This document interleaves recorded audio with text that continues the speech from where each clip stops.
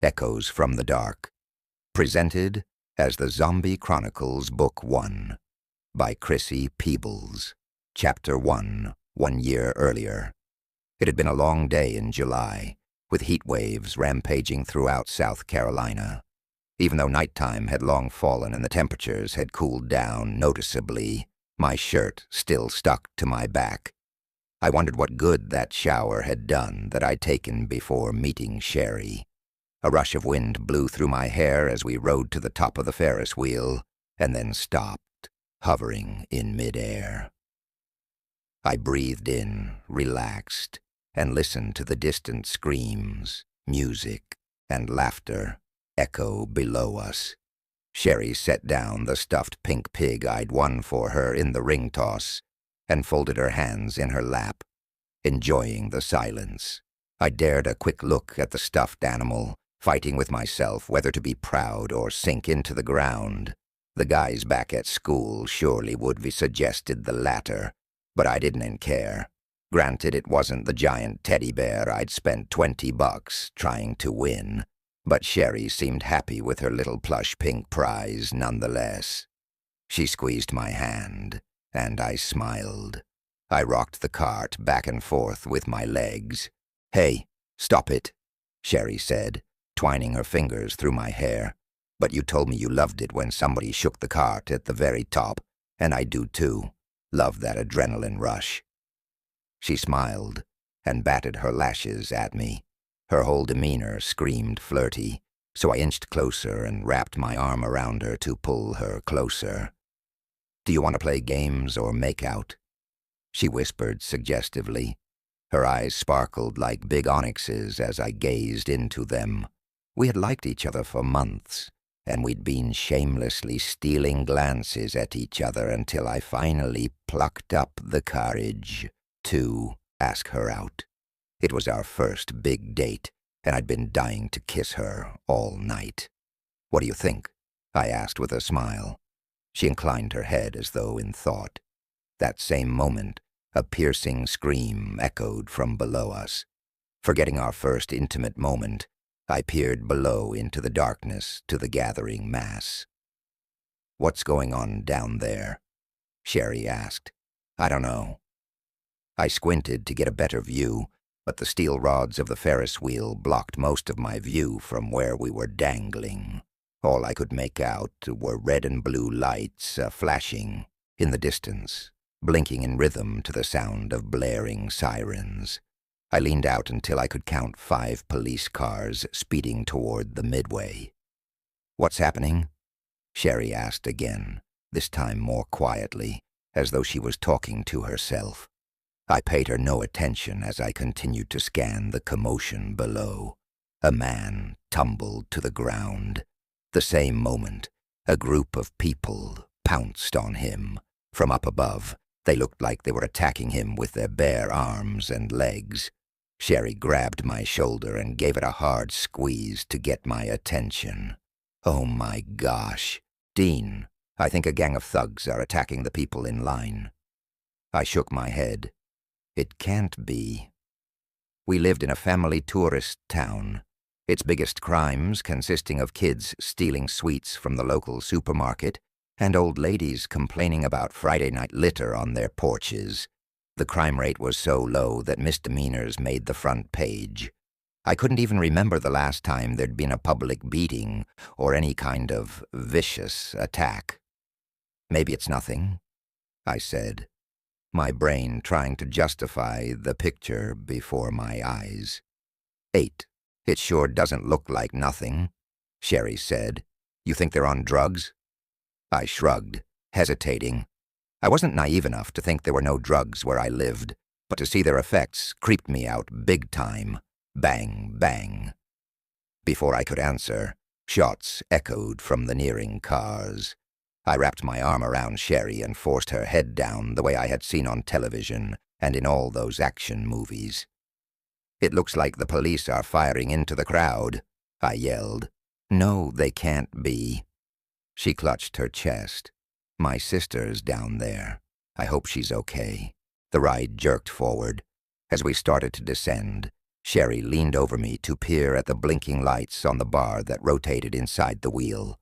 I gripped her hand. "We'll find your sister, I promise." "Thanks, Dean." A scream tore through the air, followed by growls and hisses. "What's that noise?" Sherry asked, frantically glancing below us. Peering past the yellow bulbs twinkling all around me, I tried to see what was happening below. My senses were on full alert because of the danger we were in. I knew a stray bullet could hit us, or one of the drug-crazed people might decide to attack us. We had to get out of there, fast, before something happened. A cold chill rushed through me as the cart stopped at the wooden platform. I scanned the area for the best possible escape route. Crazed weirdos were biting and tearing into the flesh of screaming innocent bystanders, their blood staining their clothes and the asphalt beneath their feet. My stomach protested, ready to hurl up all the greasy hot dogs, funnel cakes, and cotton candy I'd eaten. My mind screamed, "This can't be true. People just don't go around biting each other like cannibals. It has to be a joke." But I knew from the grotesque, salty metallic smell wafting through the air that the blood was all too real. It wasn't a joke, but the grossest thing I'd ever seen in my life. "Dean, what's happening?" Sherry asked, shaking my shoulder frantically. "I have no idea, but we'd have got to get out of here." The possessed people shuffled toward us. My pulse pounding in my ears, I spun quickly in hopes of getting out the other way, but the entrance was blocked with more people flooding in. The silver line dividers dropped to the ground with a loud clang. "We're trapped," Sherry said, grabbing my arm tightly. "No," I shook my head vehemently. "Don't even think that. We'll climb up the Ferris wheel." "And if that doesn't work?" I hesitated, considering my words. "Then we fight," I said, suppressing a gag at the rotten smell. Guttural sounds, strange growls, emanated from the group as they stared us down like they wanted to rip through our flesh. They had greenish-looking, cracked skin, torn clothes, and white eyes. Contacts? A wicked case of cataracts. Liquid latex? Special effects?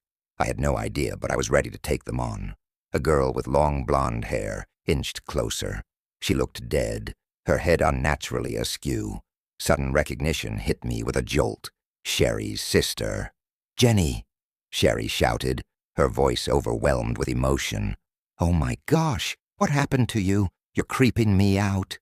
Jenny suddenly lunged at me, snapping her jaws like a rabid dog. She came within only inches of sinking her teeth into my carotid when a policeman fired shots. Jenny, or whatever she was, crashed down to the ground. Shocked beyond all belief, Sherry leaned over the cart door, letting loose of her stuffed animal. It fell to the ground, right next to the thing that looked remotely like Jenny. Her gaze darted to the policeman holding the gun. "You shot my sister." "I'm sorry, miss, but that's not your sister anymore," he shouted back. "She would have killed and eaten both of you." More of the possessed group shuffled toward us. My heart raced. I clenched my fists, ready to take down anything in my path. I slid my leg over the bar, preparing to jump out of the cart and fight, when one of the policemen fumbled with the controls. We took off with a jerk. I fell back into Sherry's arms, and we shot up about 5 feet in the air. The beings lunged after us, shaking the bottom of the cart so violently we nearly fell out. Sherry clung onto me with a death grip. The group continued with their guttural chanting, and I swore I was trapped in some kind of lucid nightmare. "What are they?" Sherry screamed in my ear. "What's going on? What happened to Jenny? Why was she like that?" I steadied myself by holding onto the steel bar with one hand and wrapped the other around her as I tried to make sense of what was happening. Below us, the group of possessed people seemed to have multiplied, holding up their arms as if they wanted a ride too. I dared another peek over the edge and regretted it instantly. The whole gathering looked like something out of a horror flick, blood covering their clothes and caking their skin. Some started to stumble toward the officer, who shot anyone or anything who got too close. "Hang on, kids," the officer said. With another yank, we sped up into the sky, stopping at the very top. This time, shaking the cart for thrills or making out was the last thing on my mind. "That policeman, that cop shot my sister," Sherry said, between gasps. She buried her face into my chest and wept. I pulled her close, not sure what words of comfort to give her. More shots were fired, followed by ear-piercing screams, and then nothing. Panic ensued from other riders still stuck on the wheel at various positions. Better to be up here than down there, I figured. We had to be at least 150 feet up in the air, and that made me feel safe from whatever was happening below. My cell phone rang, jolting me out of my stupor. I fumbled in my pocket and answered the call. "Dean? Dad?" I said. "What's going on?" "Oh, son, thank God you're alive. There's no time for explanations." "Where are you?" he asked, his voice betraying an edge. "I'm on a date with Sherry. We're stuck on top of the Ferris wheel at the beach. It isn't moving. Dad, I think everybody's dead down there. I don't know. It's all just so... It's crazy. Dad, like some kind of horrible movie. We coming to pick you up, and then we're getting the heck out of town." "It's too dangerous," I said. "I know this is going to sound absolutely crazy, but you gotta believe me. People are turning into some kind of cannibals, and they're attacking people." "I know, don't worry. I'll be armed. I'll get you out of there. I promise. Got it, son." "Where are we going?" "Your brother's flying us to the island with Grams, where we'll be safe. These things are attacking everybody in Myrtle Beach. We've got to get far away from here as fast as we can." On the other end of the phone, glass shattered with a crash, followed by my mom's piercing scream. I gasped as the line went dead. "Dad!" I shouted.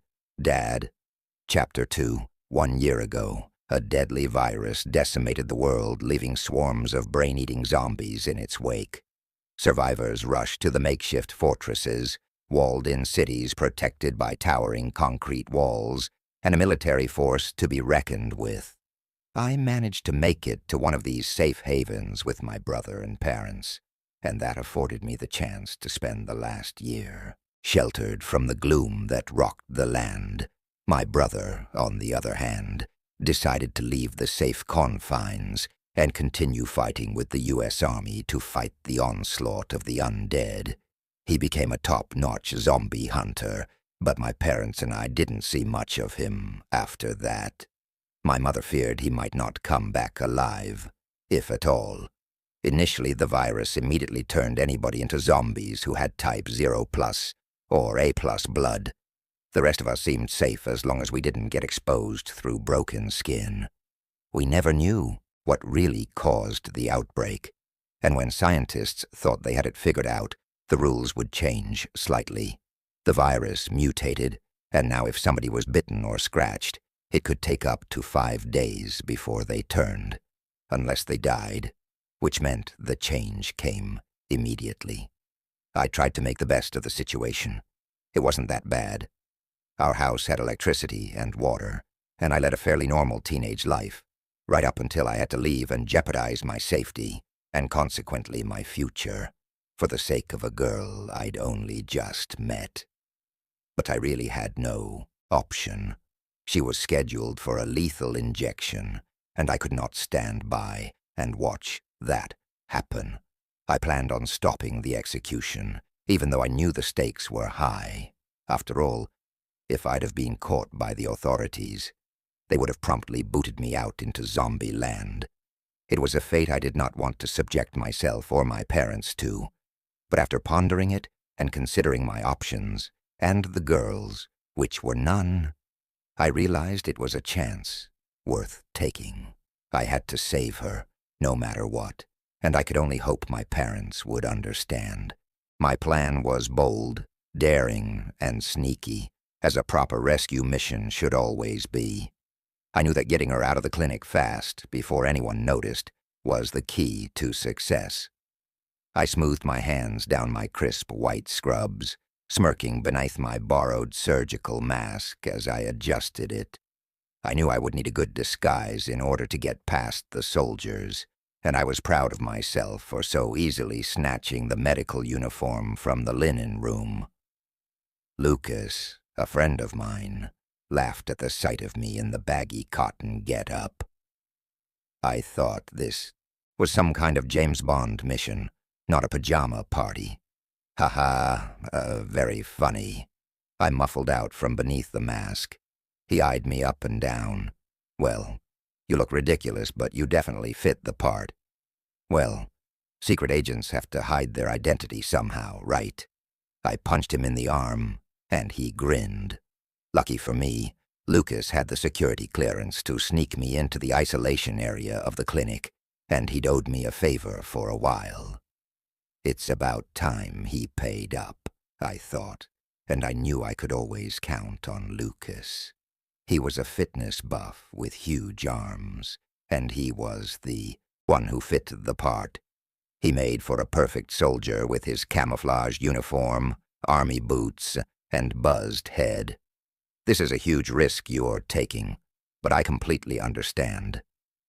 Lucas swiped a card over a control panel, and the door opened with a loud click. Be careful, though, and whatever you do, don't underestimate her. That virus is flooding through her veins. They have good reasons for putting her in quarantine. Don't worry. I don't plan on joining Bite Club anytime soon, I promise.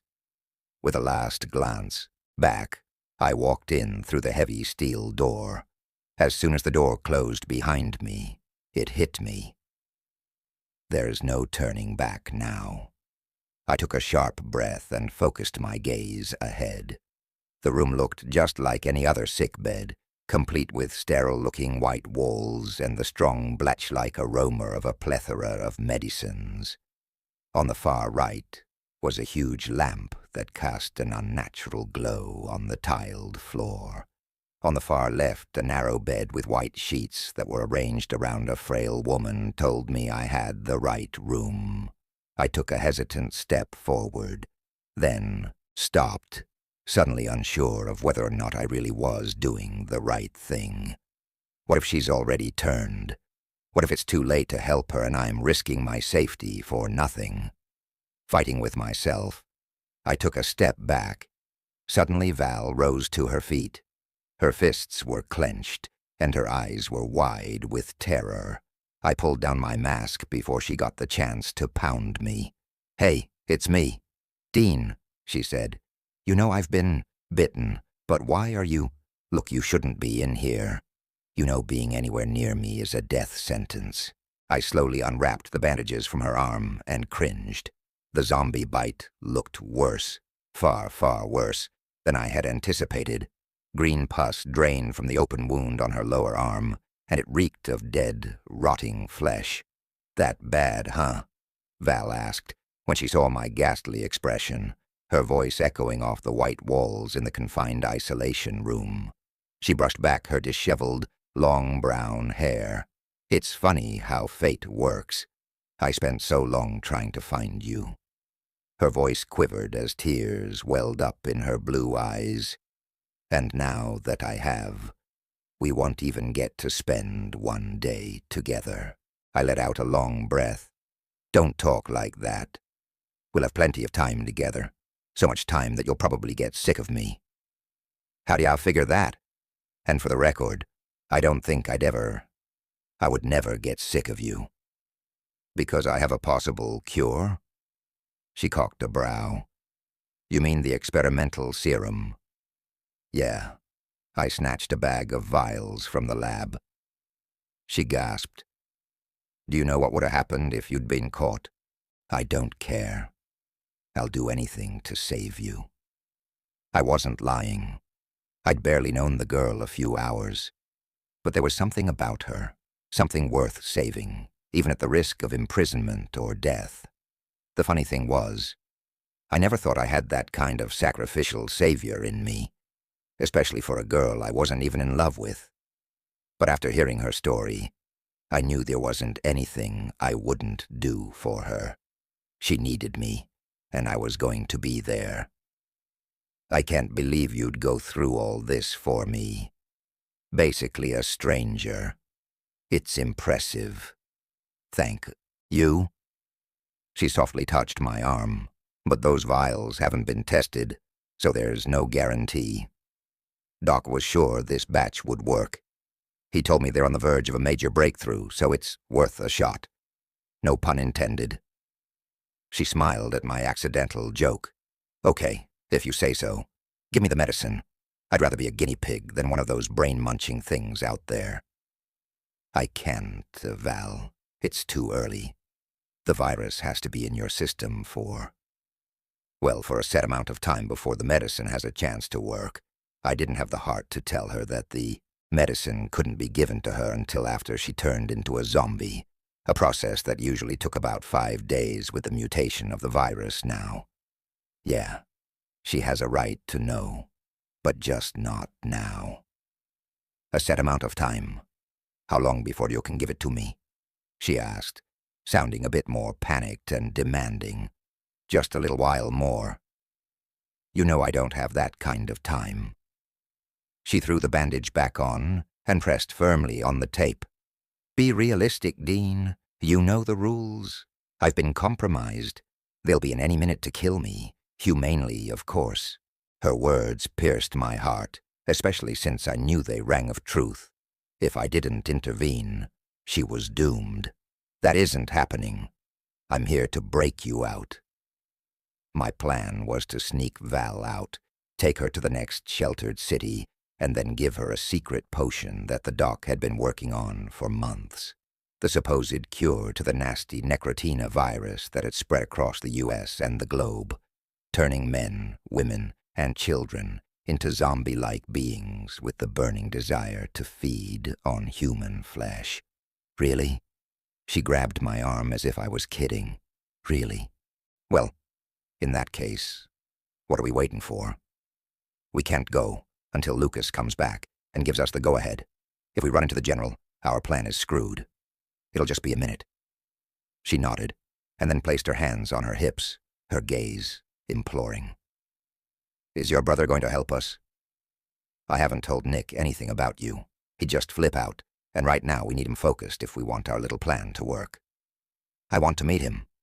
I need to meet him. You will. I begged him to take us to the next city. Told him we have to deliver some antibiotics for the doc. Great. Think your smoking hot plan will work? Trust me, nobody will suspect a thing.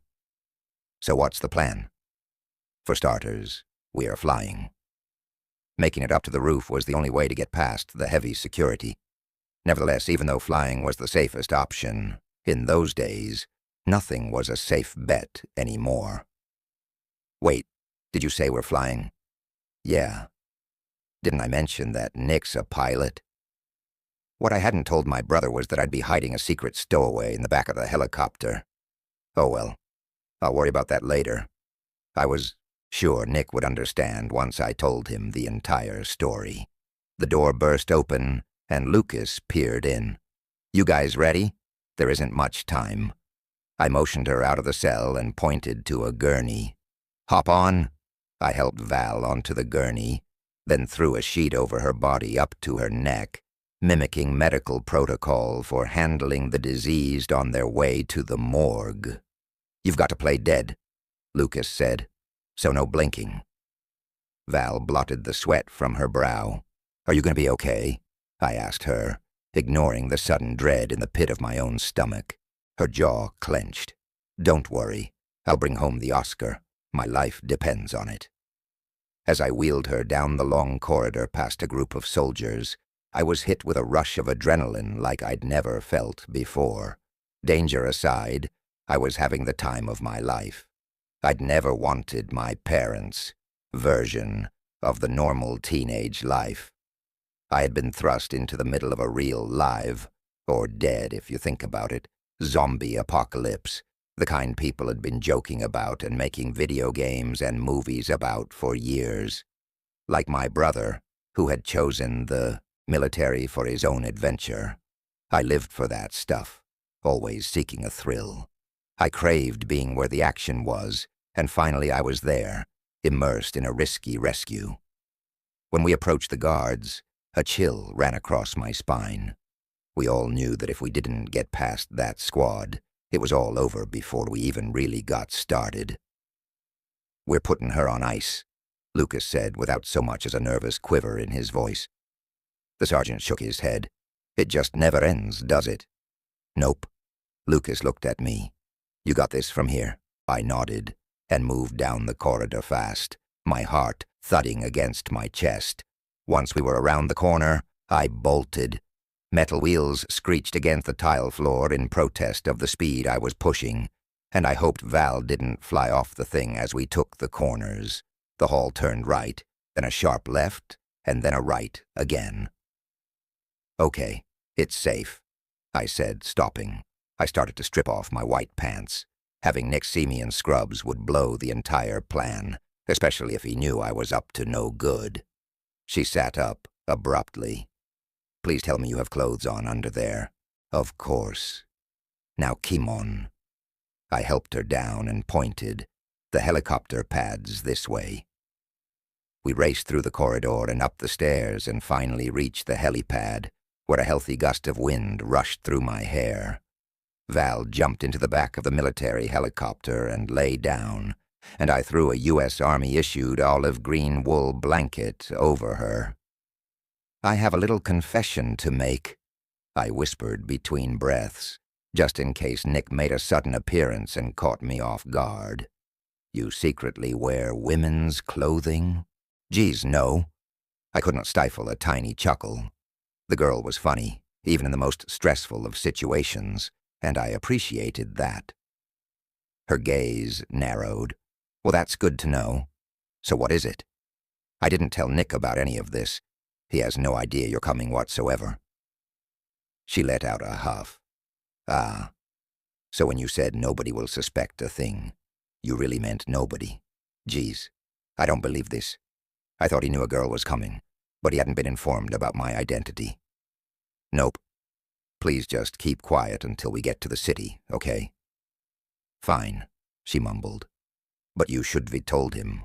A minute later, Nick jumped into the helicopter and put on his headset.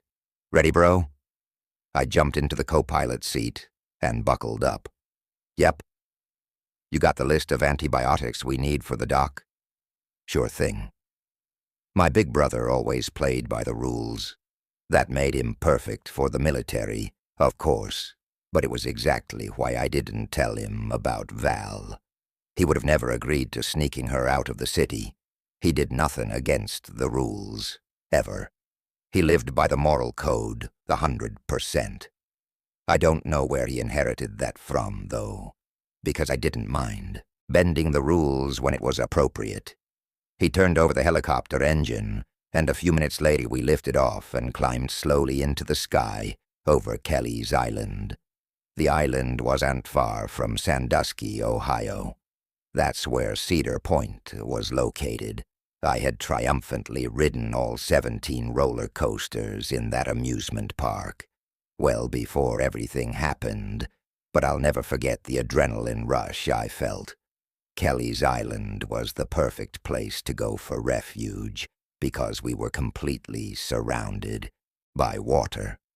Zombies couldn't swim, and as a backup, there were towering walls to keep the undead from penetrating the safe haven. That helped us all sleep easier at night. We had a nice cottage that was owned by my grandma. She lived next door in a spacious bed and breakfast that she ran before the zombie outbreak. All the Lake Erie Islands had become refuges for a multitude of people, and citizens were making lives there, living almost normally, with the exception of knowing that outside those walls, the hungry dead were walking. In order for everyone to maintain such a lifestyle, the city had very strict rules in place. One of those rules stated that if a person was bitten, execution was mandatory. without exception, whether the victim was the mayor's son or the housekeeper's daughter. The safety of the many could not be compromised for the life of one. "We should be back before supper," Nick called out. "Yep," I yelled over the noise of the helicopter. Halfway there, I heard a loud pop, something like a car backfiring. The floor and walls began to shake and vibrate. My head jerked back and then snapped forward as the helicopter plunged, cutting through the white clouds like a knife. Looking out the window, I noticed a plume of dark smoke swirling outside the copter. What's happening?" Nick fumbled frantically with the controls. "Malfunction. We're going down." "Mal what?" I asked, with a gasp. Chapter 3. The helicopter dropped in altitude at a pace that felt like light speed. A sudden loud banging, like hundreds of baseball bats smacking against us, echoed beneath my feet. Gripping the armrests tightly, I looked out the window, though I shouldn't have. The copter skidded on its belly and skipped across the treetops. The vibrations shook the floor like an earthquake. I braced for impact, knowing that even if we somehow miraculously survived the crash, we'd still have to live through the flames and/or toxic fumes that were sure to envelop us. I shook away the thought of blackened, tangled, twisting metal burning in the charred trees. My head jerked forward as Nick clipped a row of towering trees on a 30-foot ridge. The helicopter jerked, forcing the side of my head into the metal wall. In an instant, everything was dark. I don't know how long I lingered in that quiet darkness, surrounded by nothing but tranquility and carelessness that had become a sure death sentence in the real world. As I hovered in that dark place, unconscious of my body, the softest whiff of fumes assaulted my nostrils, slowly but steadily jolting me back to the grim reality we crashed. In zombie land, with a groan, I opened my eyes and took a deep breath, but the fumes from scorching metal burned my lungs. Nick's big head was staring down at me, and I pushed him away and vomited into the grass. Glancing around, I noticed Nick must have gotten me out and dragged me away from the wreckage. Vines, flowers, and towering trees surrounded us. We must have crashed into a forest. My brother squatted beside me. "Are you okay?" he asked, his voice wavering. The blazing sun beat down on my skin. Spots had danced in my vision, and my head ached, especially when I rubbed the bump that had formed on the side of it where I'd clunked against the dashboard. I'd never felt so crappy in my entire life. Yet I knew we had to get moving. Slowly sat up and rubbed my pounding head. "I'm fine, I think. Fine is perfect, especially when we're lucky to be alive." He patted my back. "I tried the radio, but it's dead." As my mind cleared, I suddenly remembered Val. Wait, only both of us? My jaw set as I peered around, frantically searching for her. "Where's Val?" I blurted before I realized what I was saying. Nick regarded me from under drawn brows. "Val, you must have hit your head pretty hard. We crashed in the middle of freaking nowhere. Don't you remember anything?" His words barely registered with me. Of course he couldn't check on Val or pull her from the wreckage. My idiot self didn't even tell him she was on board.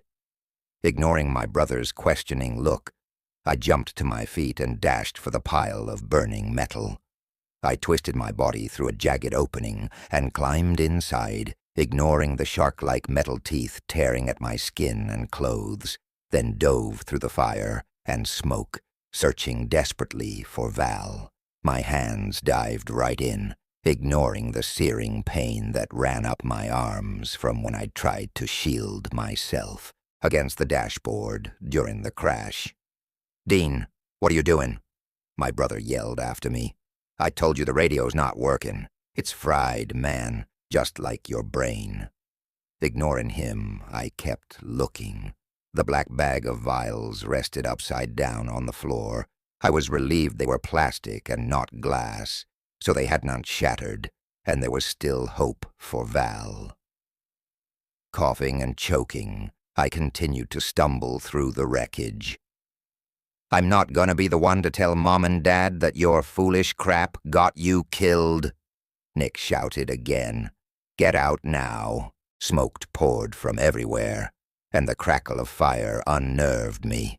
Even though I couldn't see a thing, instinct commanded my hands to push through the debris.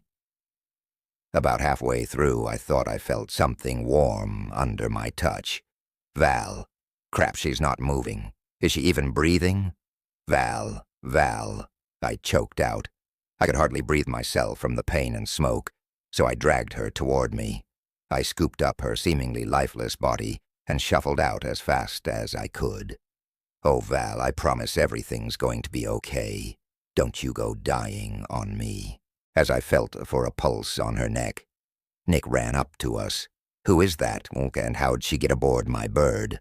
Oh, thank God, I said. What? She has a strong pulse. Nick's brows drew together, darkening his features. Dean, what's going on? Who is she? Shaking my head to signal him that it wasn't the appropriate time for a million questions.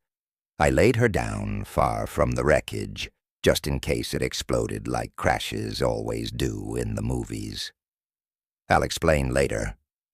Nick grabbed my shoulder. No, you'll explain now. Who the heck is this girl, and why's she with us? I swung around and shot him a venomous look. Chill out. Her name is Val, and she needs our help. We held each other's gaze for what seemed like forever. Then, as if something suddenly clicked, his shoulders finally dropped. Val, huh? Well, is she okay? He ran a hand across her forehead. She's burning up.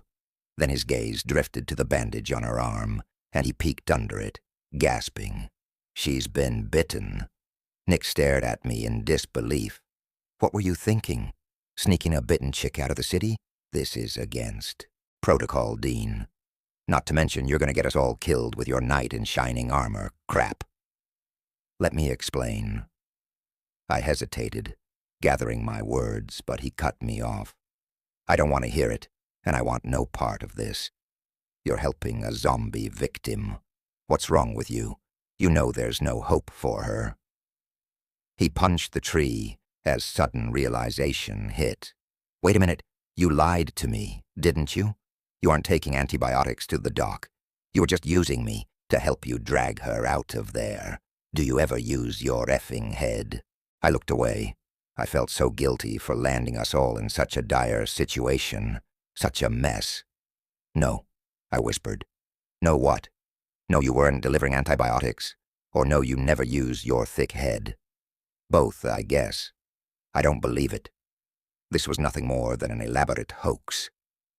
He ran a hand through his dense hair, his eyes throwing daggers. Tell me one thing. How long have you even known this girl? He asked, sounding as if he dared me to tell him an answer he already knew and was disgusted by. Less than a day. His lips pressed into a grim line. He was definitely losing his cool. I put my neck on the line for you, he shouted. I got us the special clearance to go. And for what? So you could pull a stunt like this, putting all our lives in danger for someone you don't even know. Yeah, but would you have helped me if I'd told you about Val? He said nothing and just continued to stare at me, with rage and disbelief storming behind his eyes. Well, would you have helped me, or not? He waved his hands wildly. No, never. Not like this. Not in a million years. But still, I have connections. I would have tried to talk to the general and help you guys out. There's a way to go about things, and we have to follow orders. You just... Wait, did you say you would have talked to the general? I snorted, my gaze fixing on the bare trees in the distance as I conjured the guy's image. He was about as helpful as a sleeping pill, and just as dampening on one's hopes and dreams. If that's the only kind of help you can think of, I'm glad I kept her hidden. We'd be burying her as we speak. Better than the fate you just handed to her, and likely to us by association. I don't know her, but I bet she wouldn't want to wake up as a flesh-eating monster. And she won't. Right. What are you going to do about it? I'm going to save her. You aren't the only one capable of doing something about this zombie nightmare just because you enlisted. Save her? You? Please. We'll be lucky if we can even save ourselves.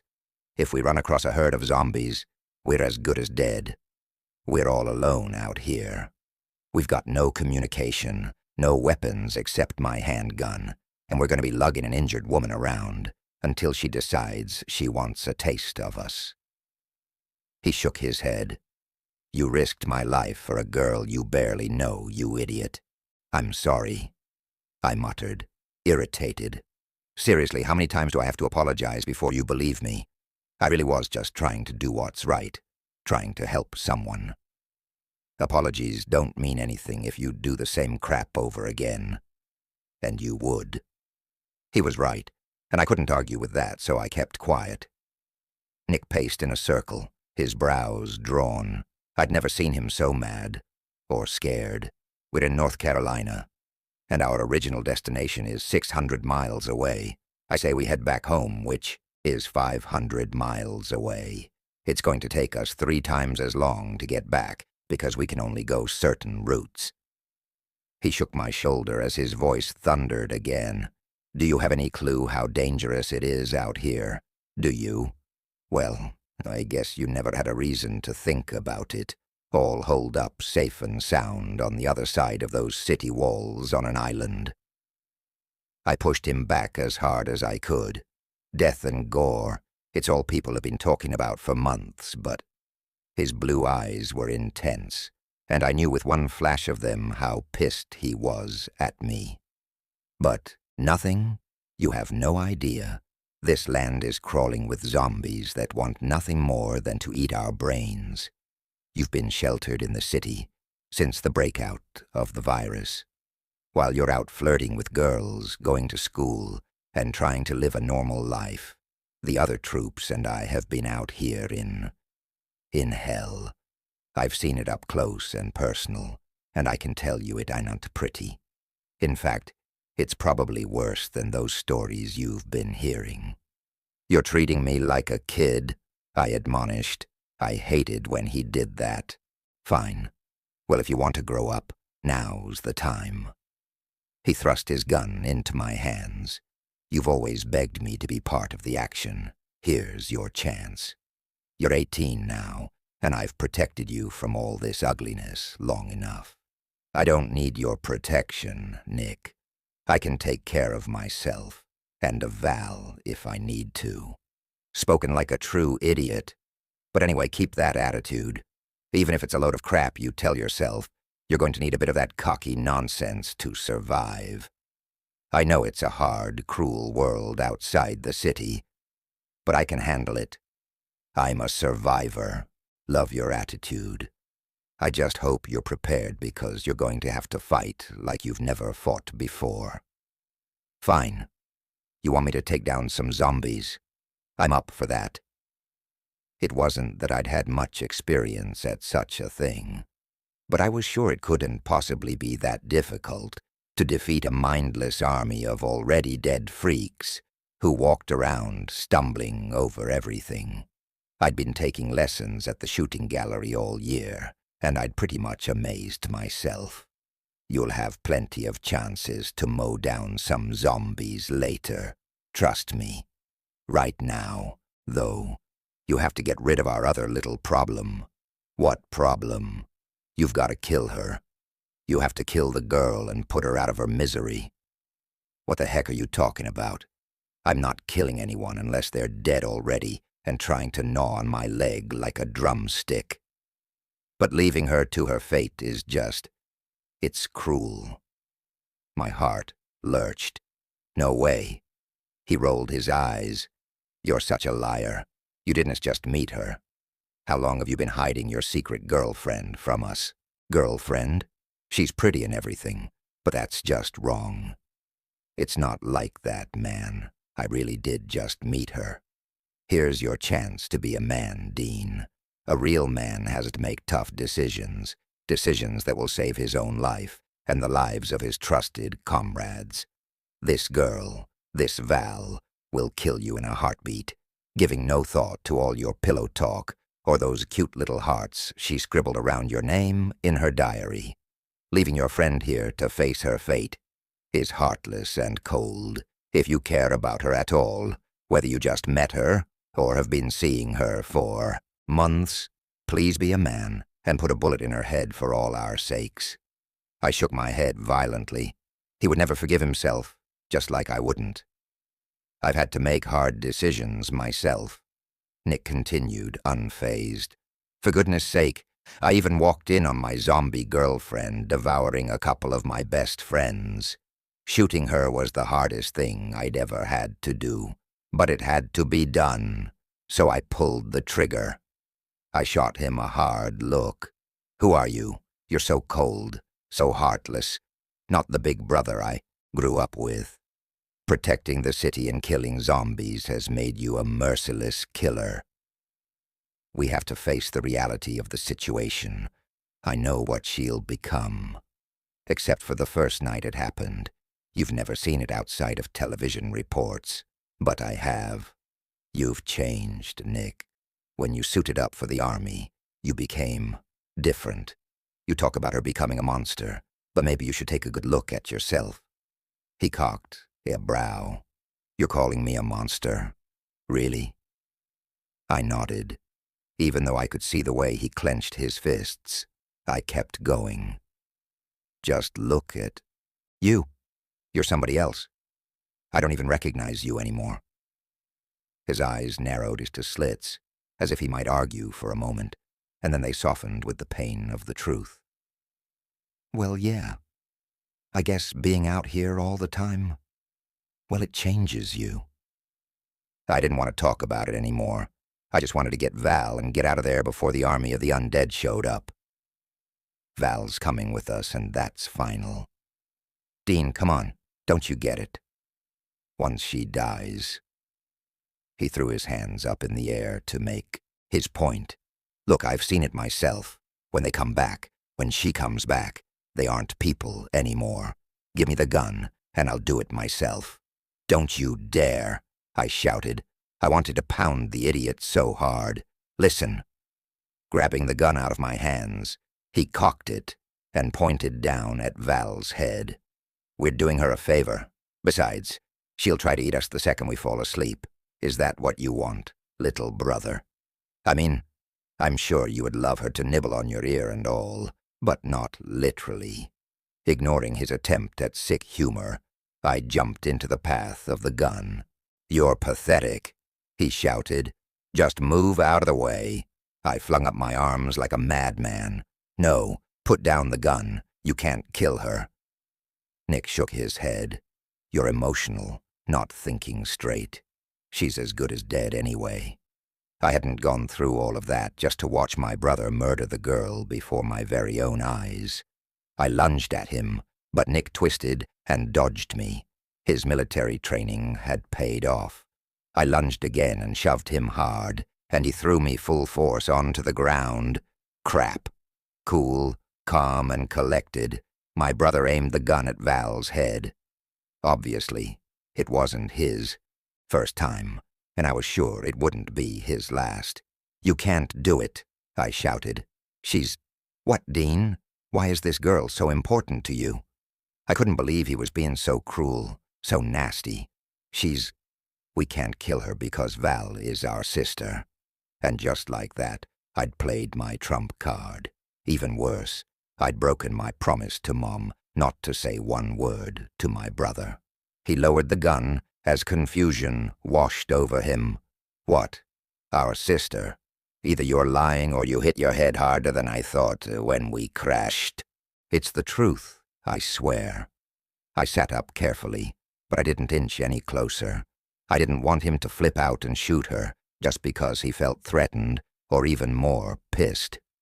You pull that trigger, and you'll be murdering our flesh and blood, our very own sister. The gun trembled in his hands. I don't believe you. I know it's a lot to swallow. I just found out this morning. Mom and Dad have been keeping the entire thing a secret. You just can't. Not now that we know who she is. Nick met my gaze. How do you know this is true? You got any proof? For starters, look at her. Who else do you know with blue eyes and brown hair in those exact shades? He shifted his stance.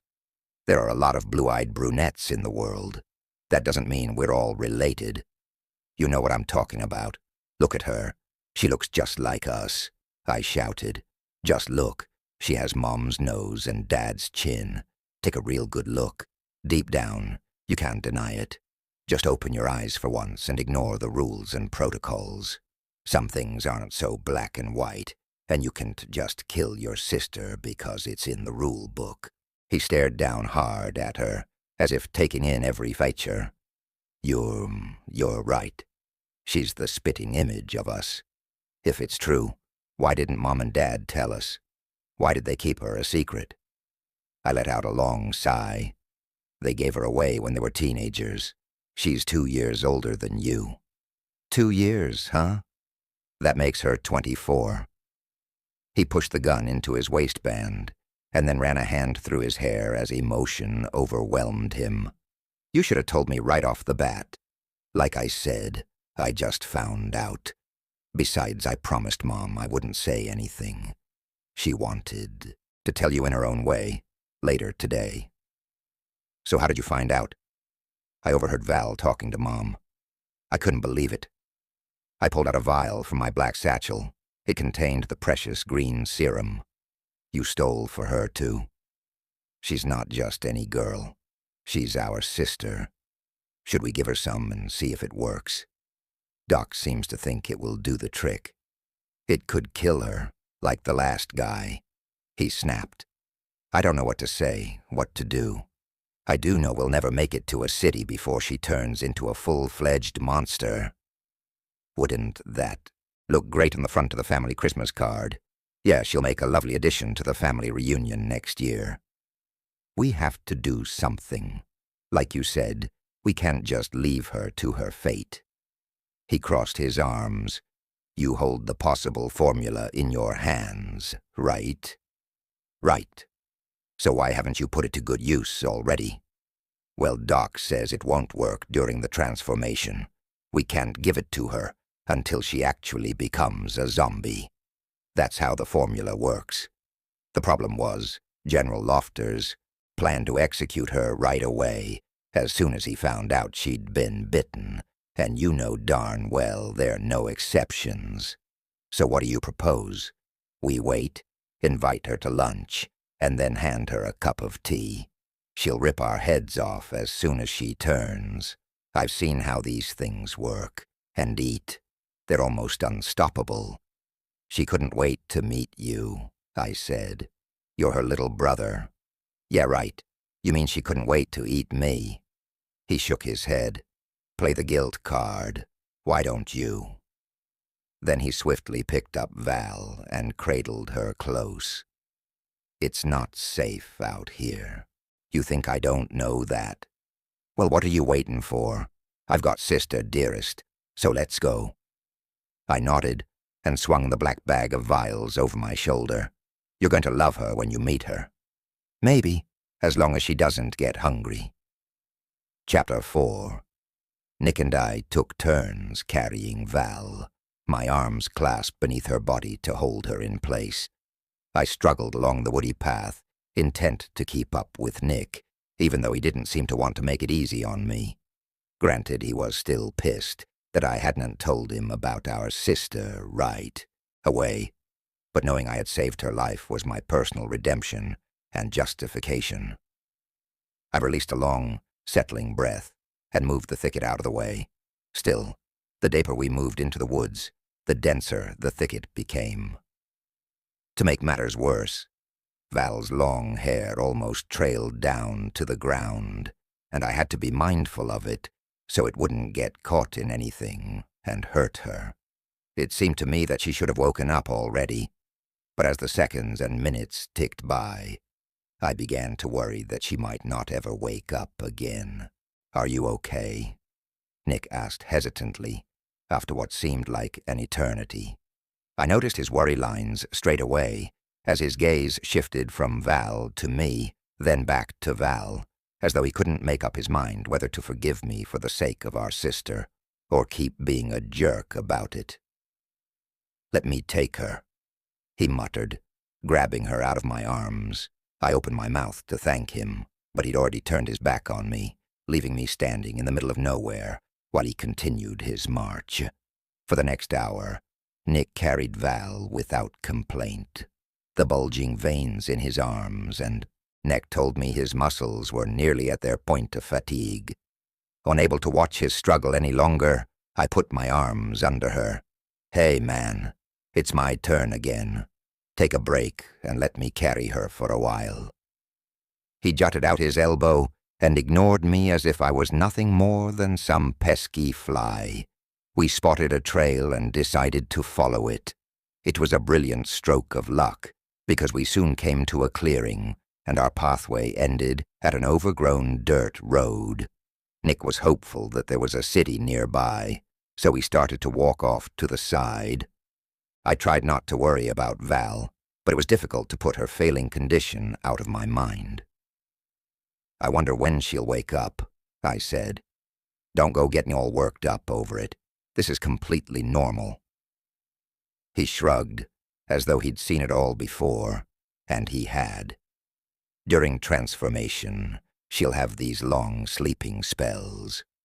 I nodded, and then pointed at a green metal sign. "Next town's just a mile away. We need to get our hands on some emergency supplies. Yeah, especially food and water, but also a car and gas, if we can get our hands on any. Guns and ammo, too," I chimed in. "Right, a heck of a lot of ammo." A smile spread across my lips as my mind began to race, searching for ways we might get out of the predicament we found ourselves in. If we can't find guns and ammo, there are always chainsaws. We could check garages. Nick shook his head. "Nah, they're too noisy and might attract more zombies. Besides that, chainsaws weigh around 10 pounds, compared to 2-pound weapons like machetes, crowbars, trench spikes, or baseball bats. Remember, we're looking for anything that can crush or decapitate a skull in one blow. If it can't, there's no use lugging it around." I was impressed. Nick sure knew his business. "Great tips, Mr. Zombie Hunter," I said with a laugh. "This is serious stuff, Dean. Let your guard down. Once. Just once. And you're a dead man. Even worse, you might get others killed in the process. Got it?" I nodded, even though Nick's back was still turned on me. We walked as fast as we could, remaining silent. My nerves were on edge and my ears strained to pick up any unusual sound, but the only noise I could hear was the steady thump, thump of my heart, beating like a drum in my ears. I broke the silence first. "So we're going to get ourselves a cool set of wheels?" I like that idea. It's not exactly a shopping spree. Going into town at all is risky.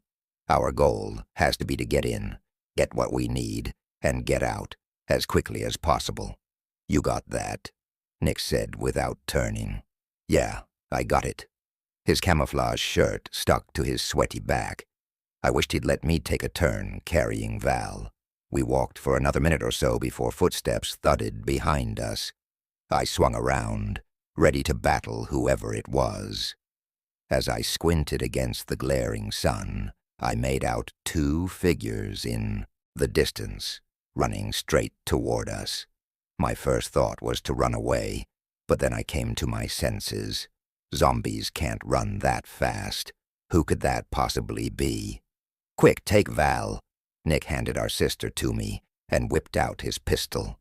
I could only make out long hair, so I figured we were being approached by women. "It looks like a couple of girls are running from something. Put the gun down, Nick." Ignoring me, Nick held his weapon steady. "No, one of them has a weapon. Don't you know the first rule of survival out here in zombie land?" "Huh? But take no chances. Don't shoot." A female voice shouted. "Drop your weapon," Nick shouted. She dropped it on the ground and raised her hands in the air. "It's a stun gun." I craned my neck to get a better glimpse as she inched closer. Fear mirrored in her wide, green eyes. Her dark hair hung over her skinny shoulders in long, disheveled clumps. From the looks of her, she'd fallen in the mud while running. A pair of sandals dangled from her hands, and her bare feet were black and dirty. "Please don't hurt us," she yelled again. "We are already being followed by zombies." The cute brunette with blonde streaks was a teenager about my age. In spite of being sweaty and dirty, she still looked hot in plaid shorts and a black shirt that showed off her tan midriff and navel piercing. I tried not to stare, but she was gorgeous. Nick refused to put his gun down. "Have you been bitten or scratched in any way?" She gasped for air. "No, I swear we haven't." He slowly lowered his arm, but hesitation was clearly written on his face. "Come on then, we need to keep moving." The girl sighed, relieved. "Thanks." A frown appeared across her forehead as she reached down and picked up her stun gun. Nick resumed his previous brisk pace. The girl rushed to keep up. "I'm Jackie." My brother kept moving but shot her a glance. "Nice to meet you. I'm Nick, and this is my brother Dean." "Nice to meet you," I said, stepping carefully over a few moss-covered logs. If I took one wrong step, Val would fly right out of my arms. Jackie stomped down on a large fern in her path. "It's nice to meet you, too. And this is my cousin, Claire." I turned my attention to the redhead standing behind her, wondering how I could have missed her before. The girl was in her early 20s. She wore a sundress with a low V-neck and was pretty cute herself. Though she didn't speak, the look on her pale face told me all I needed to know. She was scared to death. Nick broke through a patch of vegetation. I wish we could have met under better circumstances. "Yeah, tell me about it," Claire said, pushing aside a dangling branch. "Don't worry, everything's going to be okay now," I said, trying to ease her nerves. "Yeah," she said. "That's what the last group of people told me." "You know what? They're all dead now." "Really?" My brother mocked. He hated being underestimated. Well, maybe next time they should consider more powerful weapons than stun guns. As we walked, Nick turned to meet the redhead's gaze. "How many zombies were on your tail?" "A bunch. Not sure how many, but there were a lot. It sucks so much. We've been safe for months. We had the perfect hideout, a mansion just south of here. We had food, clothes, supplies, everything, but they bombarded it yesterday. That explained why the girls weren't wearing cargo pants and combat boots like Nick and I. Those sandals wouldn't do them any good if they stepped in a puddle of blood or had to climb over a few dead corpses. They'd made the mistake of getting comfortable, something no one could afford to do in zombie land. The only safe place was in a sheltered city, with a military force backing it up, or even better, an island like the one I lived on back in Ohio. Claire frowned as she peered from me to Val, who was still lying unconscious in my arms. "Who is she?" "We survived a helicopter crash," I said. "That's horrible," Claire said. "I'm so sorry. I'm glad you were able to get out before it exploded." "That was you guys," Jackie said as she briskly walked along. "We saw the flames and smoke at the bottom of the hill after we hiked up it, and then the helicopter, yours, I guess, burst into flames. We hoped nobody was hurt." "That crash is nothing compared to what we're about to face," Nick said. We kept walking for a few minutes, following the road I hoped would lead to somewhere. Eventually we rounded a bend and stopped to peek at a large, contemporary, 2-story glass mansion. It seemed to catch the sun rays from every angle. Who did it belong to? "We can hide in there, right?" Claire anxiously headed in that direction. Nick darted after her. "Wait, I need to know exactly how many of those things were after you." "A bunch doesn't cut it. Can you give me a more specific number? 5? 50? If it's a herd, hiding in that house would turn out to be a suicide mission. We'd be trapped with no way out." "There were about 4 or 5 of them." Jackie called back to him. Cool, that's not a problem at all. I can definitely handle 4 or 5, Nick said, sounding sure of himself. Good thing we ran into you then. Claire smiled shyly, her eyes taking him in. Clearly, had circumstances been different, she wouldn't have hesitated to make it clear that she liked him. But flirting days were over. In the middle of nowhere, surrounded by the very hungry undead, there was little time for exchanging phone numbers.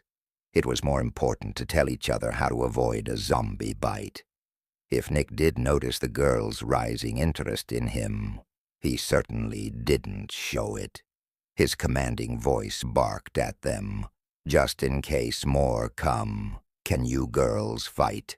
Fight? Who do we look like? I'm not going anywhere near those nasty things, she shouted. My brother let out a long sigh and then met my gaze. Wait here. I'll check out the house. I'm coming, I argued. No, I need you here to watch Val. She's out cold, in case you didn't notice. Do you want something to start nibbling on her leg like a piece of fried chicken? He clapped my shoulder. I'll be right back. He headed off into the house and my stomach clenched. I didn't like him going in there alone. We can't just wait out here forever, Claire said. Those things are coming. I shot her a look. Aren't you wondering why that door's not locked? You want to run into a house full of zombies that'll eat your brains? I could almost see a light bulb flickering to light above her head as realization struck her. You're right, she said eventually. Jackie met my gaze. Thanks for looking out for us. Not a problem. I craned my neck to the left and right, spinning in a circle as much as the added weight of Val weight would allow me.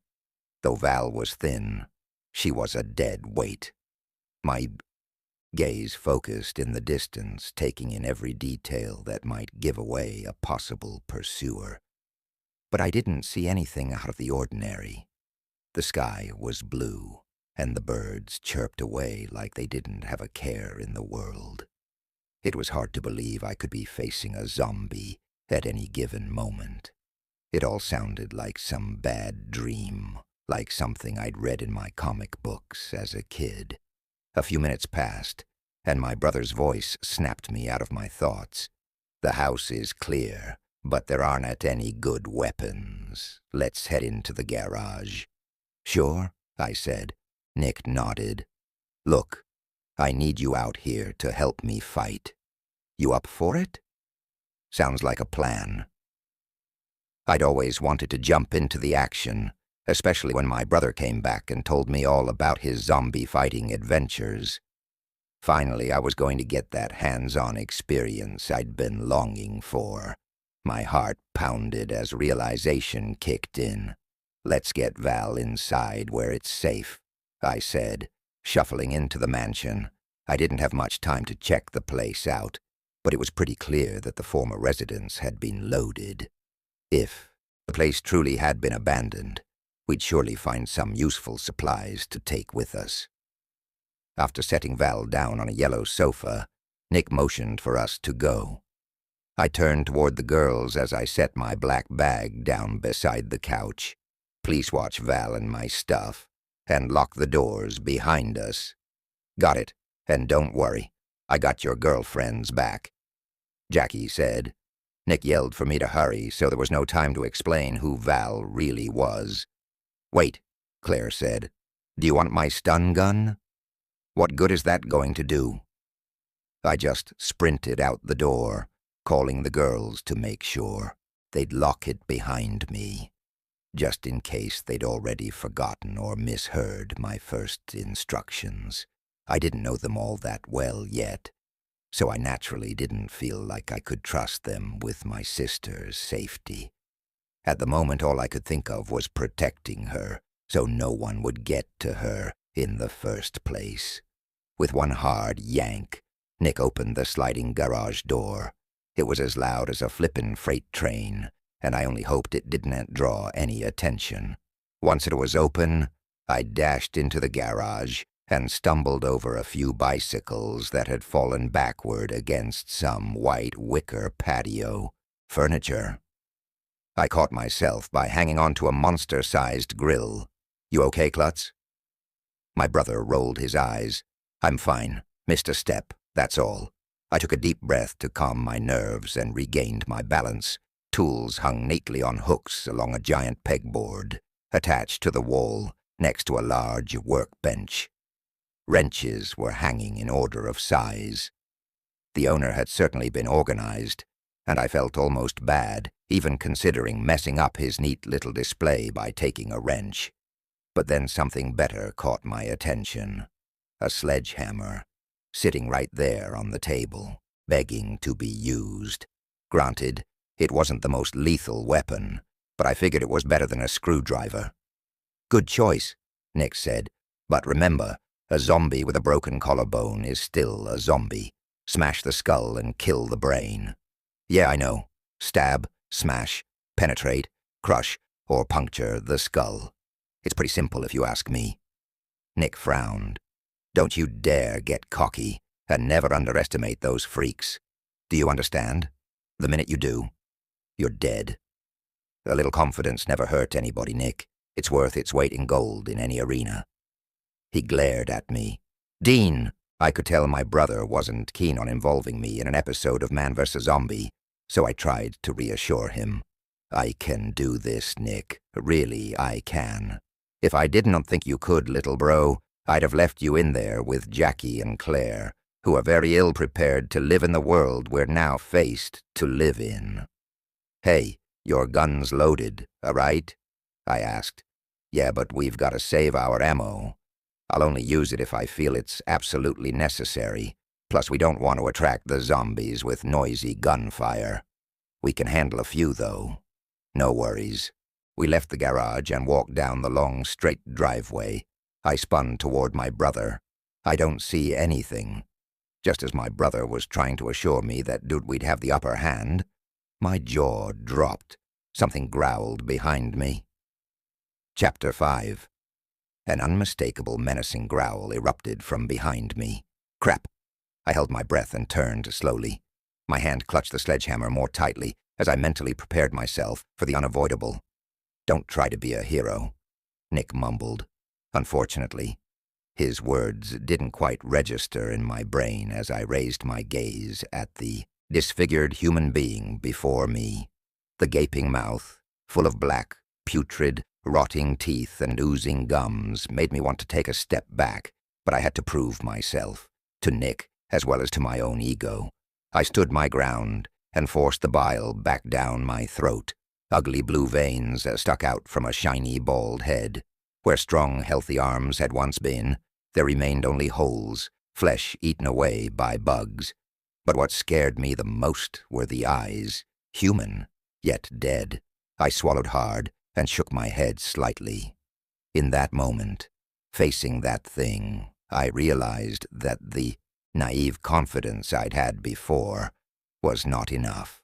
No way was I prepared for a real-life confrontation with the undead.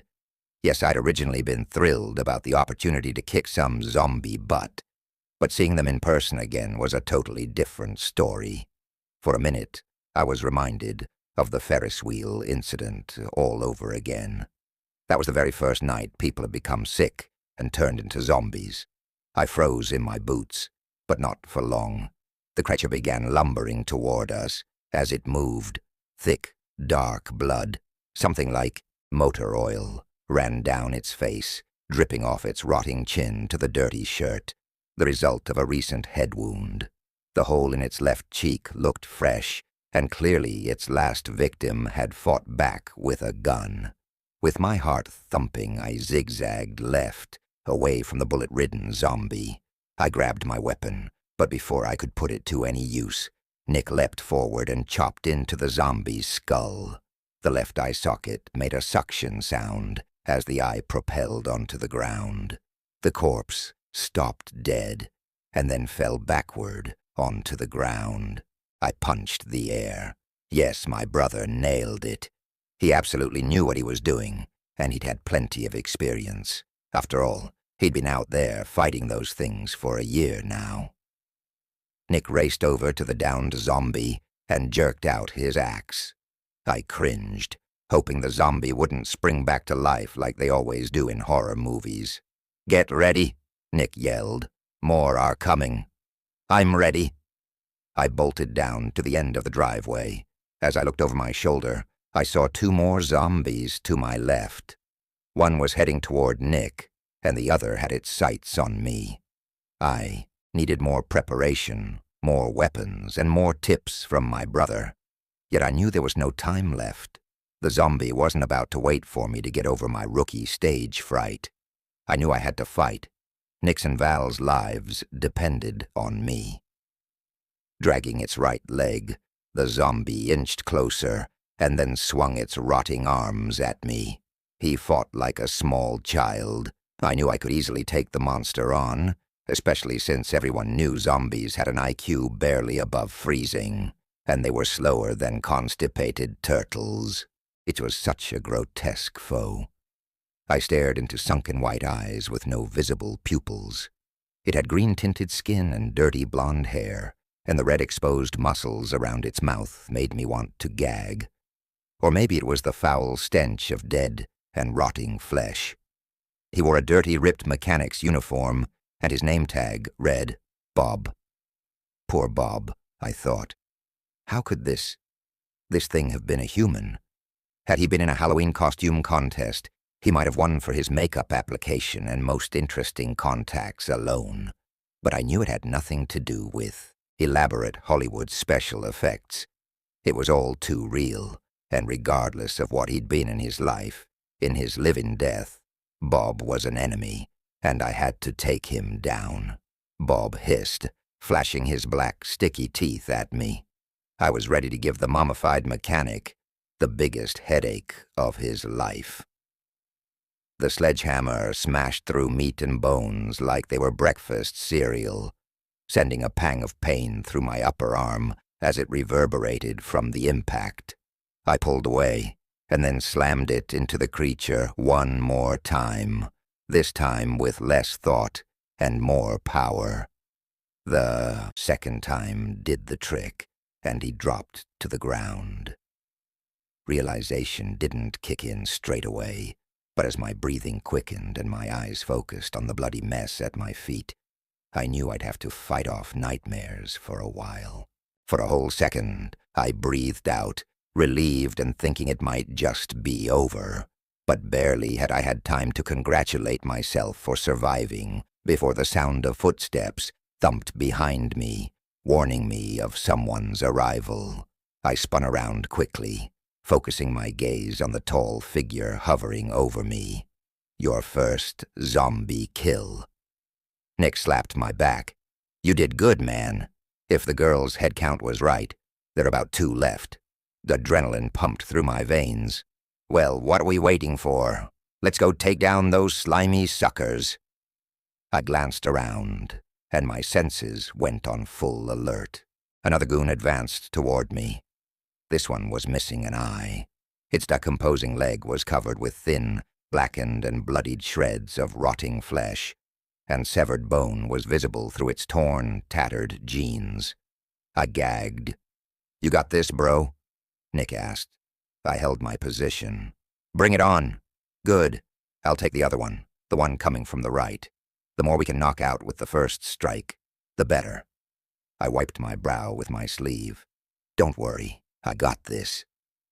A female zombie stumbled over like a drunken sailor, letting out a gurgling moan as she held out her arms, as though she were a long-lost friend, aiming for a hug. "Sorry, honey, but you're not my type," I muttered. "Besides, I'm pretty sure you like me for my brains and not my looks."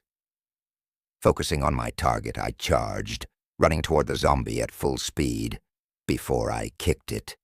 As it fell on the ground, I swung my sledgehammer and dealt the final blow, crushing its skull. The zombie slumped into a messy heap at my feet, but I had no time to marvel about how easy it had been. As I glanced up, I noticed another one coming, and another one after that. Crap. Where are they all coming from? The girls had told us that only a handful of zombies were after them. But there were far more than that. Nick was busy taking down one after the other, which meant I was on my own. Another rotting corpse headed toward me on unbalanced feet. I struck him, but then another one came right from behind. I swung around and struck him in the nose as I turned my hips into the blow. He stumbled back. I raised my sledgehammer and readied myself to take down the next zombie. Suddenly something grabbed hold of my ankle and started to pull with a might that didn't seem possible, especially from a dead thing. I fell backward on my butt, sending my weapon flying straight out of my hands. The zombie I thought I had killed wasn't actually dead. Crap. Nick was right. Never underestimate these things.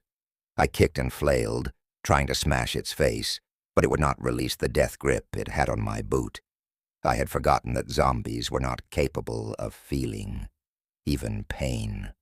I assumed a combat fighting stance and immediately went for the closest zombie with scraggly black hair and a missing left arm.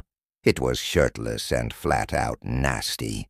I wanted to gag at the missing chunks of skin that were missing from its bulbous stomach and the ropes of intestine that dangled, dragging behind the man with every lumbering step. I struck it hard in the nose, sending the shattered bone up into the thing's brain. The man slumped to the ground with a gurgling sound in his throat. Another one came. I swung. The sickening sound of shattering skull seemed to reverberate throughout the air. I watched it tumble forward, and then brought my booted heel down hard on its head. From a distance, ghouls staggered toward me in every direction. Their zombie moans made the hair on my neck prickle. "Remind me why I wanted to do this again," I muttered. My brother didn't answer. A zombie snapped at my boot like some kind of wild animal and bit me. Luckily, its teeth couldn't penetrate leather. Or so I hoped. A shot echoed in the crisp morning air, and the zombie suddenly let go of me. Its brains seemed to explode from its head, painting the grass in a fresh coat of gore. Nick fired 4 consecutive shots and took down the zombies closest to me. But others kept coming. I jumped to my feet, scanning the grass for my weapon. A glint of light shone off to the left. I scrambled over and picked up the sledgehammer I'd dropped when the zombie had attacked me. After 3 more shots cut through the silence, Nick yelled, "I'm out of ammo." My heart thundered against my ribs. I wanted to play action hero, but reality set in. I couldn't do it on my own. We were outnumbered. "Nick!" I shouted. A zombie's head flew off its skinny neck as Nick's blade whacked through its throat. My heart almost burst through my chest as I watched a dozen zombies surround him. There was no doubt he was tough, but there was no way even he could take on so many at once. The rotting lady in the red dress sneered and growled as she moved toward me. The left side of her face from cheek to throat had been ripped away. I had nothing but my wits about me. Well, that and a wicked sledgehammer.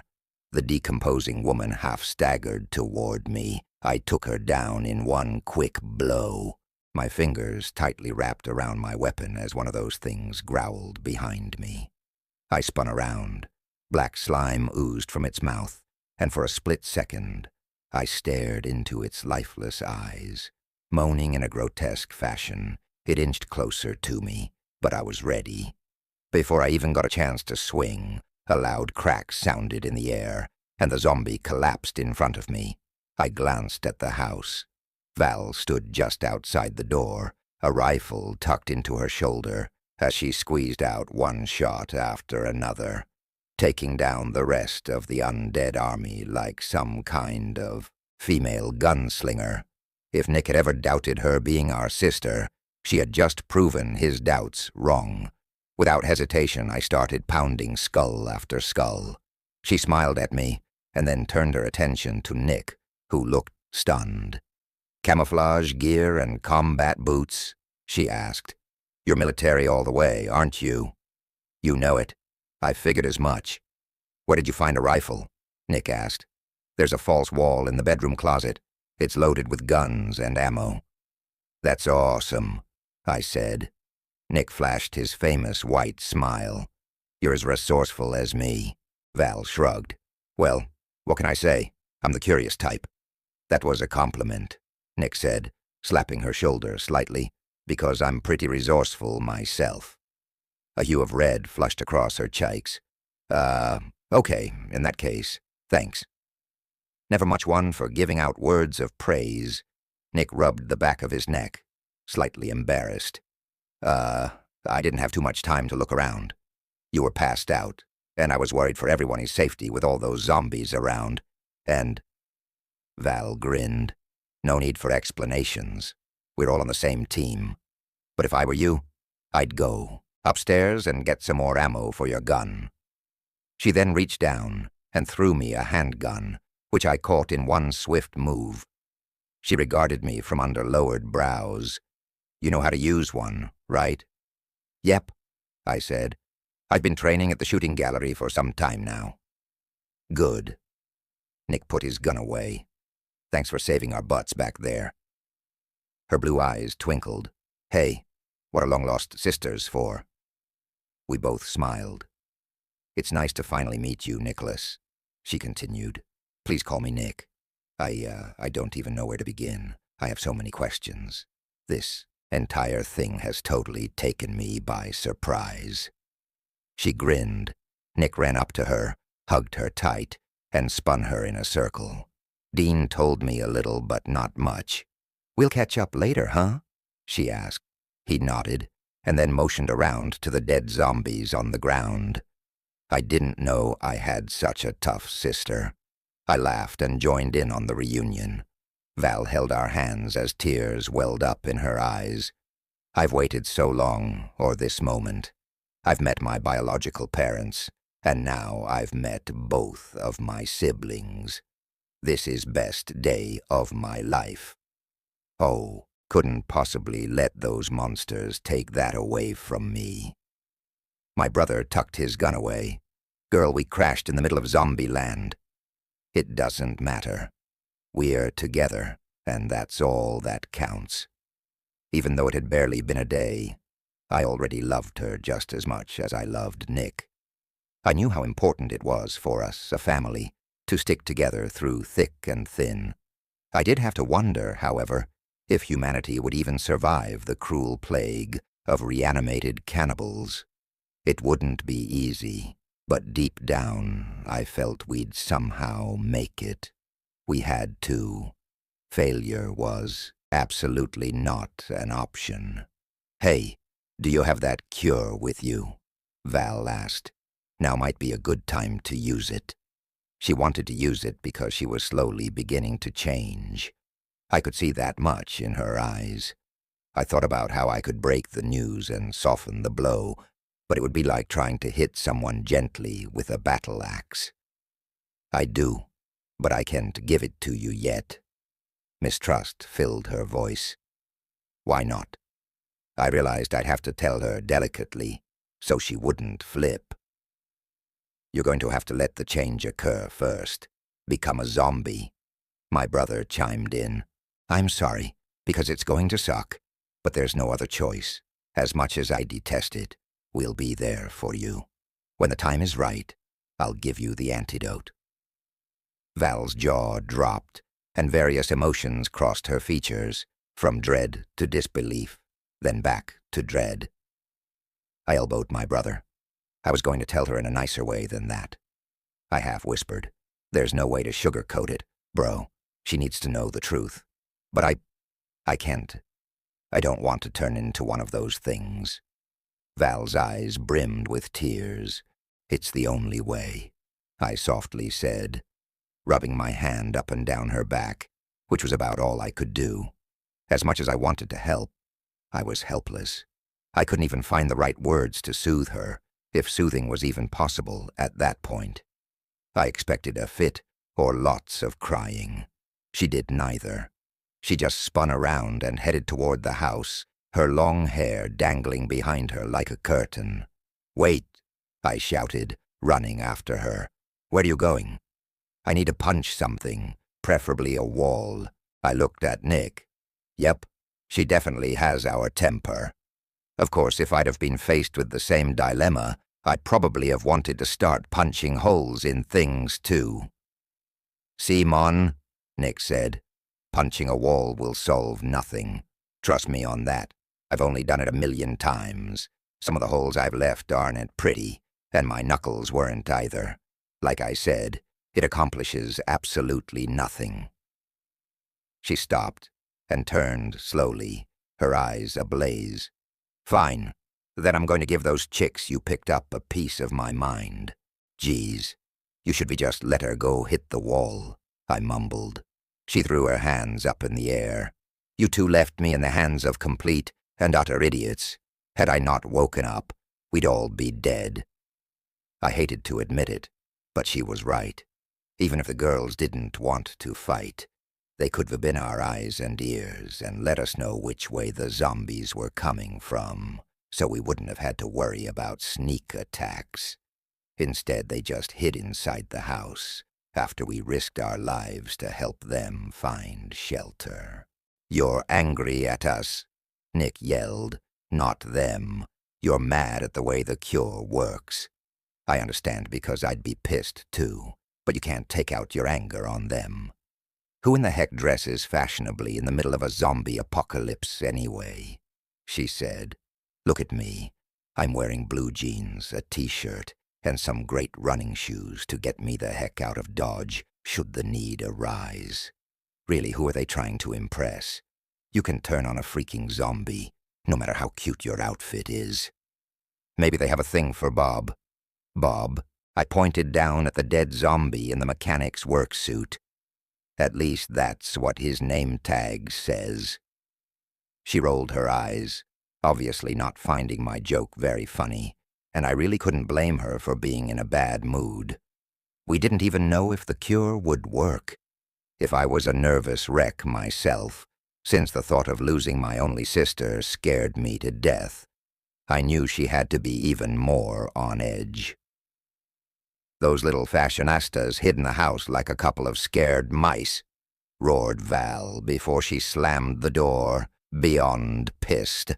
I certainly hoped those girls had found some weapons, because it seemed my sister's wrath might be more fatal than any brain-devouring zombie. Chapter 6. Nick and I hung outside for a few minutes, and I listened to his monologue as he went over our game plan.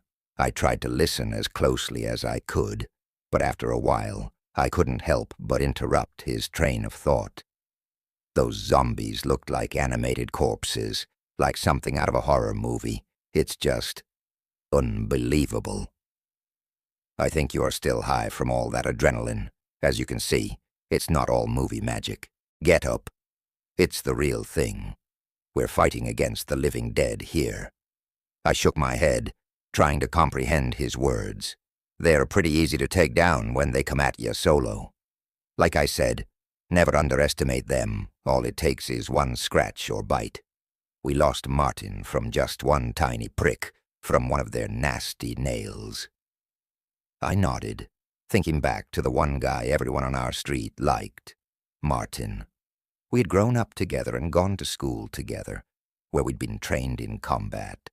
Since that had become customary, I still couldn't believe he was gone. "I know," I said, eager to change the subject before my emotions got the better of me, and I slumped into that depressing dump I always sank into when I thought of poor Martin. "That's why I was freaking out when a zombie bit my boot." Nick's eyes grew wide. "Why didn't you tell me?" He knelt down and started examining my scuffed-up boots.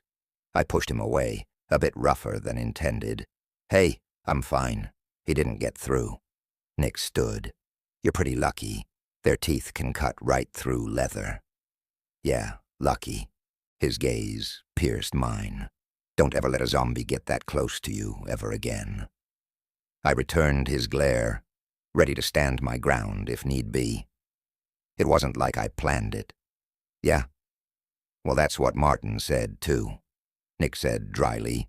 "We'd both been through so much personal loss. friends, comrades, and even Nick's girlfriend, Darla, whom he was forced to shoot. But while I liked to talk about things to unburden my heart from all the fear and guilt over being alive while others were dead, Nick insisted on bottling up his pain, which consequently grew stronger by the day. "I know Martin was your friend as well," I said slowly. "You've been through a lot. I'm sorry I called you a monster back at the crash site. I guess I overreacted.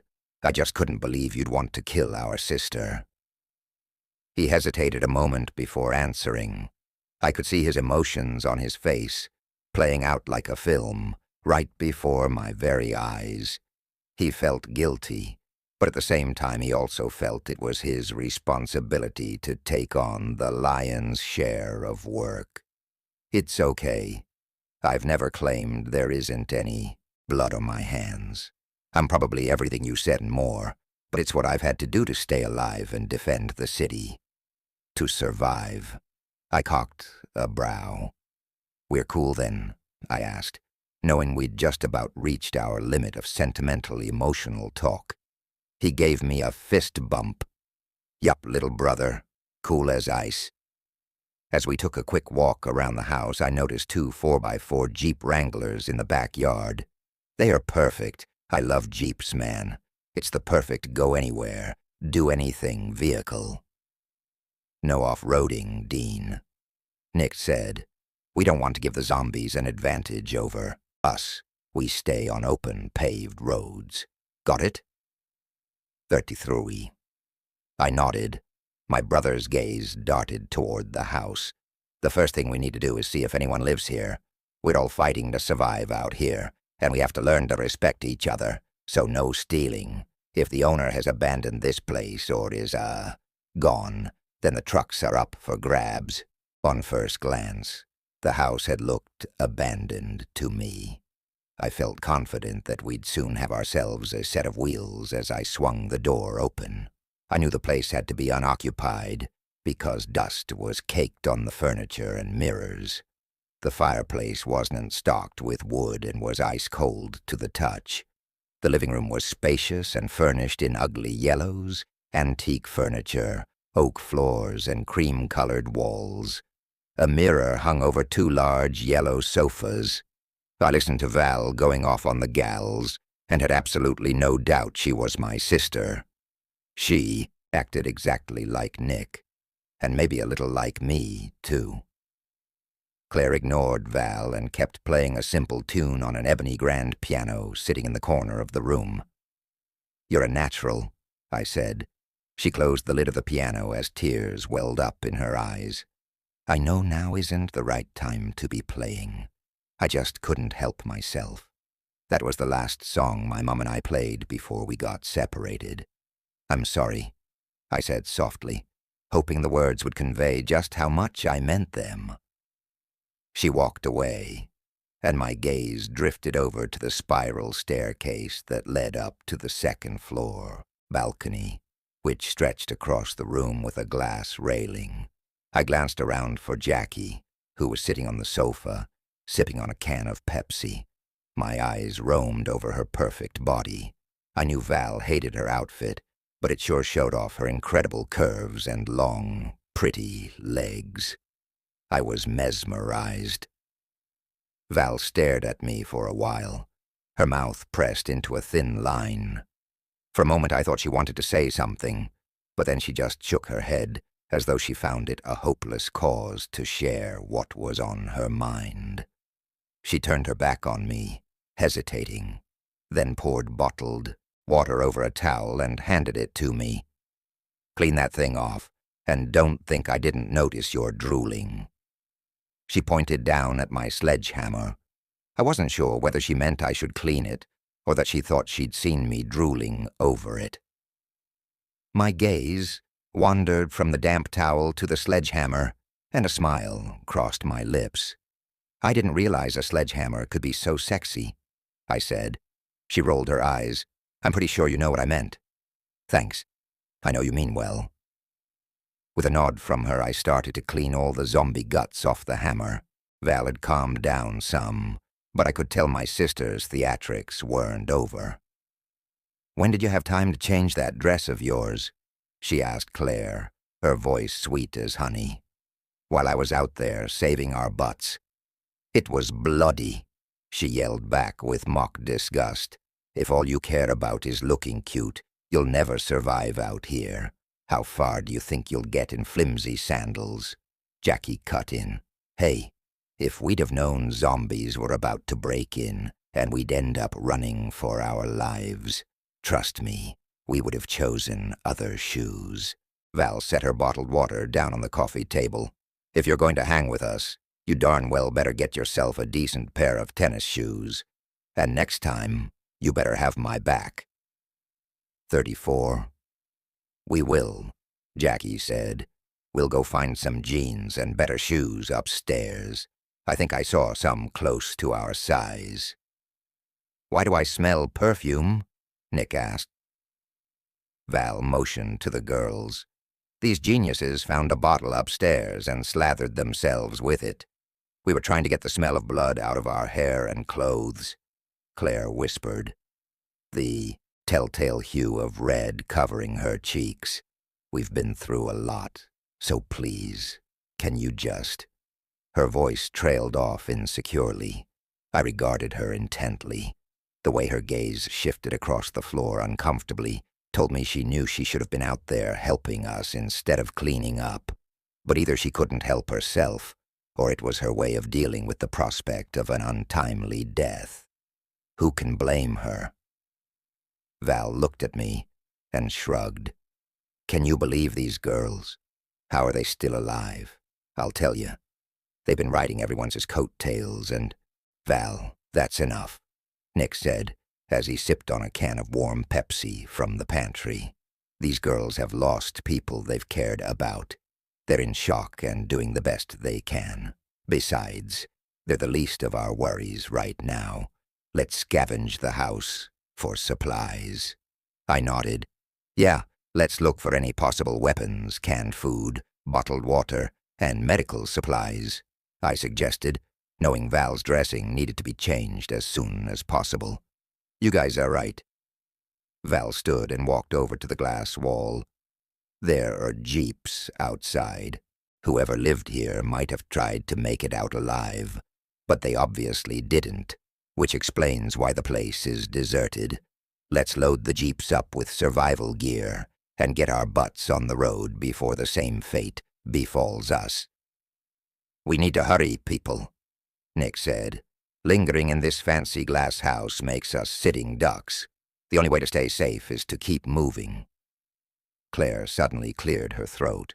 "Why can't we all just stay here? You killed the zombies who were chasing us." Val shot her an irritated look. "You're crazy. You might think you're safe in here, but you're not. You can do whatever you want, but we are not staying here. Come with us if you want, or stay here and play dress-up and die." "What makes you such an expert? After what we've seen out there, you couldn't outpay me to come with you, and surely not if you keep being bossy." "Bossy? Me?" Val looked at me like she was shocked to be called such a name. "Am I bossy?" I bit my lip. Well, maybe just a tad." Val blew out a breath and turned back toward Claire. "Trust me, the feelings are mutual. I'll drop you off in a heartbeat at the first safe place we find." Claire tossed her long red hair over her shoulder. "I'm not hitching up with a new group. I've been there, done that. The last one couldn't protect us, and I doubt you can either. My new game plan is just to stay here." She nudged Jackie's arm. "This is a great hiding place, right?" Before Jackie could answer, Val cut in. "Suit yourself. It's your funeral. But we're out of here, right, guys?" 35. Nick carried a case of bottled water. "Definitely. Staying here is like signing your own death certificate, especially with these glass walls. Besides, you girls don't even know how to defend yourselves." I packed up all the guns, but I left 2 out for Claire and Jackie, Val said, pointing to the fireplace mantel. I also put a bunch of holsters on the table for everyone. Well, I think Nick has his own, But anyway, give Claire and Jackie one. And while you're at it, maybe you should give them some pointers." Claire rolled her eyes. "I'm really not into violence. I don't care what you're into. It's all about survival now," Val said, "'cause those things will tear you apart. They'll munch on your flesh, gnawing, biting, and chewing, all while you're still alive watching." Jackie threw a couch pillow at Val. "Come on, that's gross." Val placed her hands on her hips. "No, that's reality. You better get hip with the times. 'Cause we're living in a post-apocalyptic world now. This isn't some pretty world filled with colorful daffodils and butterflies. It's do or die." "Does your sister think she's Lara Croft or something?" Claire asked. "We're giving you some guns," Val said, turning to face her. She shook her head. "No."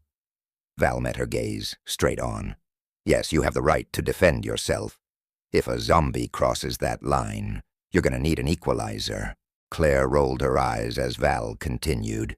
"Now we're gonna give you a quick lesson, Glock 101. Val picked up a pistol and handed it to the stubborn girl. "Take it. I'm not leaving you here defenseless, princess." "Well, I'm not going to let you teach me anything," Claire hissed. Val motioned toward Nick and me. "Fine. We've got two capable guys here. Pick one to coach you. Let me tell you something, little Miss Thing. Zombies don't discriminate, and they'll—" I tuned her out, glanced at the sunset, and picked up a Glock 26 Gen 4 from the mantel for Jackie. She squeezed past Claire, making her way out into the hall. Through the open door, I watched her enter the kitchen. It was the perfect opportunity to have a minute alone with her. They need to take a gun and know how to use it. Best case scenario, they'll smarten up and come with us.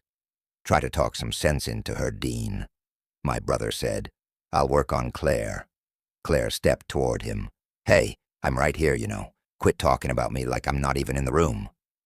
"Claire," he began as I walked out of the living room.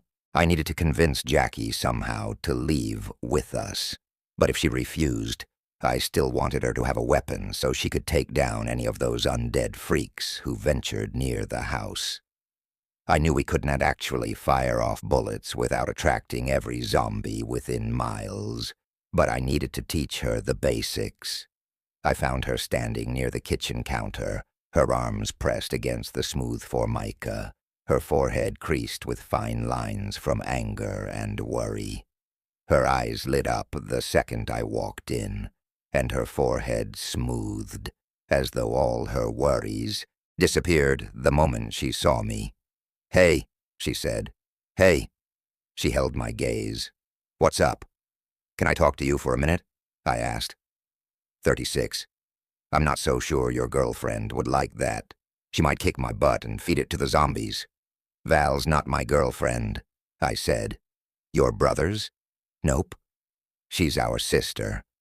"I didn't know that, Dean." She whispered. "What do you have there?" she asked, looking down at my hands. "If you're going to stay here, which I still don't think you should, you're going to need this." I handed her the gun. She bit her lip and ran a hand across the smooth chrome. "Dean, I can—" "Humor me." She nodded. "Okay, first rule," I said. "Never place your finger on the trigger unless you are about to fire. Pretend the gun is loaded at all times." I took out the magazine and unloaded the gun. Then I showed her how to properly hold the Glock pistol and lock her arms. Jackie's trembling hands reached for the gun. She wrapped her palm around the grip and secured her hold with her other hand. "It's empty, right?" "Yes, but it shouldn't be. A zombie can come at any given minute. Always be prepared." She slammed the magazine in with shaking hands. Cocking the slide back, she successfully chambered a round. She slowly raised the gun and put her finger on the trigger. I watched those things tear apart a 65-year-old woman right before my eyes. Tears welled up in her eyes. She was in our group. My friend. I softly touched her back. "Jackie, I'm so sorry. I couldn't do anything to help her. Maybe if I'd have had a gun like this, I could have done something. She inhaled and let it out slowly. Your sister's right. I don't want to watch a zombie munch on me while I'm still alive, screaming, and I don't want to watch another friend die in front of me. I'll give this gun thing a try. That's all I'm asking. She gripped the gun tightly and pointed straight ahead at the fridge. You know what? What? The next zombie I meet will die. I didn't want to point out the irony of her words. Technically, they were dead meat already, but I got her point anyway. She wanted them dead, as in unmoving, shapeless heaps. We all wanted the same thing. I knew she meant every word, because the pain was evident in her voice. I couldn't imagine losing the ones I loved in such a horrible way. I'm so sorry for your loss, I said. She's in a better place, and so are the others. Bless their souls. She paused for a moment and then met my gaze. Teach me, Dean. I want to learn everything. From this moment on, I refuse to run anymore. I came from behind and held her arms. I couldn't help noticing her perfume, which smelled so good. Stand facing the target with your feet shoulder-width apart. She glanced at me. I smiled. Now bend your knees slightly. I inched closer and said in her ear, extend the handgun toward the target, keeping your arms straight and locked. Got it? Yeah. I shot her a grin and continued with the lesson. Okay. Now, with your shoulders squared, your arms form the perfect position for shooting. I can do this, she said with confidence. Hold the gun on target, I said in her ear. If it's a zombie, aim for the brain and shoot. It's the only way to kill it. If that's not comfortable for you, I can teach you another way to hold the gun. Show me. I nodded. Okay. Stand like you are ready to hit someone. Like a boxer? Exactly. Now angle your support arm shoulder toward your target. My hands moved across her body to help guide her. Okay. Her contours smoothed under my touch as she followed my instructions. Bend your knees while keeping your body weight slightly forward. Grasp the gun using opposite pressure with both hands. Keep both elbows bent, with your support elbow pointing downward. She spun around. I think I can do this. My eyes drifted down to her flat-toned stomach. I could have sworn she caught me looking at her belly ring, but I tried to change the subject quickly. Look, I've given you some really good pointers, but I'm afraid it's still not enough to survive out here. Why don't you come with us? She set her bottle down. Why? Because it's dangerous. You know you can't stay here. She let out a long breath. Claire's right. Getting together with another group won't guarantee our safety. You could stay here with us. There's safety in numbers, and staying here is crazy, I said. You don't think we can make it on our own? She asked. Not without concrete walls and an army. Do you think we could just stay for the night? I know Claire will see things differently in the morning, and so will I. We're just so tired after everything we've been through. Nick peeked his head in. Absolutely not.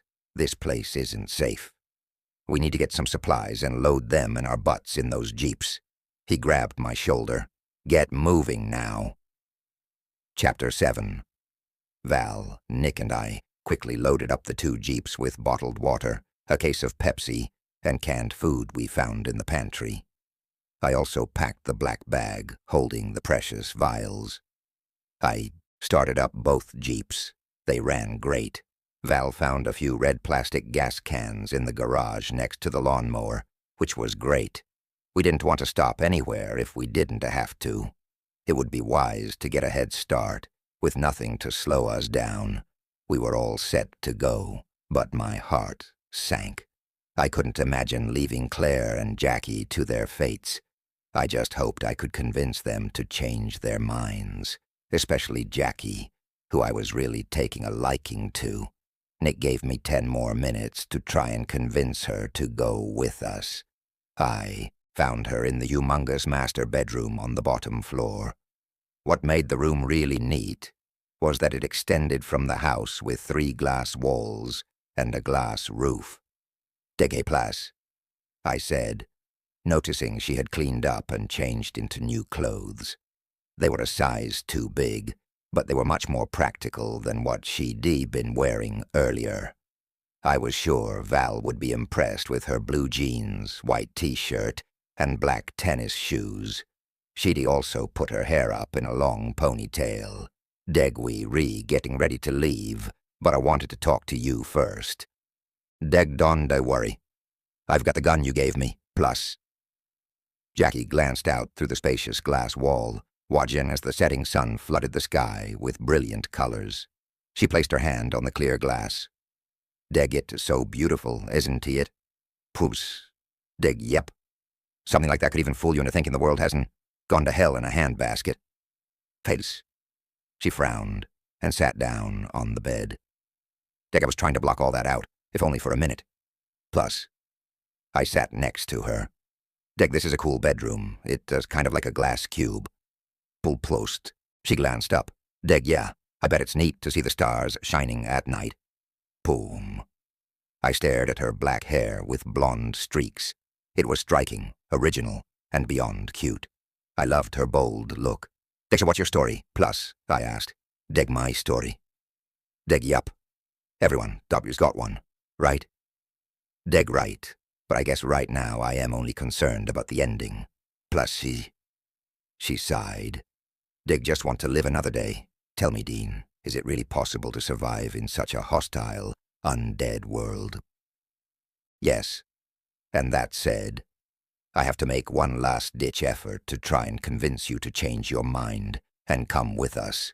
We leaving in a few minutes."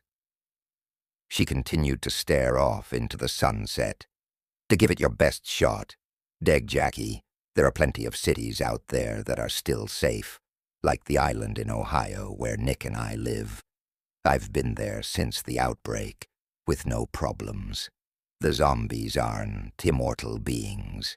They can't bust through brick walls or get through our military. We have machine guns, bombs, and all kinds of ways to stay safe. Supplies are flown in every day to help. People survive the battle." She met my gaze. "Deg, if it was so great, so safe, then why did you leave?" "Deg, didn't, not on purpose, anyway.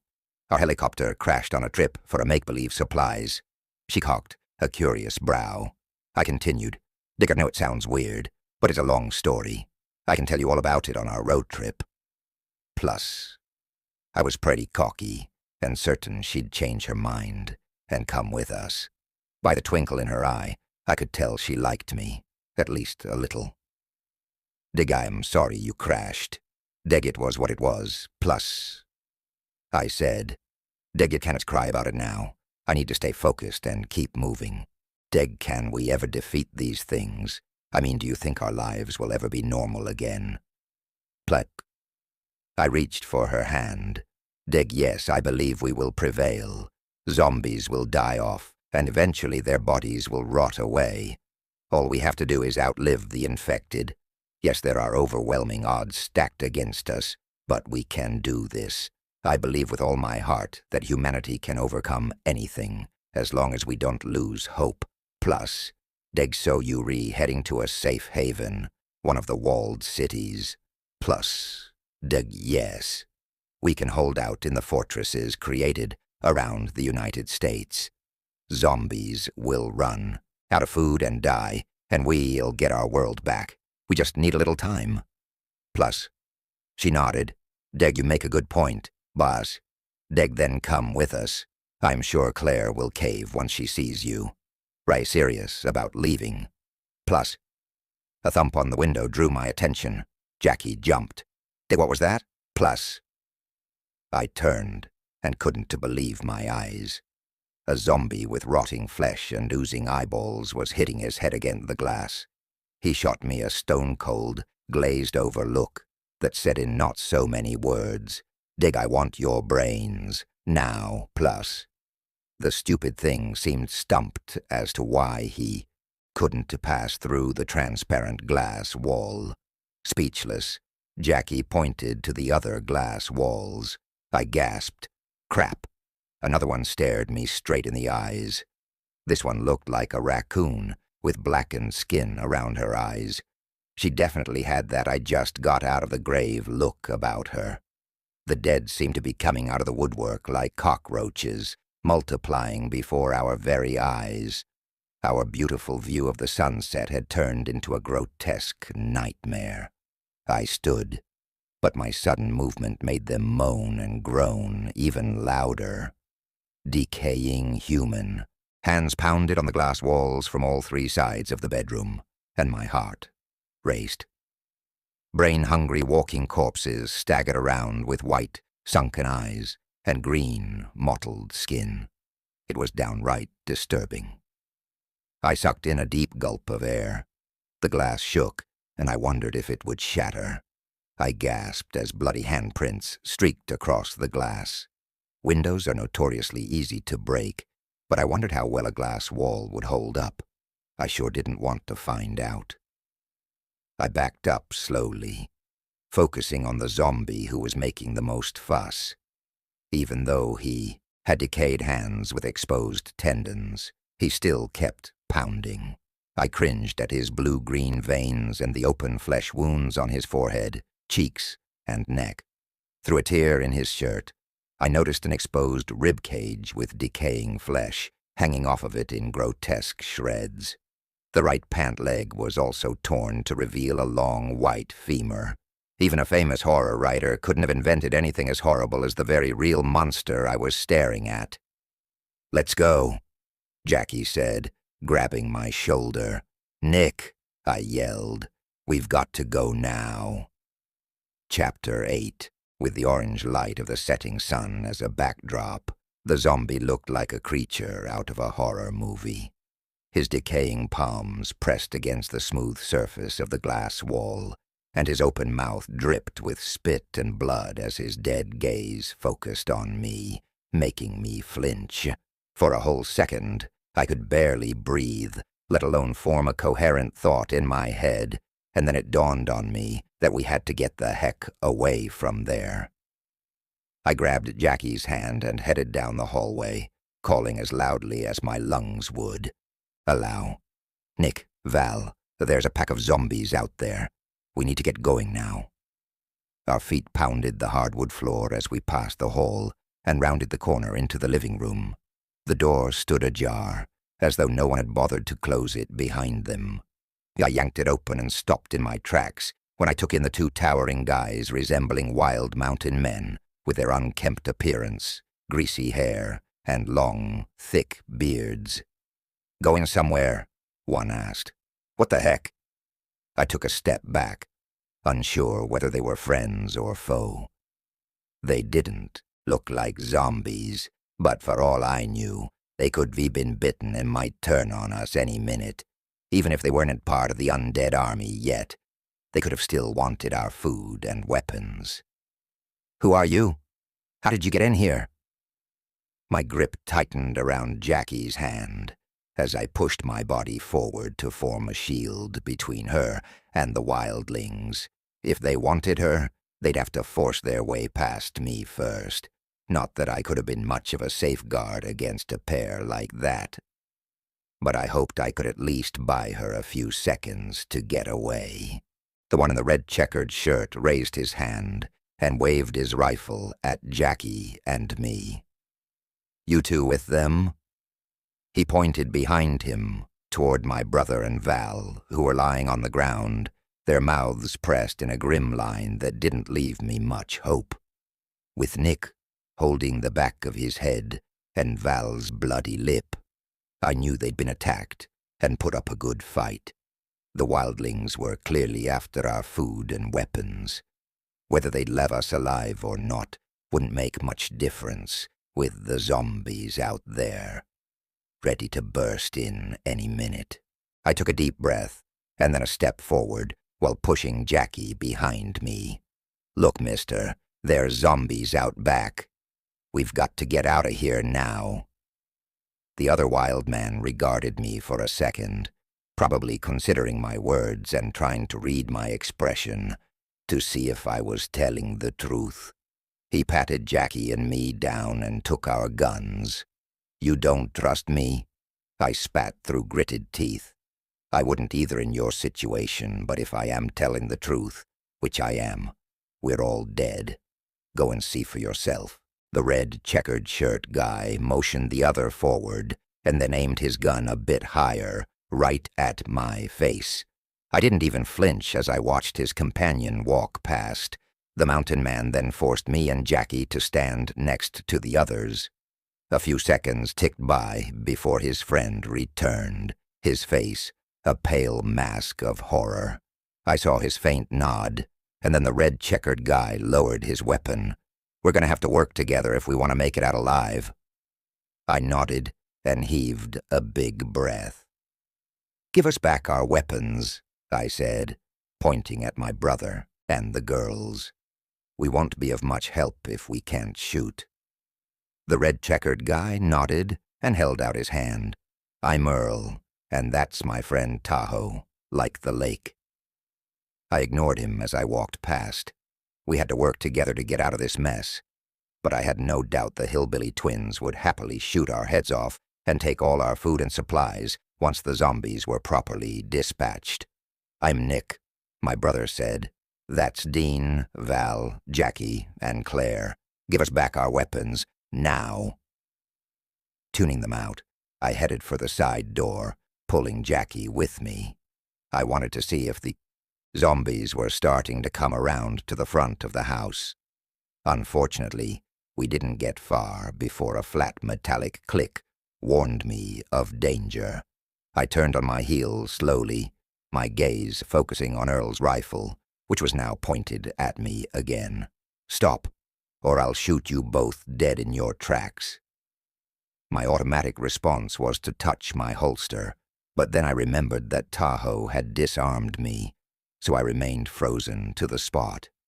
I figured that much, I said dryly, but I thought you said we need to work together. We were just trying to get a position on the zombies, Jackie said. Do you think we'd leave our friends behind? My gaze became harder and colder, signaling I wasn't scared of him. Earl narrowed his gaze. We are working together. You help me ward off any zombie attack, and I'll spare your lives for the time being. Sure sounds like cooperation to me. Right. Sounds like a great deal for you. I snorted. What makes you think we'll have your back the moment those zombies barge in here? What makes you think they'll barge in here at all? Tahoe said, speaking for the first time. For some reason, the younger, gruff one seemed to feel safe, as if the zombies were no threat and couldn't possibly get inside the glass house. I wasn't sure why. It wasn't a military fortress. I marveled how young he seemed. On closer inspection, I realized beneath the facial hair hid a wrinkle-free face. He stepped closer as he stared at us. You have yet to answer my question. What are you all doing in our house? Val picked up a family portrait and ran a finger across the dust. Funny. You don't look like these happy people, and pictures like these are plastered all around the house. Earl's mouth twitched at the corners, as though her sarcasm amused him. They're all dead. Zombies got M. So I figure since they don't need the place anymore, and we were the first ones to get our hands on it, it's our house now, at least as of 2 days ago. His eyes sparkled, making me wonder as to the validity of his story. Did zombies really get the poor inhabitants, or was it these two? I bit my tongue hard so I wouldn't comment and risk their wrath. After all, they were still the only ones holding weapons. We're not monsters, Tahoe said, reading my disgusted expression. We didn't kill them. They were dead long before we arrived. Can't you tell from all the dust in this place? Nobody has been here for ages. He had a valid point, and I hoped they weren't murderers. Just because they didn't kill the inhabitants of the house didn't mean they would not kill us. Fine. You've claimed the house, Val chimed in. Just let us go, and we'll be on our merry way. You can have your home sweet home all to yourselves. Of course, she forgot to mention the part about us loading up all their food and water in their vehicles. Sure. You're welcome to go, as soon as the zombie threat is over, Tahoe said. Don't worry. We got 4 strong men here. Besides, they'll never break in. I was almost inclined to believe him when a loud thud echoed through the room, startling us. Urban legends about zombies touted their slow reaction time and their inability to form coherent plans, but they were just that, legends. No one knew for sure whether they still had any morsel of humanity in them. For all we knew, their brains retained some ability for reasoning, and possibly for their own survival. If they did, which was pretty obvious from their attempts to get in, then we were screwed. It would only be a matter of time before they would double and triple their efforts, and succeed. We have to go, even if it's on foot, Nick said with a glance toward the hall. Trapping ourselves in this house is suicide. I don't know about you, but we are leaving. And going where? Claire yelled. Zombies will rip us to shreds. Nick shrugged and shot her a hard look. I don't care. I'd rather die trying than to sit around in here doing nothing. I'm sorry, Claire, but I'm with him. The faster, the better, Jackie whispered. For a second, I felt like hugging her. I was so proud of her for standing up for herself, even if it meant defying her cousin's wishes. You don't know anything for sure, Claire said. None of you do. Maybe we should hole up here until those things leave. They'll get bored and go eventually, and we can leave in a few hours, once the coast is clear. Jackie shook her shoulder. No, Claire. Waiting is a horrible idea.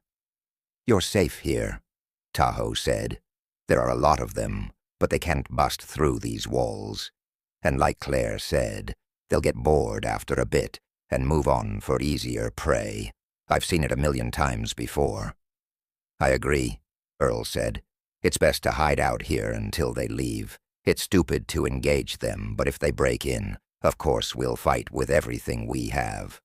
Earl shot me a look. You owe me for saving your lives.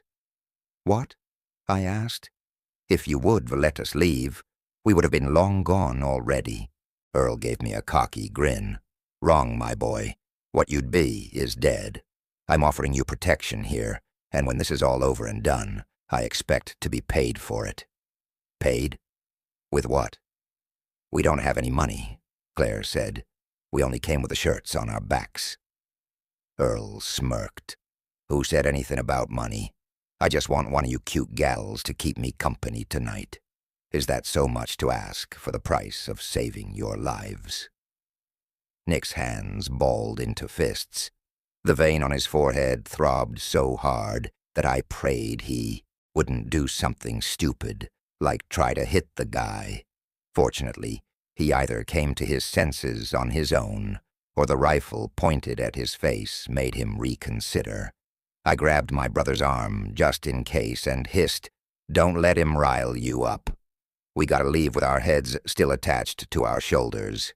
Claire scowled at Earl. Our lives are on the line. How can you blackmail us like this? Feisty, and I love redheads. Earl looked her up and down, then inched closer. I bet we could have a lot of fun, you and me.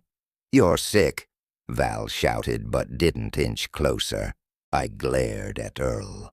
The man was a disgusting sleazeball and an absolute idiot. Zombies were literally knocking down our doors, but all he could think about was bedding down with a helpless girl. Maybe we can find a car in town, I considered. Zombies were prowling out back, but I was willing to take my chances if it meant keeping all 3 of the girls as far away from Grizzly Adams as we could. Nick straightened his stance. No deal, jerk. Move out of my way because we're leaving. Fine.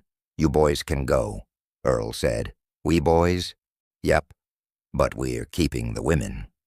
You owe us for all the dead corpses I'll have to clean up in the front yard tomorrow morning. Jackie gasped. What do you need us for, huh? Val spat. Let me tell you, mister, if you come anywhere near me, I'll bite just as hard as those zombies will. You might lose something really valuable if you go waving it around at me."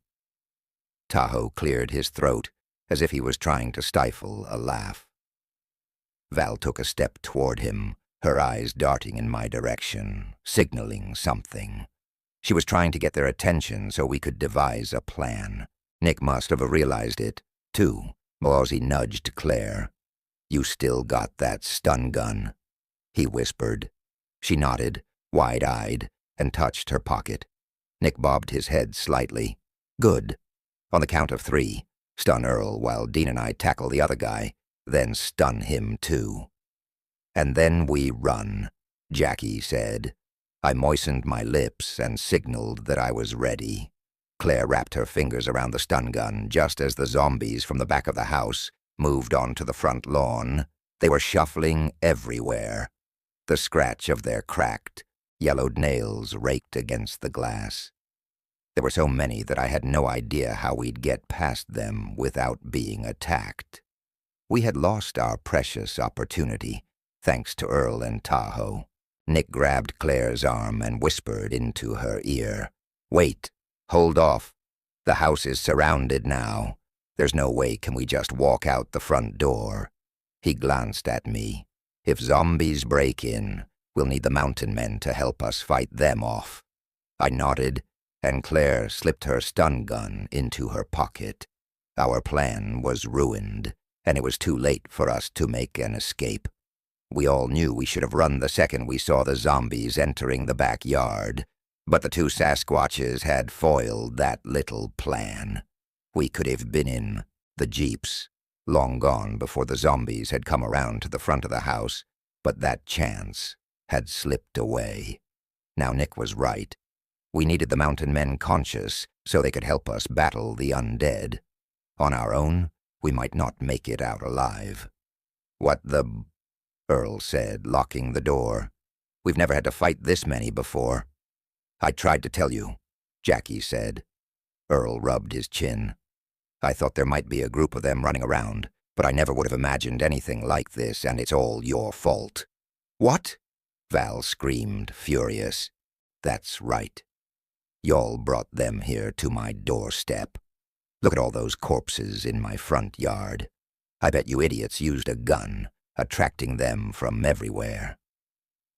The banging and scratching sounds made my stomach churn. Twigs snapped under their rotting feet as they shuffled around the place, hammering against the glass in various locations with various body parts. Something began to shatter, and for a moment I wasn't sure whether the sound was coming from the walls or the door.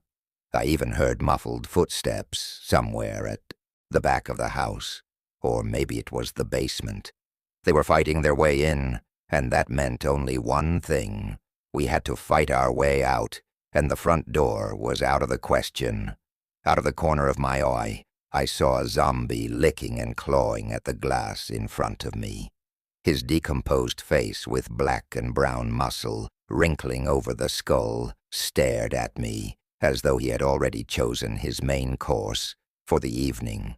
I didn't want to be trapped while those monsters fought their way in. But just walking out there and hoping for the best wouldn't work either. I looked out the glass wall of the living room and saw zombies dotting the entire front yard. Earl's right. I bet the gunshots we fired off earlier attracted the herd. We'll have to be way more careful next time, if there is a next time. The dead army surrounded the entire house, like some kind of scene straight out of Night of the Living Dead. The only thing that kept us safe from them for the time being was a towering sheet of glass. I shuddered and vowed to never set foot inside a glass house again. That was one nightmare I wouldn't soon forget. "I need a weapon," I shouted. Earl thrust my gun into my waiting hands, then handed Nick and Jackie their weapons. "Hey, girl, catch. You look like you know how to use this," Tahoe called out a moment before he tossed Val a rifle. My sister caught the gun in midair and wore a proud smile. My rifle was already packed in the jeep, But I still had my handgun, my grip tightened around it, even though I doubted it'd do any good against an entire herd of zombies. A crack echoed in the air a moment before the door splintered and the hinges burst. I froze in place as countless zombies fought with each other to get first pick. Chapter 9. The penetrating, howling noise outside the house grew to ear-splitting levels. My finger found the trigger of my weapon as my gaze steadied on the door, recklessly determined to soothe their constant hunger. I knew the zombies would find a way in. The fact that we were having such a near encounter with so many in such a confined space wasn't exactly confidence-boosting, but I vowed to fight until my last breath. My gaze focused on the door a moment before it splintered open from the weight of countless zombies leaning and pushing against it. Some of them fell headfirst on the floor, gnawing and thrashing. Horrible odors of rotting flesh seeped into my nose, making me want to bend over and puke my guts out. Their unearthly moans echoed in the air, and I shivered at the thought of them tearing through my flesh, devouring me little by little. I waved my arm, beckoning the others to follow me upstairs. "Simon, this way!" My voice reverberated from the walls, but it didn't quite manage to drown out the zombies' hungry calls. Without waiting for an answer from the others, I bolted up the spiral staircase, jumping 2 steps at a time, faster and faster. My boot glided on the smooth surface, and I tripped. Crap. This is not the time to panic and lose your cool or your balance, Dean. I scrambled to my feet, but stumbled again, nearly losing my grip. As I hung onto the railing, I peered down. No flipping way. The door had been broken in completely, but the opening was too narrow to fit them all through. The zombies who had managed to squeeze in had gathered in front of the doorway in a messy heap, pushing and pulling and attempting to get up, while the ones coming from behind kept tripping, making any ascent impossible. I gawked at the way they had buried themselves, thankful for the tiny distraction that might just buy us a few minutes to get upstairs and find the safest room. "Come on, boy, move," Earl yelled. "You're in my way. If you don't move your butt, I'll personally shove you down there to get acquainted with those things." I didn't need to see his face to know he meant every word he said. The edge in his voice betrayed his sincerity. So my legs rose under me as I pushed up the stairs, focusing on my feet so I wouldn't trip again. The moment I reached the top step, Earl jammed his elbow into my stomach, making me double over, then made room for Tahoe to hurry past. "Blow the staircase up, Tahoe," he yelled. "Blow it up?" I asked. "With what?" "Don't you worry about that," Earl said. Tahoe motioned to his friend. Then they took off down the hall and disappeared through one of the doors I hadn't inspected before. My brother raced past me, shouting over his shoulder, "Dean, come on, man. Don't just stand there. Move it." "Coming?" I yelled, taking off after him. By the time I reached him, Nick was already pushing a large oak dresser toward the door, leaving scuff marks across the shiny wooden floor. "What are you doing?" I asked, stopping in my tracks. "Help me roll this thing down the stairs," he said. "Why bother? I thought we were going to lock ourselves in a room and then climb out the window." I peered at him from under raised brows. Granted, my grand plan seemed a lot more fascinating inside my head before I spoke it out loud, but it still wasn't as bad as the expression on his face made it seem. "Right. We're just gonna let those things slither up the stairs after us while we pick a random room, lock ourselves in, hear them bang on the door, and then jump out the window to the million zombies waiting for us below. Sorry, bro, but that's a dumb plan. We'll be even more trapped and screwed than we are now." "I didn't think of that," I said, but he was right. Creating a blockade gave us extra time to find the perfect window to jump from. It would also help us save ammo. since we'd be out of bullets in no time. Our piddly little arsenal was no match for the number of zombies waiting to devour us. "Come on, Dean," Nick said, unable to suppress a tiny sneer. "We don't have time for discussing it. Just trust me and do what I say." With that, he dashed past and turned his back on me, signaling the conversation was over. We hauled the heavy dresser to the top of the landing, and then I kicked it until it tumbled down the stairs. It crashed into some zombies on the way down, knocking them to the ground like bowling pins. When I turned around, the girls were sliding a fancy antique couch toward me.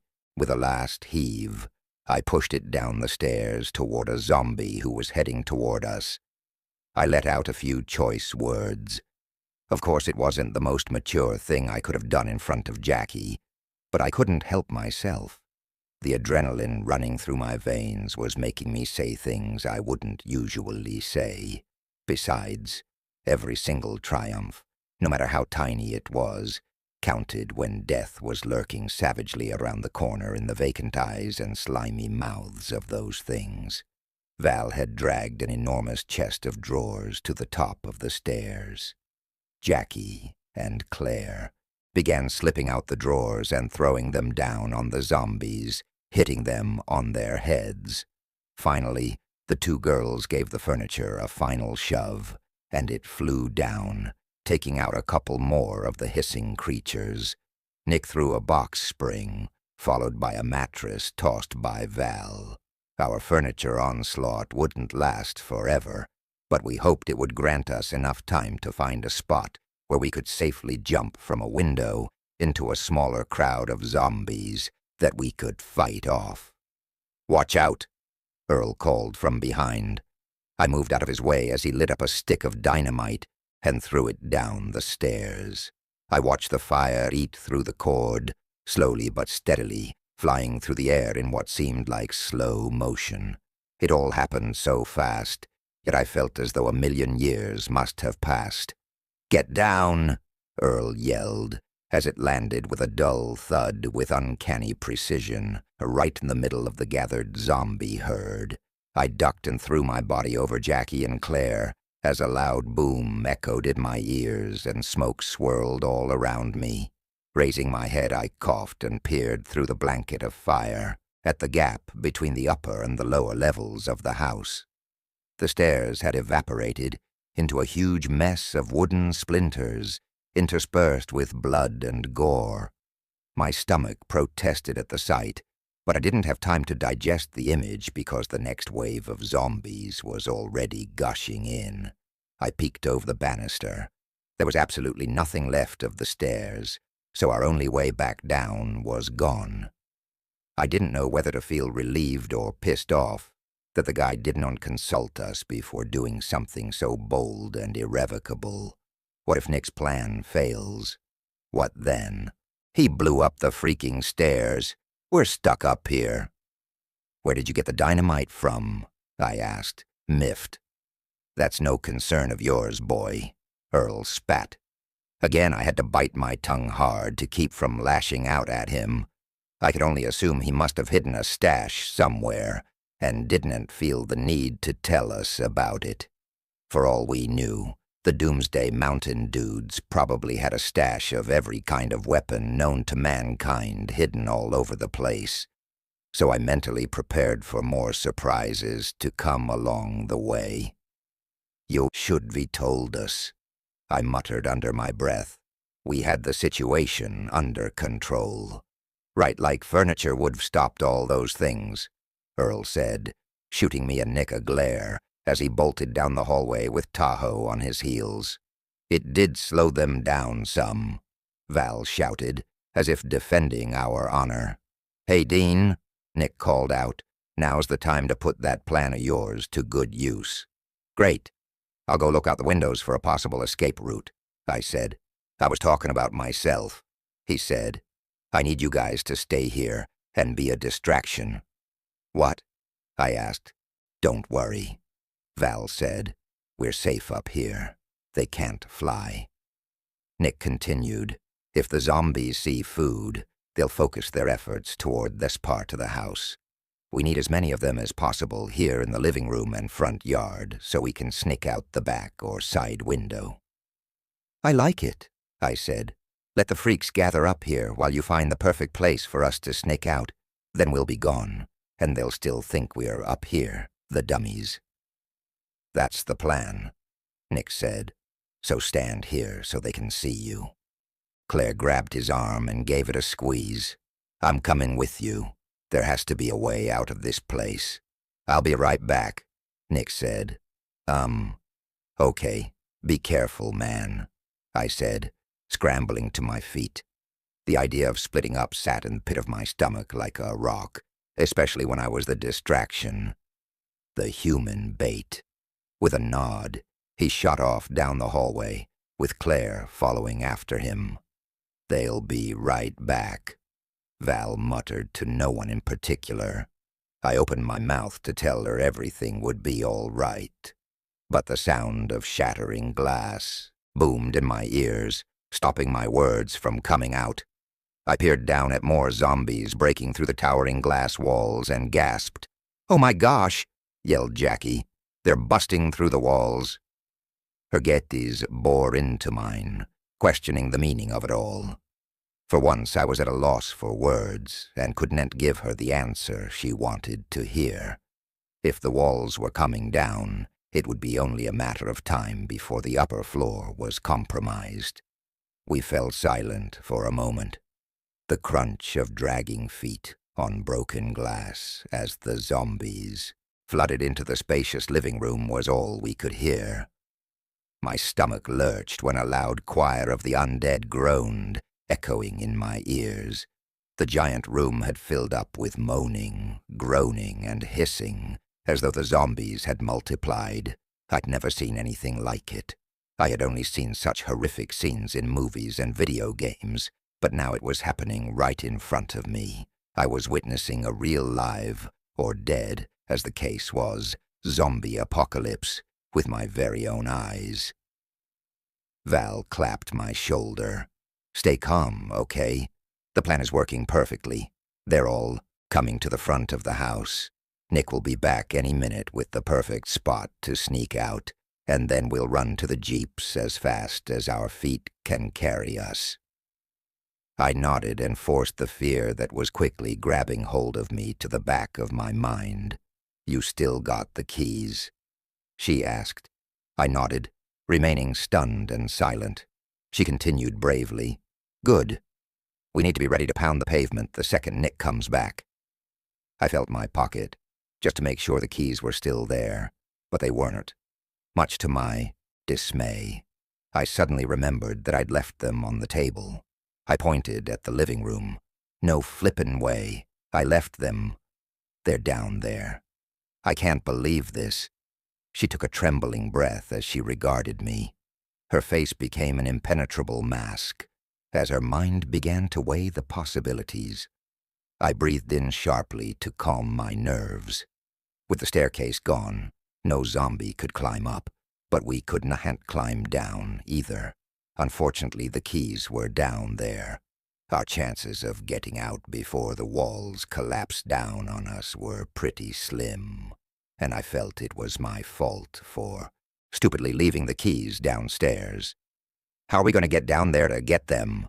Jackie asked, her eyes wide, mirroring my own thoughts. "We aren't," Val finally said, "but I can hotwire the truck." Earl and Tahoe came from behind, making me jump. Earl's eyes shimmered with malice as he looked at me. "We need a big giant distraction. How about some blood?" "Yeah," Tahoe said. "You know how predictable the little freaks are. One whiff and we've got ourselves a huge distraction," Earl mumbled, still looking at me, making it impossible to miss his vile and threatening insinuation. Blood. Where can we possibly get any of that? Any suggestions, boy?" My heart raced. I put my hand on my holster, already determined that if I had to shoot either of the bushy-haired crazies in self-defense, I wouldn't hesitate to use a bullet. "Do you have any more explosives?" Val asked, unfazed. "Fresh out," Earl snapped. "But you know what? You reek of death." He suddenly reached for her.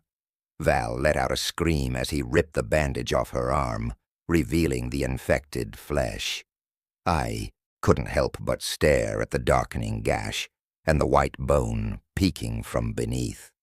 "I knew it," Earl yelled. "She's nothing but zombie bait." His eyes shined, his sneer revealing tobacco-yellowed teeth. For a moment I thought he might be talking about himself, because everything about him was far more grotesque and rotting than Val's wound, including his soul, if he even had one.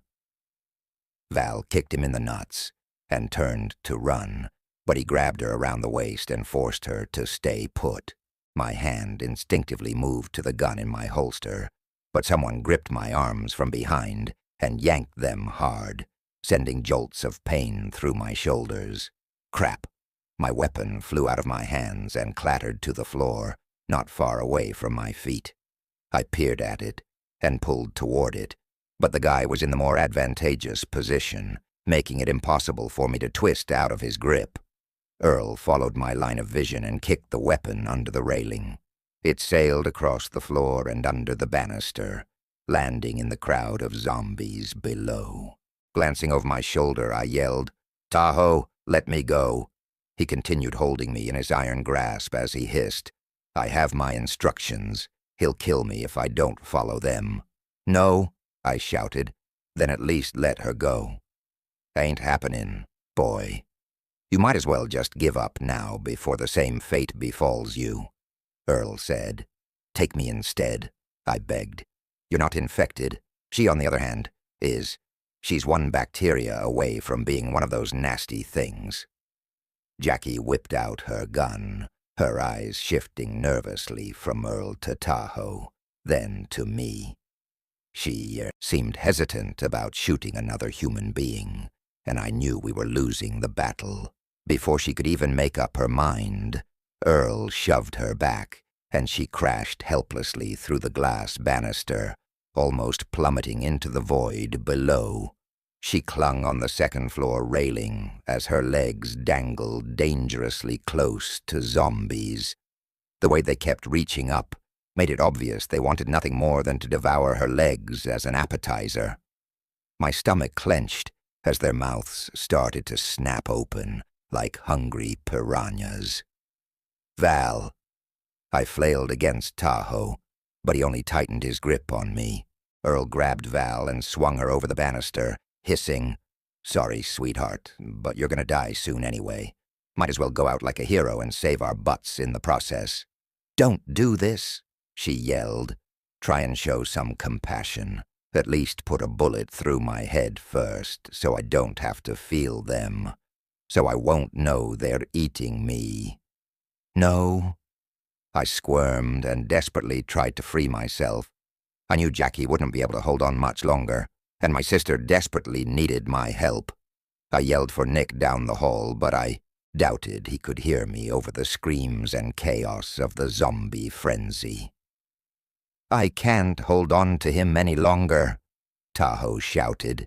His grip loosened a bit, and for a moment I thought he might have done so on purpose, as though he wanted me to escape and save Val, but at the same time he feared for his life. "Well, goodbye." In one swift motion, Earl hurled Val into the herd of zombies. Her scream chilled my blood, etching the memory into my brain forever. In disbelief, I watched as hands and arms pounced on her like a lion on a piece of raw meat. "Nick." My own voice sounded alien in my ears, as if it couldn't possibly be coming from me. Finally, Tahoe let go and stepped back. I tumbled forward, my arms reaching out to strangle the guy who had killed my sister, but Earl was faster, or maybe he had the advantage of being emotionally unattached to the whole situation. My forehead exploded in pain as he threw me against the wall so hard that I blacked out for a second. When my vision cleared, I saw the two mountain men running off. I crawled to the balcony and grabbed Jackie's hand.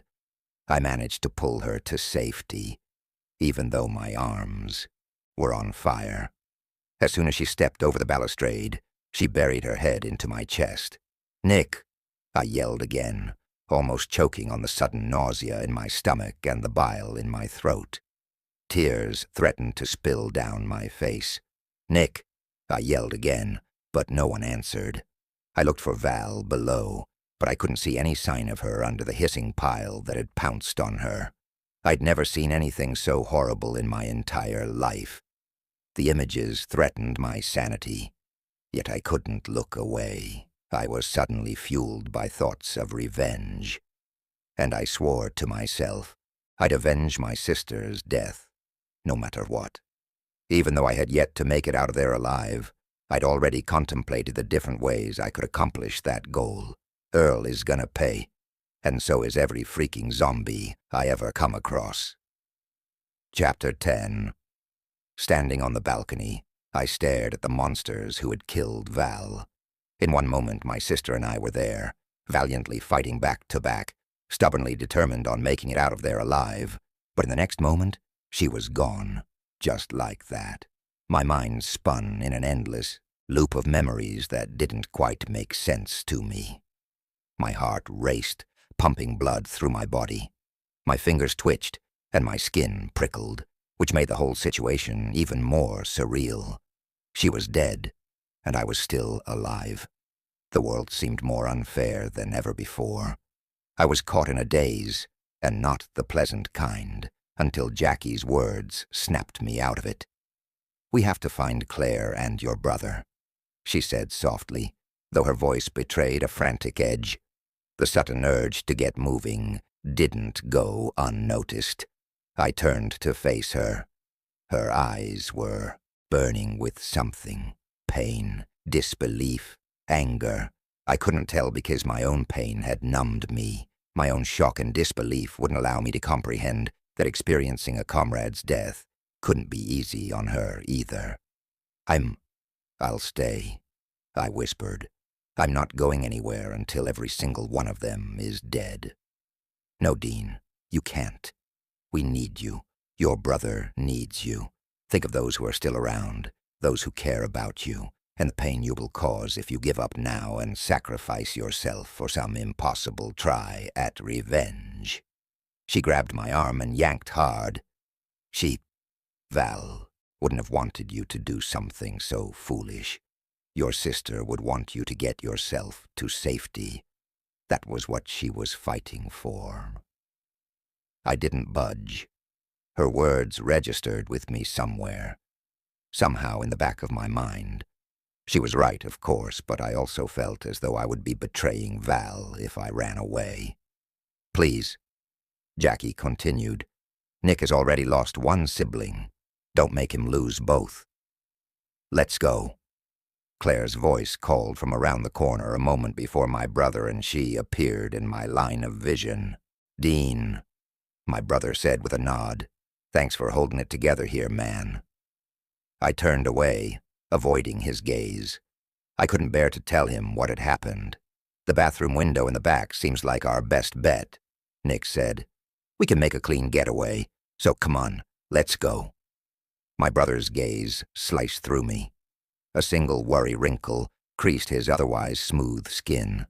I peered into his blue eyes, begging him to understand. I couldn't dare speak the words that burned a hole in my heart.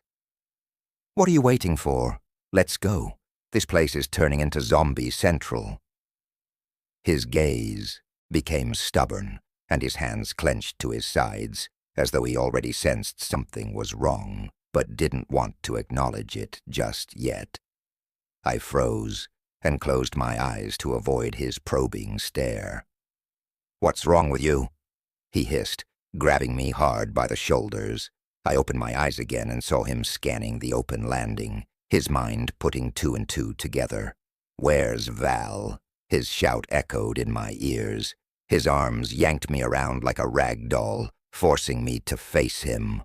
"Those men, I stammered, my voice barely snaking its way out of my constricted throat.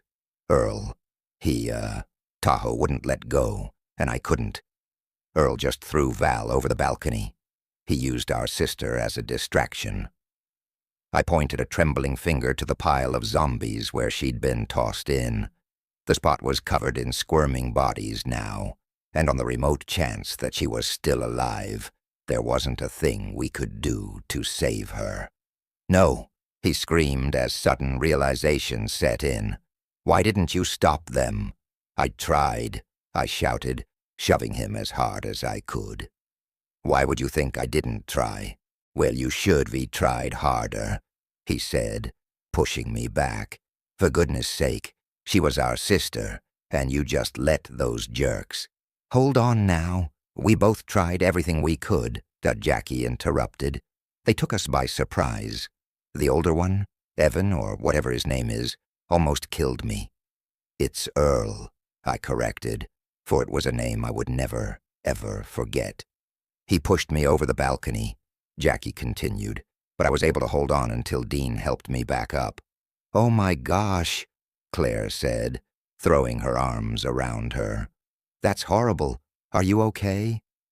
"I'm fine," she breathed out. "Where's Val?" Nick bellowed. "Maybe we can still help her." I shook my head.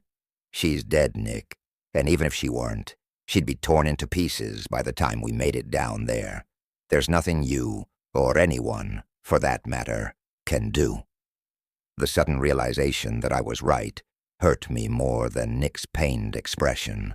My jaw clenched until I thought my bones might snap. Claire placed a hand on Nick's back, trying to steady him, but she didn't say a word. "Don't," Nick said, violently shrugging her off. "I'm so sorry," she whispered, ignoring his command not to touch him. Even though her words were thin and sparse, I could hear the sincerity in her voice. Nick nodded and kept his head low, and for a second I thought he was choking back tears.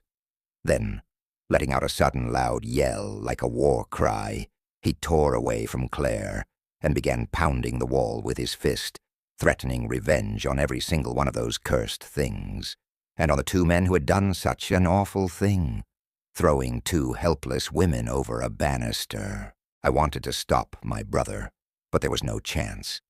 Instead, I fought back the urge to join in his cursing. "I'm sorry, man." My voice trembled, and I felt a tear roll down my face. Even though Jackie wrapped her arm around me to comfort me, I could barely breathe, and the room around me seemed to grow hot. "There was nothing we could do," Jackie said. "You can't blame anyone for this except Earl and Tahoe." "We gotta go," Nick whispered, ignoring her. "If we don't get out of here, we'll be next. But first there's something I need to do for Val." He disappeared into one of the bedrooms and reappeared a minute later with a gas can. Leaning forward, he started pouring it down from the balcony, soaking the zombies below. I wanted to stop him before he set the house on fire and risked our lives in the process. But his grim expression stopped me. Fire and explosions are fantastic ways to destroy the walking dead. Grabbing his lighter, he yelled, "Die, you undead suckers, die!" "Dean, Nick." At the sound of Val's muffled scream, we froze, dead cold. Claire grabbed Nick's hand. "Stop, listen, that's her." I leaned over and saw Val crawling out from under the pack, unscathed. "What? How is that possible? They didn't even touch her." "I hit my head," she said, "blacked out for a minute. But I'm fine." She stumbled through the moaning crowd and over to the table. There, she bravely snatched the keys for both vehicles and held them up high. I shot Nick a confused look. He smiled, mirroring my relief that she wasn't dead. "Meet me out back," she yelled up. I nodded and pulled Nick's arm. "How is that possible? She's still alive, but how?" His eyes widened. "It must be because she carries their scent. That wound of hers means she's turning into one. I've heard they don't eat their own kind, but—" He shook his head. "To tell you the truth, I'm not even sure." I laughed, relieved. Yeah, they must have thought she was one of them. Then again, I'm not sure that's a good thing. "I can't believe it," Claire said. "If you're bitten, then you get reprieve from the zombies. It appears that way. And since you haven't been bitten, No reprieve for you. Nick thrust a bat into Claire's hands and motioned her forward. She let out a shaky breath but didn't protest. The poor girl was terrified. I could tell from the way her eyes darted to and fro, and her knuckles had turned white where she touched the smooth, cold wood. "What am I supposed to do with this?" she whispered. My brother cupped her cheek. "Well, hey, it isn't for playing baseball, that's for sure. I know you're scared of guns, but you're gonna need a weapon of some sort. Just beat the crap out of anything that tries to bite a chunk out of you. I'm sorry, but I just can't, she said eventually. I can't hit a what? Another person? They aren't people anymore, Claire. They're monsters, animals, waiting to eat you alive." I felt sorry for the girl to some degree, but my patience was growing as thin as Nick's. "You know what? Just give it to me." I snatched the bat out of her hands.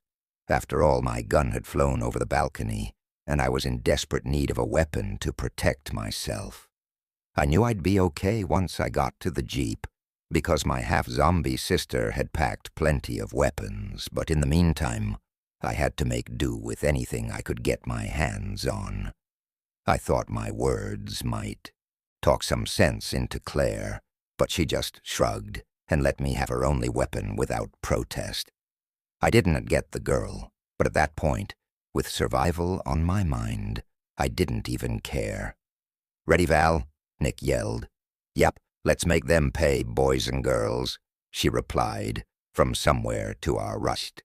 I craned my neck until I thought I could distinguish her brown locks from the mess of dead people around her, and I saw her standing near the edge of the house, where the glass wall and the door had been. "Simon," Nick said with a wink. Once Val was safely away from the horde, Nick went to the work. He pulled a lighter out of his pocket and threw it onto the gas-drenched crowd, starting a zombie roast. Smoke and fire engulfed the small undead army, while Nick yelled for us to run down the hall, then motioned us into a small bathroom with a narrow window that we hoped would be just big enough for us to squeeze through. "There's a huge tree we can shimmy down," Claire said. I nodded. Squinting, I could see the jeeps in the driveway, and it was a relief to see that there weren't any zombies in that general area. It appeared as if they had all headed toward the front of the house, where the glass walls had collapsed. I could only assume the noise from the explosion had attracted them and drawn them in that direction. "Okay, everyone, no talking until we're safe," he said, sliding the window open. Without so much as a look back, I threw the bat out the window and watched it land next to a towering bush. I climbed out. Branch by branch, I clambered down the giant oak tree. The moment I jumped down and landed on the bare ground, I saw Val running toward me. "Val, I'm so glad you're alive," I said, burying my face in her hair as I hugged her tight. I tried to stop him, but She nodded but didn't reply. A rush of emotions overwhelmed me, choking me. We just stood there, holding each other. In that moment, no words were needed, because I could feel how relieved she was. The other's presence was enough to convey even more than we could possibly say. Suddenly our hallmark moment was interrupted by a rude gurgle echoing from the left. Instinct kicked in, and I reached for my weapon. The smell of decaying flesh assaulted my nostrils. The moonlight served as a spotlight, enhancing every black vein, rotting flesh chunk, and seeping, oozing, smelly wound the zombie had endured. I wound up my bat to hit a home run, hoping to knock the zombie's head out of the park, but Jackie yanked the bat out of my hands. I shot her a look, but she just shook her head and replied with a grim expression of her own. I knew she was trying to make up for being hesitant about whipping out her gun to save Val. She wanted to prove to me that she was ready to fight now. I knew she had finished the thing off when a whack echoed in the air, and the hissing stopped. "You drive this one." Val pointed to the black Jeep and opened the driver door so I could jump in, then tossed me a set of keys. A second set to the red Jeep dangled from her fingers. I nodded and took the driver's spot while I watched her jump into the other vehicle. Nick grabbed Claire's hand and led her to my Jeep. I looked for Jackie, but she had jumped in with Val. I started the Jeep and threw it into gear.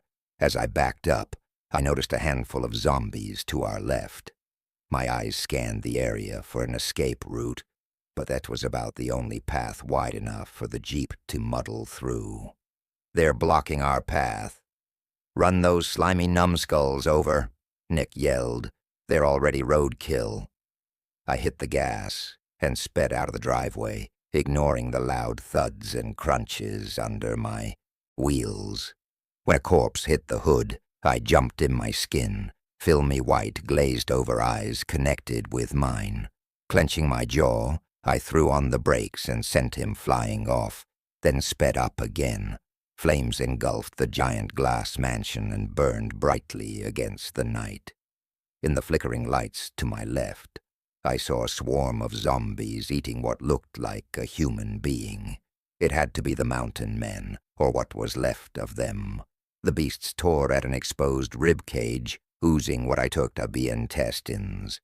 The car Earl and Tahoe had ridden in was still sitting in the driveway. "Look, they didn't make it," I said. My brother followed my line of vision and shook his head. "Justice served and good riddance. What they did to Val was inhuman." "Gosh, it's so awful," Claire said. I pressed the gas pedal down hard, revving the engine and making my brain hurt from the grinding sound. Blackness covered my vision for a second, and I shook my head until my vision returned. Through the blur before my eyes, I saw Val in the rearview mirror, easily following my lead. The vehicle moved at a fast speed down the narrow driveway and onto the unpaved terrain of the woods. Behind us, the glass building became nothing but a burning spot in the evening sky. We drove in silence for a while, until I could see nothing but trees and the darkening sky. Only then did I let out a long breath that it seemed I'd been holding for hours. We had made it, and we were all alive. "I'm an idiot," Claire said. "I can't believe I actually wanted to stay. Had you left without me and Jackie, we'd be dead." Tears streamed down her cheeks as reality set in. I've never been on my own before. Our group, the group we were with, took care of us. They were like my family. She took a trembling breath.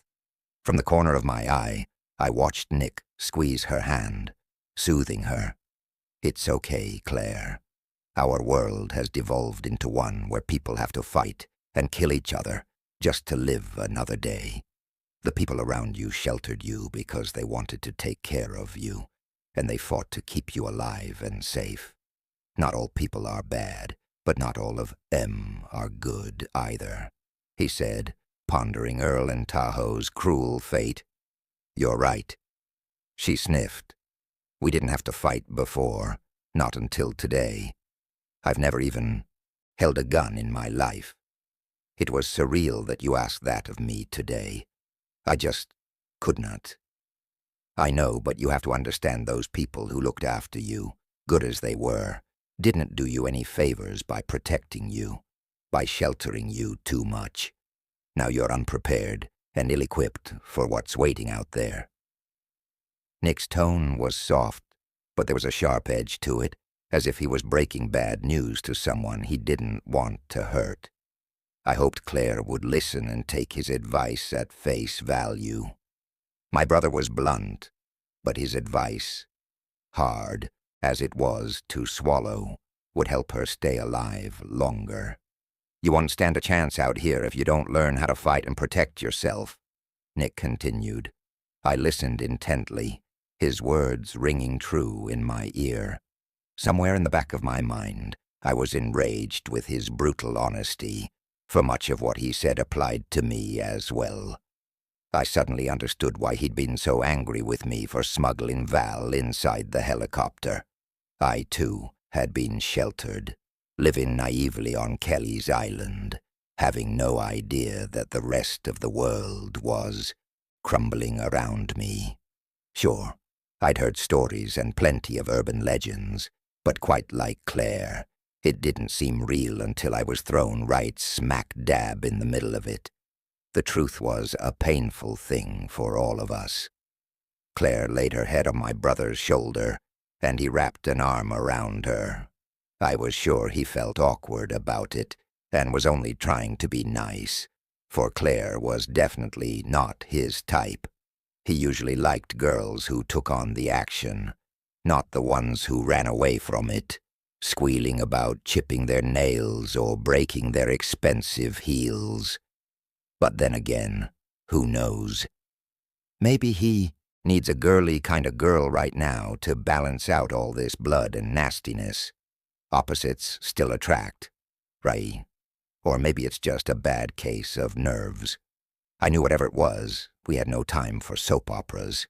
We had more important fish to fry, like finding the freeway, for starters. Once we were finally on the highway, I felt a bit safer. Val's Jeep now led the way, and we drove for a few hours in absolute silence. I would have loved to have thrown some tunes on, but I was sure all the DJs had been gobbled up by zombies. Then, out of nowhere, I noticed my sister slowing down, and her brake lights flashed as she pulled over to the side of the road. "What the heck?" I yelled to my brother. He jolted awake when I stopped behind her and cut the engine. "It's Val. She's pulling over." "Why?" Claire asked. "It's dark outside. Stopping isn't a good idea, right?" I shrugged. "Who knows? Maybe she needs a potty break or has a flat or something." My brother jumped out of the car and dashed toward her Jeep, yelling, "Are you mad? No stopping unless I deem it safe." Claire and I rushed over to the other Jeep, then stopped the moment we reached Val. She was on the side of the road by a sign, puking into the bushes. Jackie's hand rested on her back. She shot us an apologetic look, then went about rubbing Val's back. "Are you okay?" I asked softly the moment the heaving stopped. She nodded but didn't seem to want to move from the spot. My brother and I scanned the area as we waited for her to finish. The long stretch of deserted highway posed no imminent threat, or so it seemed. Nick tapped his gun, signaling that we should get a move on. I was glad for that, because I didn't want to stick around either. The full moon reminded me of werewolves, and a chill pricked my spine. Get it together. Werewolves are fake, just something for teenage girls to giggle over, unless they prefer sparkly vampires. But zombies were real, and my sister was about to turn into one. "Sorry, guys," Val eventually said, standing. "It's okay," Nick said. "I'm the one who should be sorry for yelling at you." Claire touched Val's shoulder. "Is there anything I can do?" She straightened and flipped her hair out of her eyes. "I'm fine, guys. Thanks for asking. Let's just get out of here. Sorry for stopping." "Wait," I said, holding a hand up to stop her. "You shouldn't be driving in your condition." I knew she needed rest. Val motioned for Jackie to get back in. Once Jackie did, Val jumped in the Jeep and slammed the door in my face. Her behavior was moody and sporadic, and it went beyond the normal female oddities. Turning the key, the engine cranked, but refused to turn over. "Why won't this thing start?" she asked. She tried a few more times, and the engine finally fired. Nick peeked his head in the open window. "Dean's right. You're in no condition to drive. Also, we need to rewrap that nasty wound of yours." She smiled. "I'm fine, baby brother." "That's for me to decide," he said. "Listen, each Jeep is stocked with a first aid kit," Val said. "I made sure of that, so don't worry. I'll have Jackie wrap it up as soon as possible. Let me slap on a dressing from the medical kit, and then Dean's driving while you get some sleep." He motioned to the back seat. "Are you worried I might hurt Jackie?"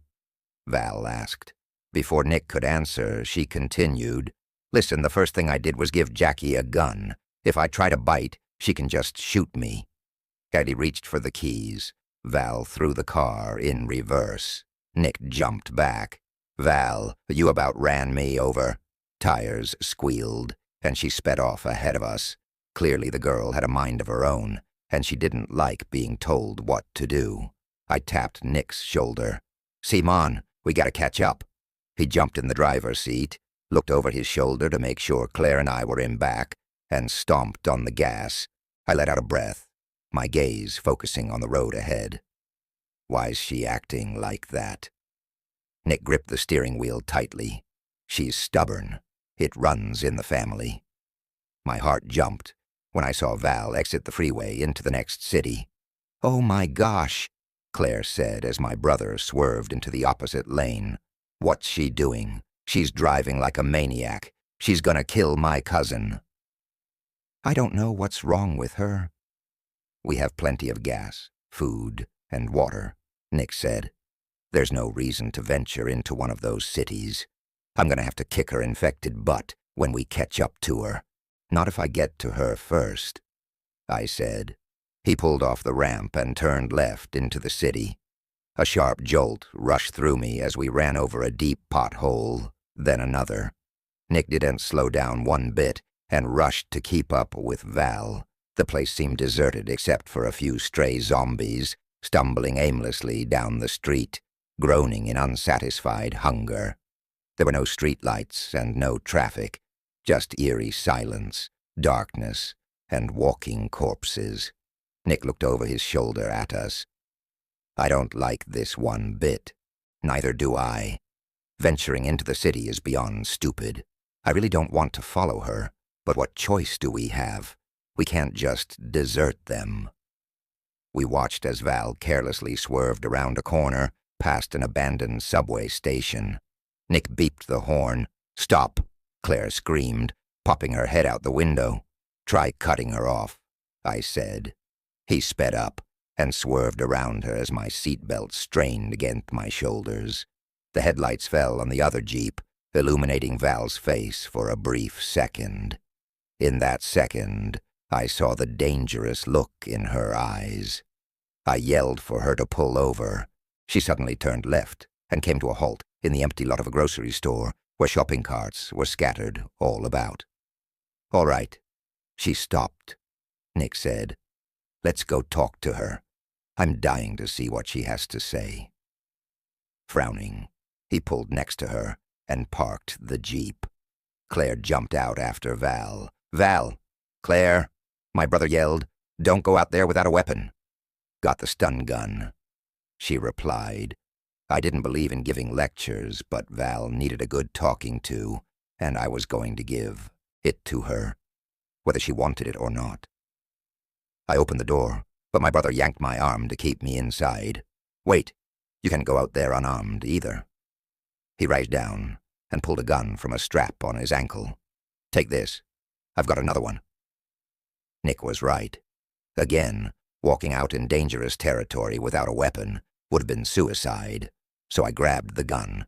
"Let's go see what Val's little problem is, and then we'll get back on the road again, and she's not driving again, no matter what." "Exactly," Nick nodded. "Hey, sis," I yelled. Like a mad woman, Val grabbed a loose brick and whipped it through the window.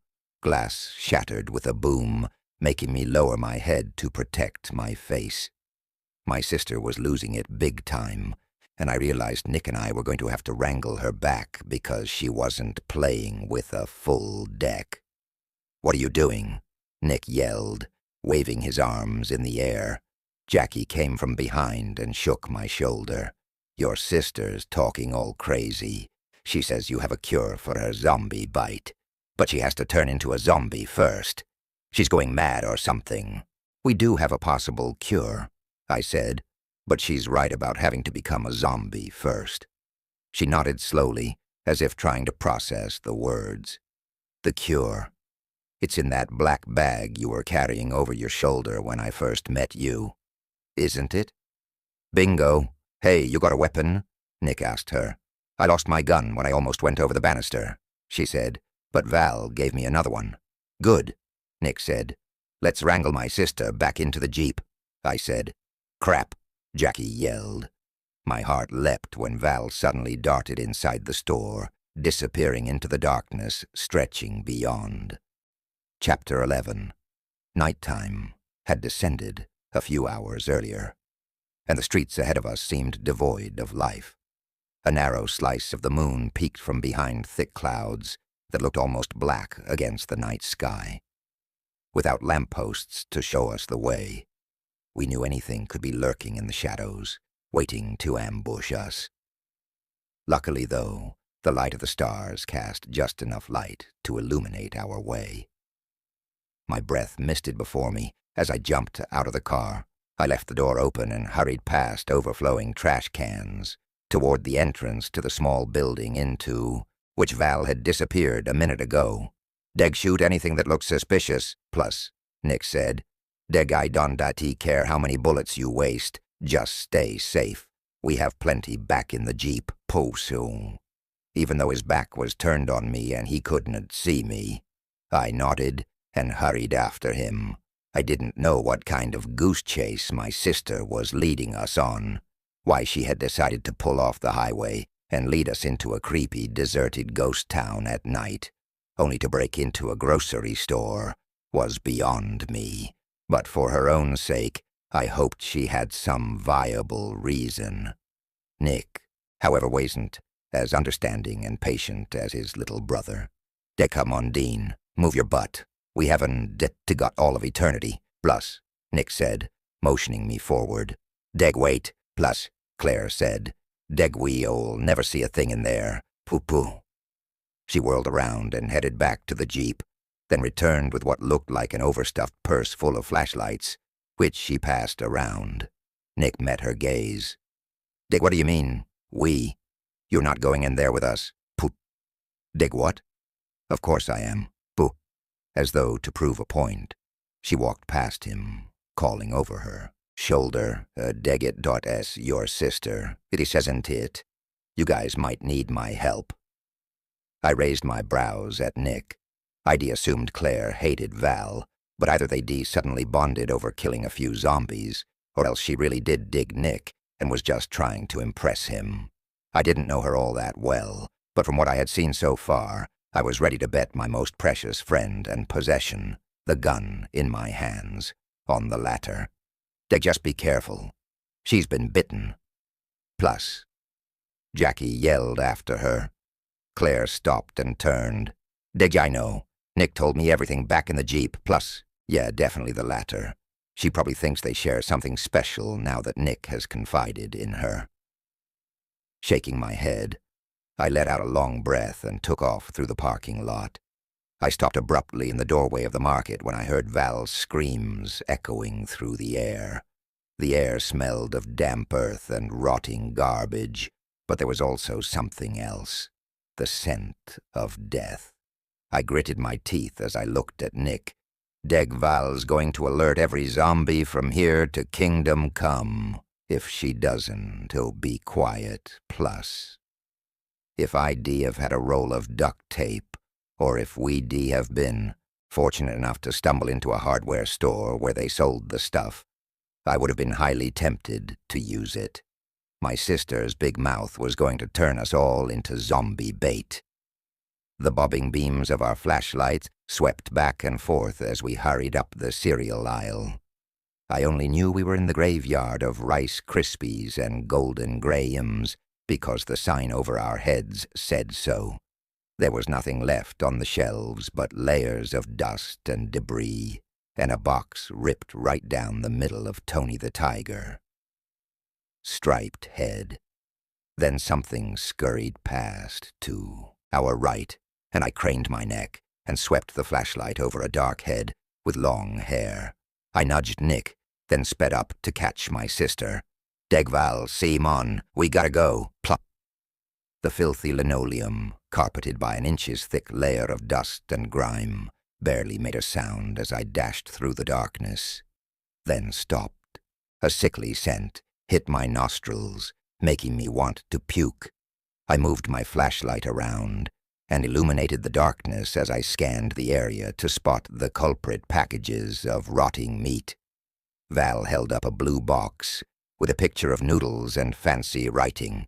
She didn't even turn as she said, "Deg, look, it's smashed. Rodents have been nibbling it as well, so this one's a no-go plus." She tossed the box on the floor, and it landed with a loud thud, then pulled out a giant moldy piece of steak from its wrapper. To be honest, I wasn't even sure what it was, and I didn't know what possessed her to pick it up in the first place. "Deg, is this going to be my new choice of food? Plus," she asked. "Deg, I sure hope not. Val, plus." I whispered. Ignoring me, she rolled her eyes and threw the steak away. It plopped onto the ground a few feet away and remained stuck to the ground. "Ticket's expired. You can have it, miss." "Plus," Val yelled, her voice reverberating from the walls. "They can get some clothes on. Who comes to a store dressed in a robe anyway? When you're done snacking, go home and cook your man some brains or something, please." "Deg who?" "She talking to, plus?" I whispered to Nick. "Deg, I dunno, plus," he said. "Deg, but it does kind of freaky. I bet she is hallucinating. Plus 6. My attention remained glued to Val as she held up a can and rolled it in her hands, continuing her monologue. "Again, this one's dented. This store sucks. Where? There's the manager. Plus whom?" Footsteps echoed behind me a moment before Claire and Jackie appeared, and Clairdo's hand wrapped around my upper arm.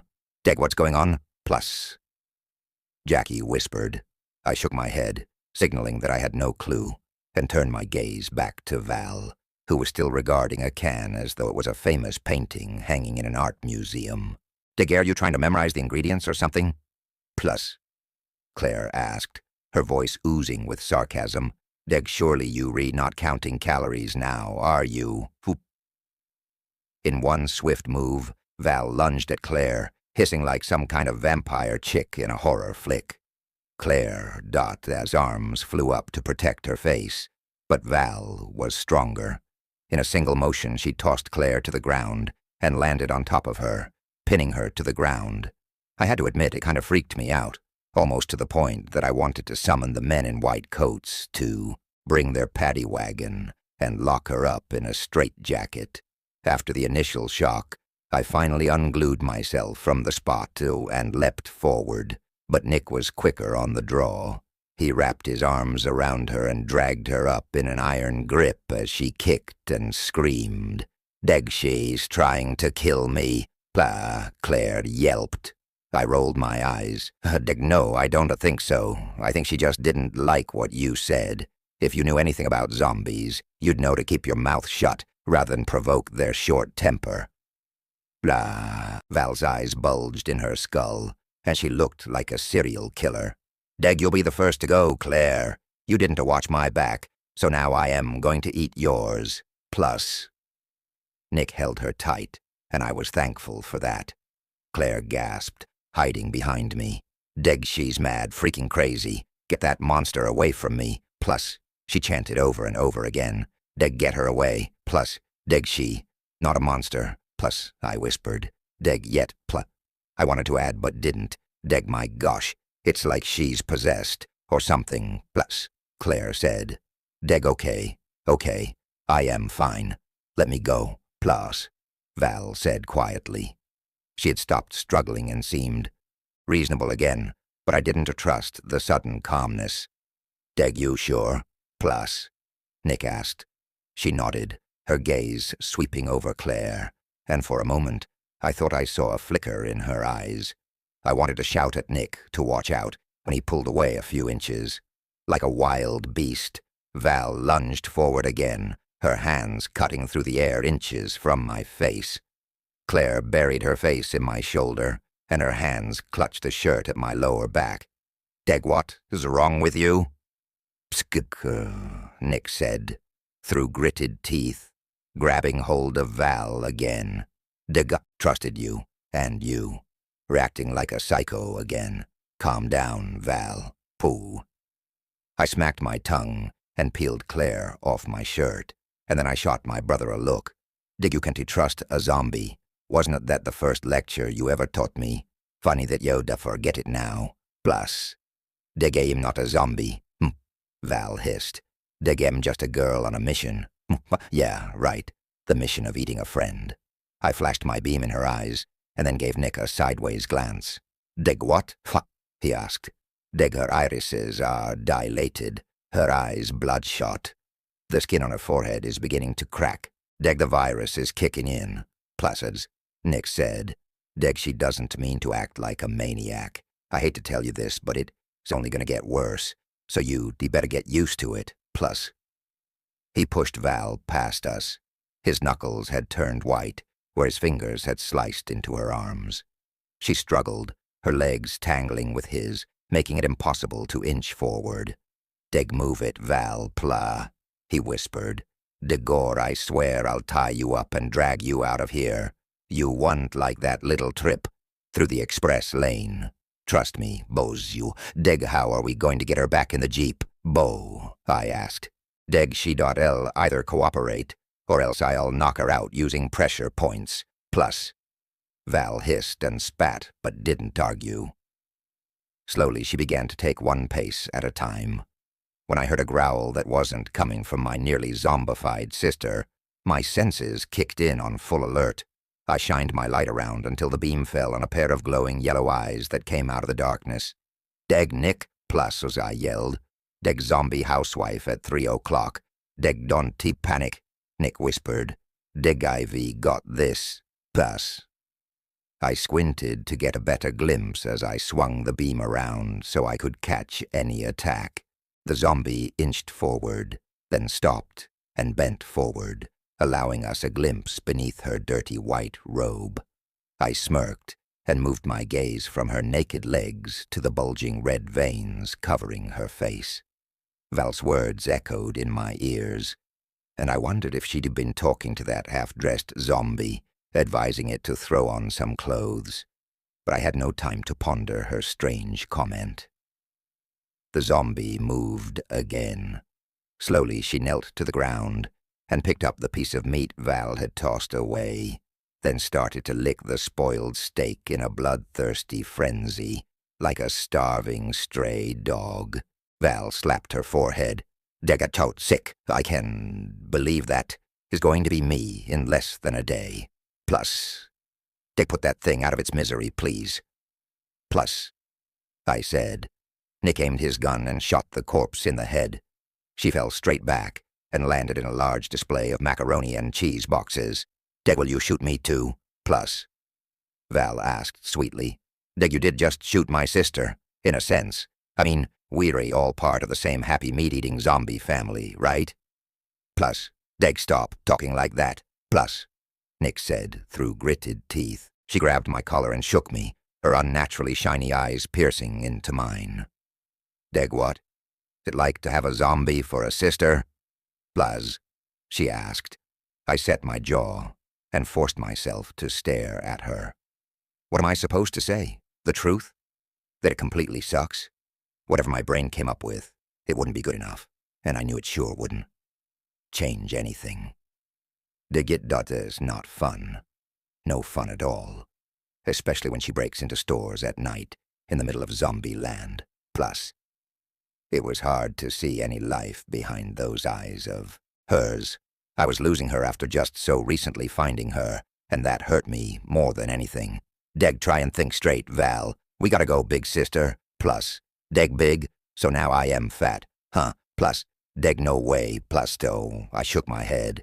Deg I don't want to become a zombie, please, she said sadly, knocking over another display, sending several red and white cans to the floor. Good, plus, she mocked, looking at them. Deg I am not really into brains as a delicacy, plus, Val said. Her thoughts were all over the place, and I realized I needed to keep her focused. Deg you 1, 2, 2. Be a zombie forever, Val. I've got the cure, remember? Plus. My voice remained calm, but inside I was shaking like a leaf in the wind, hoping that what I was telling her was true. Deg you do? Why didn't you just say so? She yawned. Deg I am so tired. What's your name again? Deg I am your brother Dean. Dig, and I am your other brother, Nick. Now come on, sis. I have a nice blanket and pillow waiting for you in the jeep. Poop. Nick coaxed softly. Dig, let us go, less. Dig, okay, plus.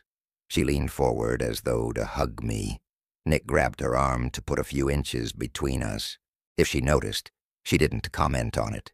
She simply said, Dig, Dean and Nick, I love you guys so much. I couldn't ask for better brothers. Plus, I prayed to God she wouldn't to bite me while my guard was down. Dig, it's gonna be okay, I promise. Plus, Dig, why are we here? In a grocery store of all places? Plus, Val asked, as if she had just snapped back into reality. Dig, are you guys that hungry? Didn't we take enough food from that glass house? Plo, Dig, I'm not hungry at all. Poop, I said, pushing her forward as gently as I could. Luckily, she began to move. Dig, then why are we here? Pum, she asked. Dig, well, you hightailed it off the freeway to take us on some kind of midnight tour of this place. Plus, I said. Dig, I figured maybe you were looking for a fast food drive-through. Plus, Dig, I'm losing my mind. You better not let me drive again. I am so sorry, guys. I just don't know what happening to me. Plus, she squeezed my hand and then let it go, as though she didn't trust herself any more than I trusted her. In the very next second, she yelled, Dig, get away from me. Who are you? I am not going anywhere with you. Plus. In an instant, Claire pressed her stun gun on Valdot's arm, sending my sister crumbling to the ground on jellied legs. Dig, sorry for zapping your sister and all, but I think we need to get out of here. Plus, Claire said, Dig, it's okay. She was out of control. I scooped her up and realized she was burning up. Nick shined the light down. Dig, she's out cold. Let's get her back into the jeep. Plus, we barely moved a few steps before zombie groans came from our right. Jackie gripped my hand. Dig, we've got company, and I don't think they here for this week. Sales. In spite of her attempt at infusing humor, I could feel her rigidity. Dig, this isn't good, Claire said. Dig, don't worry. Plus, Jackie said. Dig, Val gave me a gun, so we all be okay. Plus, Dig, I hope you. Right. Plus, Claire said. She peeked around an aisle, then gasped. I followed her line of vision, and my own breath caught in my throat. Dig, there, so many of them. That gun of yours better be a dead aimer, and I mean that literally.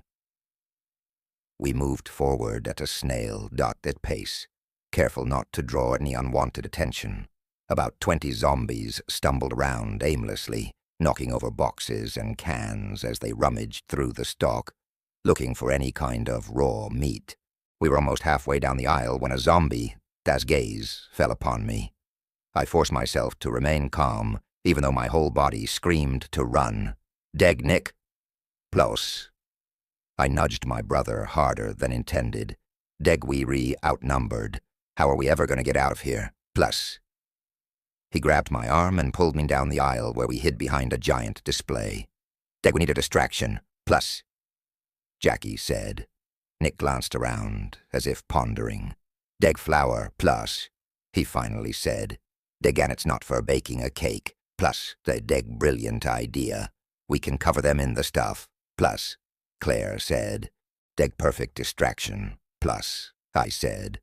Dig, I saw flour too, Rex. Dig, where? Much, Claire said.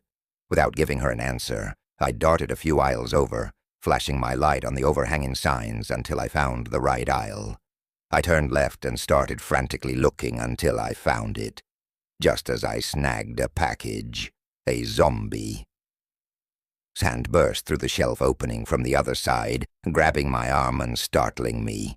My gun clattered to the floor, next to a cellophane bag of broken plastic forks. Through the shining beam of my flashlight, I looked through the gap, and I saw the zombie. White, lifeless, hungry eyes. My heart lurched. I knew if the thing broke my skin, I'd be in as much trouble as Val. I tried to wiggle my hand free, but it had amazing strength and just tightened its grip, pulling while rattling the shelf. I feared it might draw the attention of the other undead late-night shoppers, but my main concern was freeing my arm without sustaining a wound. I prayed it wouldn't scratch or bite me with its jagged teeth, because I knew that would be more fatal than any saliva dropping on my skin. With my free hand, I tried to hit it with my flashlight over and over again until my arm hurt, but still the thing wouldn't let go. Footsteps rushed behind me and my heart raced. A zombie. How am I supposed to fight while this thing's got a hold of me? I glanced over my shoulder and saw it wasn't a zombie. It was only Claire. She was hurrying over to me, holding her stun gun. I bit my lip hard as she stunned the corpse's arm. When it released its cold grasp, I yanked my arm free. "Thank you, Claire. I so owe you. Please. Did it get you?" "Pooh," she whispered. I ran my hands over my arm, fearing that I might find myself in the same predicament as Val. "Dig no blood? Plus," I said, letting out a huge sigh of relief.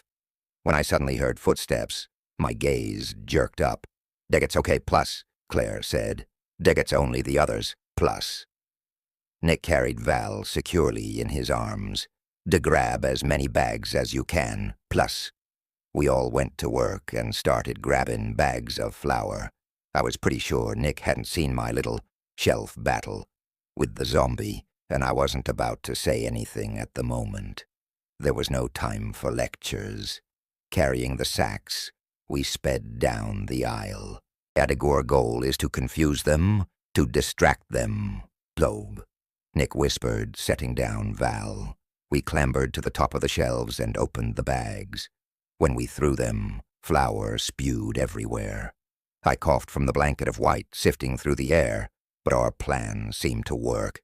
The zombies hissed and started to stumble around like big, clumsy idiots, and it looked as if they were completely disoriented from the flour fog we decreated. "Deg run now, plus," yelled Nick, jumping down and scooping up Val. Nick and Claire darted off ahead of Jackie and me. We were right behind them when an avalanche of cans and boxes tumbled over my head. The shelves had collapsed right down on us, probably from the weight of so many zombies filling the store. I gripped Jackie's hand tightly, peering through the smog of flour. It appeared as if Nick, Val, and Claire had made it out okay, but I hadn't Murphy's Law. Go figure. I glanced helplessly at all the zombies flooding in through the doorway. "Dick, we'll have to find a different way out, pludge," Jackie whispered. I glanced at the zombies flooding in through the doorway and realized we definitely couldn't use the main entrance. From what I had seen so far, the only other way out was the back, where the zombies were gathered. Crap. We so screwed. Chapter 12. From outside, the grocery store had seemed deserted, even peaceful, but there was nothing peaceful about the place. Unfortunately, we had to discover that tiny detail after following Val inside, and now we were trapped. The countless growls and moans cutting through the night made my skin tingle, and my brain was working overtime as I tried to figure out a way to make it out alive. Nick, Val, and Claire had made it out of the store, but Jackie and I were still trapped inside, and it didn't look like we were going to be able to come up with an exit strategy before the zombies noticed our presence. One had already spotted me, and with more flooding in through the front by the minute, the place would grow crowded soon. My heart was already drumming in my ears, and I was sure that if I could hear its terrified thump-thump so loud and clear, the zombies would hear it too. It was only a matter of time. I bit my lip as I glanced around the darkness, then pointed to a high window way over to the right. Jackie nodded in silent agreement, then took off in the right direction. Our shoes barely made a sound on the tile floor as we zigzagged through a few aisles and finally made it to the horizontal window, then stopped to peer around. Long shelves filled with cans jutted out of the wall. Giving Jackie's hand a last squeeze, I stepped on one of the rickety bottom shelves and pulled myself up to the next horizontal surface. "Simon," I whispered.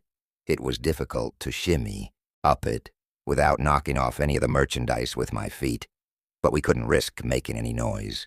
The last thing I wanted to do was give away my location to the army of the undead. I placed a foot on the hard surface and held on to the metal rod, then heaved myself up. My clothes made a chafing sound that wouldn't have been noticeable under normal circumstances, but nothing about our circumstances was normal. I held my breath and peered around me, trying to determine if we'd been spotted.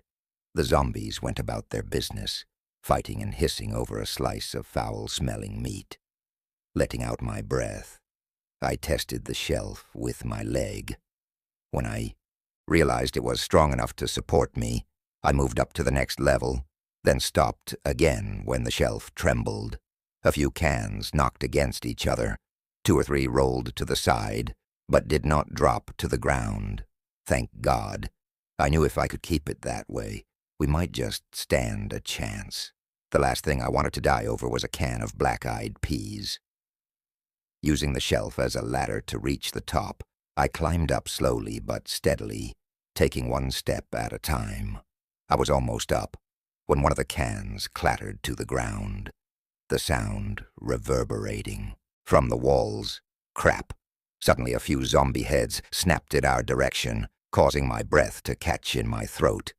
I prayed their interest wouldn't be piqued, but as usual, luck wasn't on my side. Hurrying as fast as I could, my legs on fire, I dashed up, then reached down to help Jackie. I wrapped my hand around her thin arm to pull her up, and once she reached the top, we glanced down. Because of my fumbling cans fiasco, zombies had spotted us and headed in our direction. Jackie unlocked the window. We pushed and pulled as hard as we could, our arms straining as we forced the latch, but it was painted shut and refused to budge. I reached for my gun, but it wasn't there, and I knew it must have fallen out when the shelves collapsed on us. "Give it another push," I yelled. "On 3. I began to count, and then hurled my whole weight forward, to no avail. My heart began to race again. I got on my knees and reached down for anything we could use to bust the window or knock the latch off. My hands wrapped around a can of spaghetti sauce, the mushroom variety. It was a bit small, but the edges were sharp, enough to do the trick. "Cover your face," I said to Jackie. "No need," she said, sliding out her gun from her holster.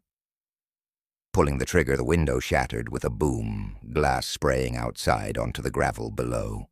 The shelves started to wobble as zombies began to rock them from below, and Jackie fell back with a loud yelp. I quickly grabbed her around the waist to steady her while holding onto the railing with my other arm. "Wrap your arm around my neck," I shouted through the moaning noise below. When Jackie reached up, I scooped her into my arms and held her tightly against me, then kicked out the rest of the window while Jackie kicked the shelf over. Her body was still pressed against me as we teetered on the edge of the windowsill, dangerously close to the floor below, and the hands reaching up to grab us and tear us into tasty, bloody morsels. With a loud thud, the shelf crashed on top of the zombies. I peered out into the night, exasperated. There were no trees to shimmy down, no ladder, no rope, and nothing to aid our descent. Only after leaning out did I notice that directly underneath us, there was a tall dumpster with flat open doors on the top and metal sliding doors on the side. "We've got to jump," I said. Without hesitation, Jackie climbed out and took the plunge. I followed right after and fell into a giant pile of black bags. I could hear the plastic crinkling beneath me a moment before the reek of rotten eggs hit my nostrils and made me gag. Pushing up, I struggled to grip something hard without spreading the garbage and smell all over me. When I finally managed to sit up, I realized the only thing that was not covered in trash were parts of my face. "Are you okay?" I whispered, looking around for Jackie, who'd disappeared into the abyss of garbage. She popped up and peered over a few bags. "Yeah, I'm fine. You?" I nodded, even though I couldn't tell whether she could see anything in the pitch black. "See anything?" she continued. The moon cast a glow over city buildings and graffiti-covered walls stretching into the distance. To the left of a broken lamp-post, I noticed a long alley strewn with garbage. My gaze scanned the area for any suspicious movement, but everything remained silent. "The coast is clear," I whispered to Jackie. The loud rustling of plastic bags next to Jackie startled me. Then a green, rotting hand burst from the boxes and tried to clench the air. My heart lurched. I felt around the trash looking for anything I could get my hands on. All I could find were empty boxes that wouldn't even smash a fly, let alone fight off a zombie. The oversized container shook slightly on its wheels as the zombie fought its way through the trash and sprung toward Jackie, snapping its jaws. She whipped out her gun and shot it straight in the forehead. Dark liquid squirted everywhere, and the zombie fell sideways. Jackie scrambled up. I was right behind her, so I helped her climb over the edge of the dumpster and then followed.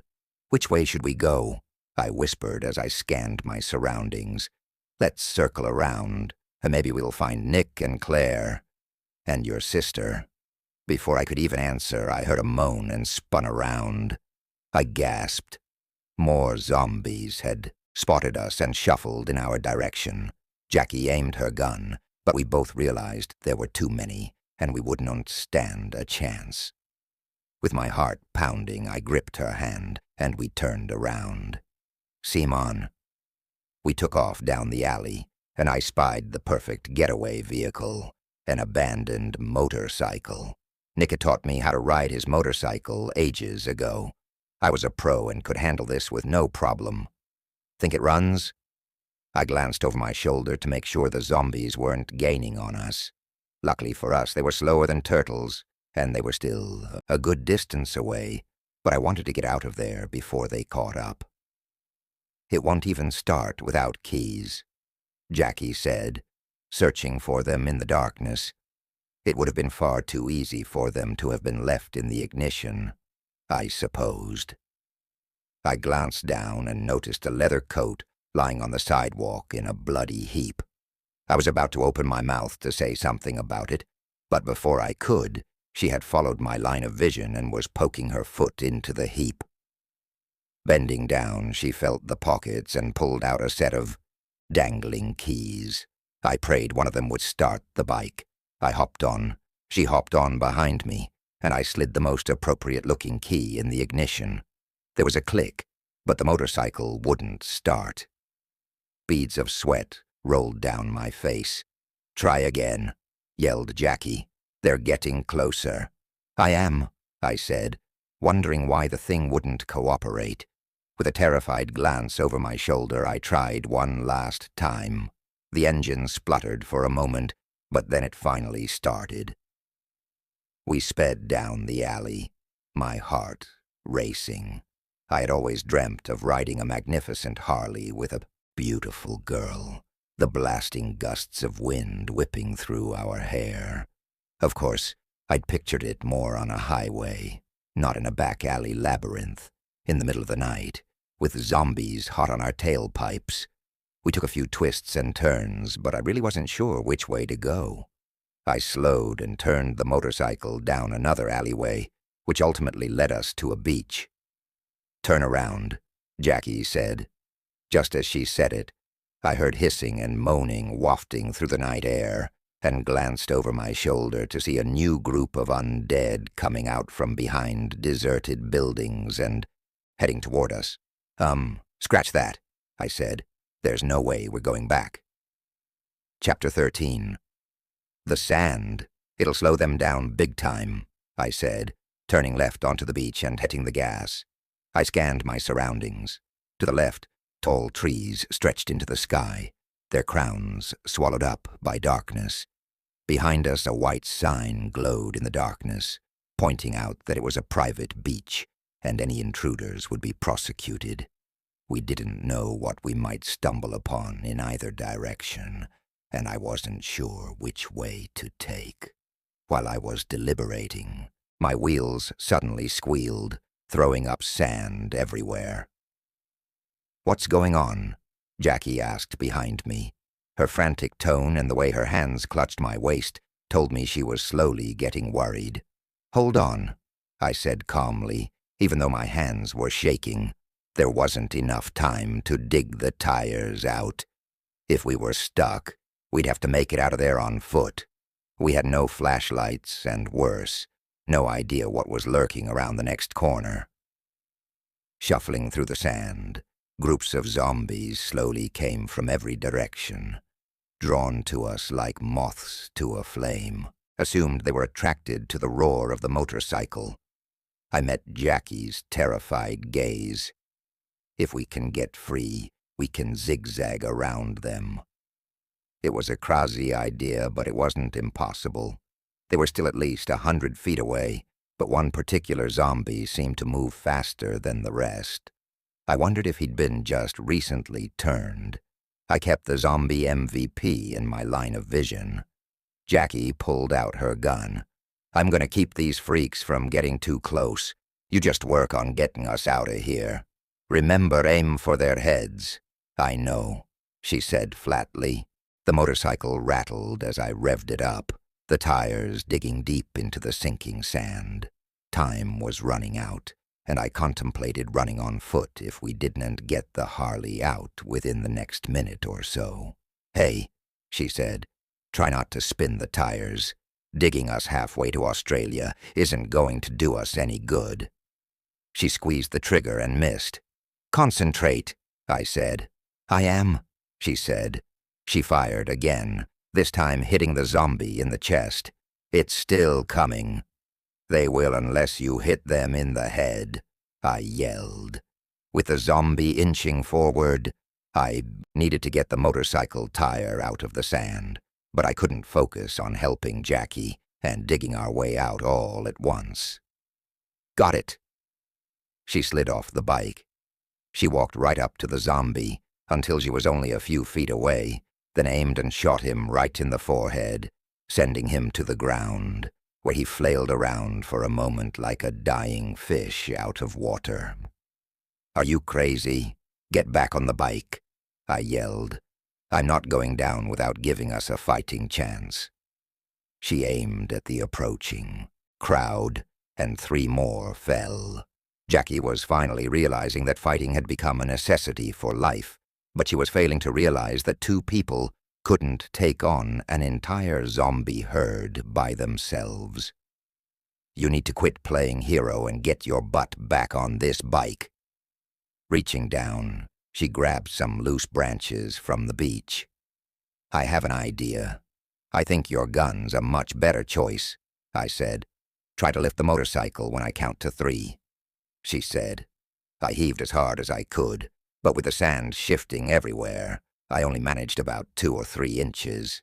"Hold it up," Jackie said, kneeling down. I clenched my teeth and held the weight of the machine as I watched her squeeze the branches under the front tires, then moved to the back. I held my breath as I dropped the front tire, then lifted up the back so she could stabilize the branches beneath it. "The branches will provide traction, or at least I hope so," she said. It was a brilliant idea. I had to give her that. I rocked the motorcycle back and forth, spewing a cloud of sand in the air. Some of the smaller twigs snapped beneath it, making me doubt it would hold. I knew we had to hurry. I could just picture that undead army pulling us off the motorcycle and biting into our flesh, and I shuddered at the thought.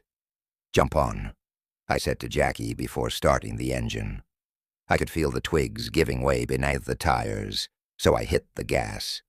With one last squeal, the tires were free. I turned the direction with the least amount of zombies and was able to easily pass by them, my heart racing even faster than the bike. Speeding up, I followed the beach strip, my thighs clutching to it to keep it steady. I turned. Right. There has to be an opening or exit somewhere, if we could only find it. "Look for a gate or something," I yelled to Jackie, my gaze still fixed on the ground. As I turned the bend, I saw that the south side of the beach was also swarming with zombies. To make matters worse, I was sure our loud motorcycle had just rung the dinner bell. "There are too many of them," Jackie said. "We'll never get through." She was right, for I saw no way to break through them without becoming their midnight snack. Jackie started shooting, and 2 dropped in our path. I abruptly turned the bike and zigzagged past a few stragglers. I revved up the motorcycle and sped toward a nearby pier. Jackie wrapped her arms tight around my waist. "What are we doing? Can you swim?" "Yeah, sure. I take it we're going for a dip." "Yep, hold on." Adjusting my speed, I raced down the pier. The engine revved and the tires squealed as the motorcycle drove into the lake with a giant splash and began sinking, pulling us beneath the surface. Cold water gushed into my mouth and soaked my clothes. Somewhere in the back of my swirling mind, I realized I could no longer feel Jackie's hands around my waist. With deliberate long pushes of my legs and arms, I broke the surface and spewed out water, my whole body screaming for oxygen. I took giant gulps of air and searched for Jackie. "Jackie, Jackie, where are you?" I asked between breaths. A few moments passed, but the dark surface of the water remained undisturbed. I scanned the area around me frantically, fearing the worst. Suddenly a spluttering noise echoed from behind me. I turned sharply to Jackie, throwing her arms around me. "You're okay." She laughed. I melted into her embrace. Never been better. I shook my head to push the scary images to the back of my mind. If anything had happened to her, I wouldn't have been able to live with myself. She motioned toward the shore. "You don't think they can swim, do you?" "No way. I live on an island. Trust me, those things can't swim, and they know it." My gaze darted over to the shore. Under the bright moonlight, zombies were pacing up and down it, moaning and groaning, just waiting to tear us apart. Lots of them had also followed us up the pier. It gave me the creeps, but I knew they wouldn't come into the lake. She squeezed my arm. "I bet they'd love it if we were stupid enough to swim back." "Yeah, but we're not that stupid. Let's swim to the other side and get our butts out of here," Jackie said. I had no idea how big or deep the lake was, but I didn't even want to think about it. With no other choice, I had to remain positive, so I glided forward with long strokes. After a few minutes of swimming, Jackie stopped. I halted next to her and followed her line of vision down the water surface to the darkness stretching in the distance. "You see that?" she whispered, pointing at what looked like a shore.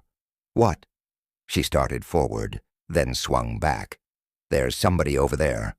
I was sure it was just more zombies, so we'd have to keep swimming until we found a safe way out. I could see the opposite shore not too far away. Squinting to get a better look, I made out figures in the distance. A second later, a strong breeze carried their shouts to us. My lips curled into a big smile when I realized Nick and Claire were pacing along the shore, waving their hands wildly. "I can always count on my brother." I pounded the water with my fists, splashing it in all directions. Jackie smiled. "We are saved." I met her gaze when she gripped my shirt tight and pulled me close, wrapping her legs tightly around me. Catching me off guard, she captured my lips in a hot, hungry kiss. I swirled my tongue over hers. My heart pounded as adrenaline surged. I had never kissed such a hot girl before, or many girls for that matter, and it was the most amazing feeling in the entire world. She broke the kiss and said with a coy smile, "Come on, Your brother's waiting?" I smiled. "Yeah, let's go." With powerful strokes, I cut through the water and swam toward shore. "Hey," we saw headlights, and then a bike drive off into the lake. Claire called as soon as we were within earshot, only a few feet away. When we saw it, we raced our jeeps over here to the other side, hoping it might be you. "Yeah, with all that screaming to get your attention, I thought we'd attract zombies," Nick said. I scanned the beach for any shadows, but saw none. It looked safe for the moment, and I was happy when my feet finally touched the ground beneath me. As I waded through the waist-high water, pebbles and sand shifted under my feet. I climbed out, shivering in the cold breeze running over my body. "How's Val?" I asked my brother. "Sleeping," he answered. There was something in his voice, though, some kind of hesitation, as though he was keeping something to himself. But I didn't press the issue. Happy to have made it out, I let out a sigh of relief and squeezed Jackie's hand. And then my gaze fell on the gun in Claire's hand. "You pack heat now?" I asked. She noticed my staring and held it up. "Your brother showed me some tips at the house, so I thought this might be the perfect time to put them to good use." "Yeah, well, Nick can talk anyone into anything," I said. "Simon," Nick said. "You know a stun gun wouldn't cut it out here." "I thought that too," I said. "But then Claire saved my butt back in the store." "What?" Nick gasped. "One of those zombies grabbed me through the shelves and I lost my gun. If Claire hadn't come and stunned the freak, I'm sure the thing would have bitten me." I threw Claire a thankful look. "Thanks, Claire." "Not a problem."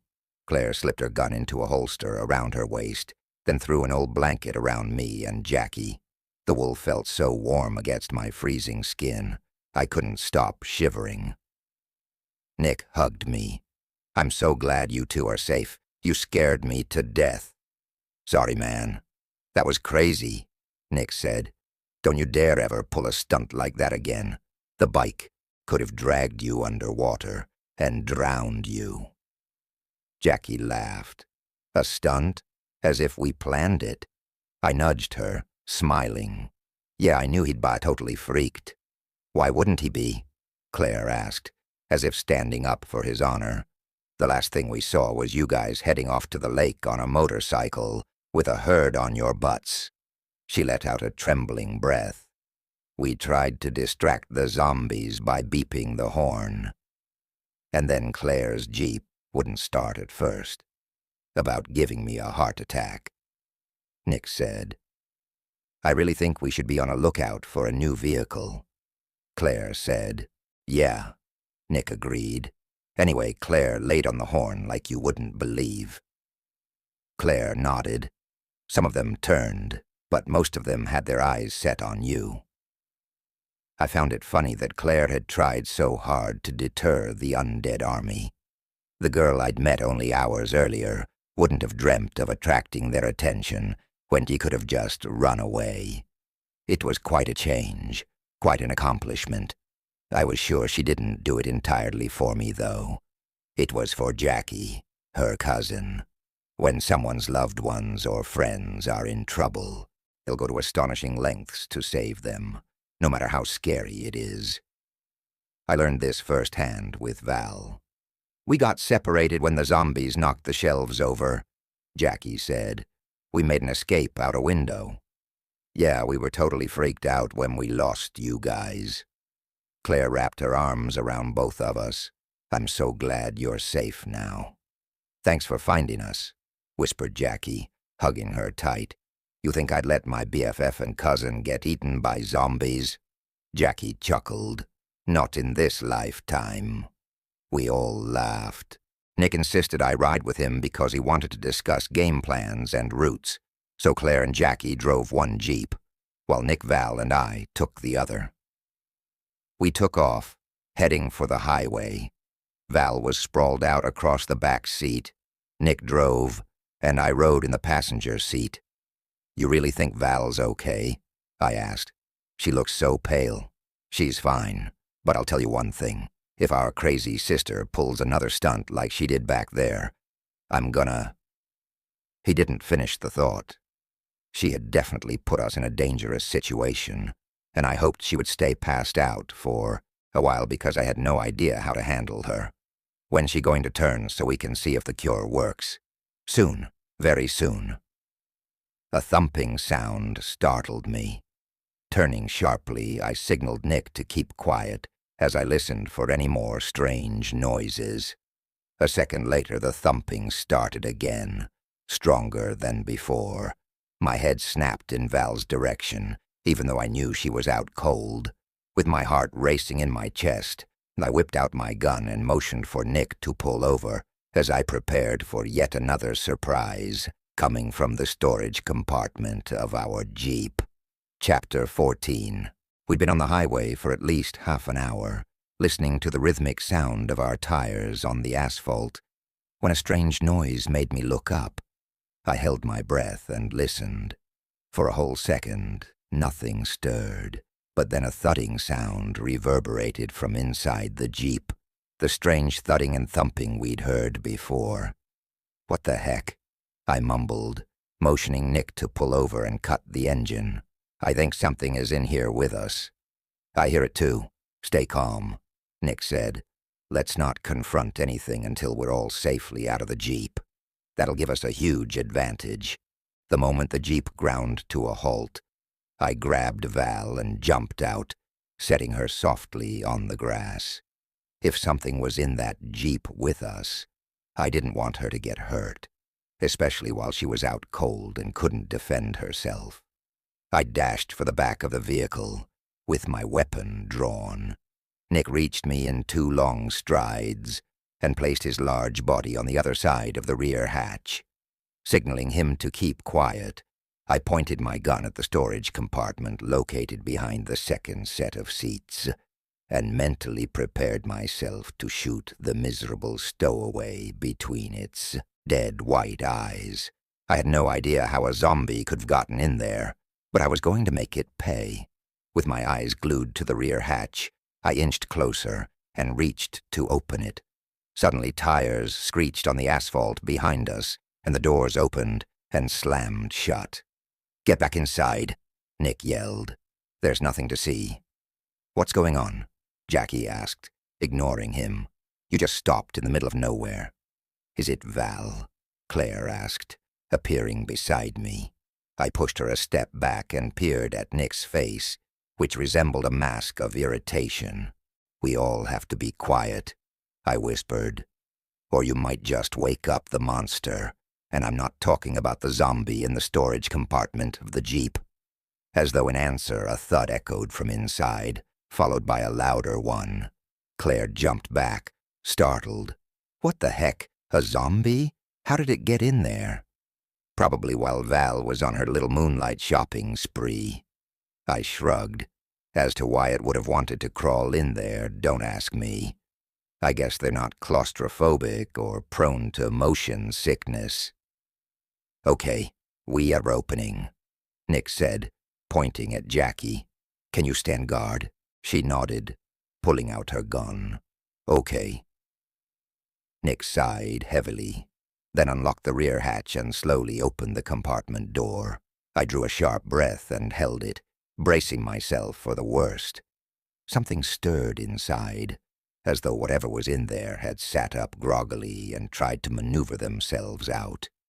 Then a voice echoed from within. I blinked several times before a face came to mind to match the voice. "Please don't shoot, Nick. Don't shoot, man," Tahoe pleaded, appearing in my line of vision.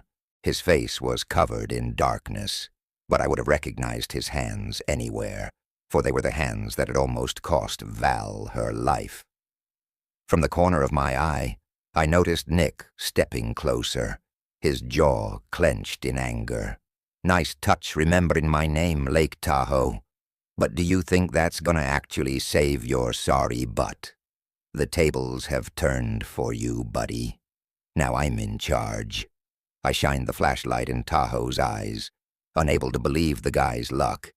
He'd ventured out into the night, And when we'd watched his friend being eaten alive, we'd all mistakenly assumed Tahoe had been a side dish. I couldn't believe he was still alive, let alone standing in front of us. Either he had to be the luckiest moron in the whole wide world, or else he'd been bitten, so the venom had kept his future kind at bay. I knew which option was more likely. Taking a step back, I pushed Claire behind me, just in case, and focused my attention back on Tahoe. His hands and clothes were bloody, but whether the brown and red stains were from his blood or someone else's, I couldn't tell. If he had been attacked and infected by zombies, I knew Nick wouldn't hesitate to shoot him. At least that would have given Nick the perfect excuse to put a bullet in his head, a fitting death sentence for his attempted murder of our sister. You're the scum of the earth. You know that, right? Nick pointed his gun directly at the scraggly man's head. Give me one good reason why I shouldn't pull this trigger. Tahoe held up his hands, his eyes wide with fear. Please don't shoot. It was all Earl. I let Dean go so he could help her. Just ask him. I let go. He pointed at me, his gaze begging me to tell my brother my part of the story. I'm not gonna play along with his little games. My brother glanced over at me, as if to acknowledge his claims. What? I asked Tahoe. You want me to remember? Well, I'm afraid that might not work right now, since I have a little concussion left over from trying to save my sister from you and your sleazeball friend. Tahoe paled, and a sheen of sweat covered his forehead. His hands clenched and unclenched, and his gaze fixed on the gun in my brother's hand. Is that so? Nick said, grinning. I inclined my head and tried to keep hard from laughing at Tahoe's shocked expression. Yeah. Look, Nick, you might have to draw your own conclusion here, since I ain't gonna be of much help. Tahoe swallowed audibly. I couldn't help but feel justice had been served by terrifying him, if only a tiny bit. Okay. He did let me go, technically, I said eventually. Thing is, I still couldn't reach Val in time, and if it weren't for him and his half-wit friend, she wouldn't have gone through the horror she experienced. Nick nodded. Right. An accessory. I think any judge and jury would condemn a man who tried to assist in the murder of an innocent woman. He pointed the gun into Tahoe's forehead. Hey, you're not the judge and executioner, Jackie said, grabbing Nick's arm. Even though I'd sworn it when Val had supposedly died, I didn't believe in cold-blooded murder. Those vengeful thoughts had been nothing more than the result of my emotions spilling over when I thought my sister had been murdered. Just let him go, I said with a heavy sigh. He's not worth a wasted bullet. Besides, we need to get back on the road. Get out of the trunk, Tahoe, Nick said through gritted teeth. Make one wrong move, and I'll shoot you dead in your tracks. Tahoe slowly climbed out. I'll just be on my way. Thank you. Everybody get back to your vehicles, Nick said, motioning Claire and Jackie back to their jeep. Nick, I said, hesitating. Knowing my brother, I doubted he'd just let Tahoe be on his merry way. But Nick was hard to read. He'd always been like that, but he was no killer. Or is he? Nick? My hand wandered to grab his arm, but he shrugged it off. Jackie picked up on his vibes, too. You can't kill him, Nick. We're not murderers. Tahoe coughed and fell to the ground. He'd lost a lot of blood and was pretty weak.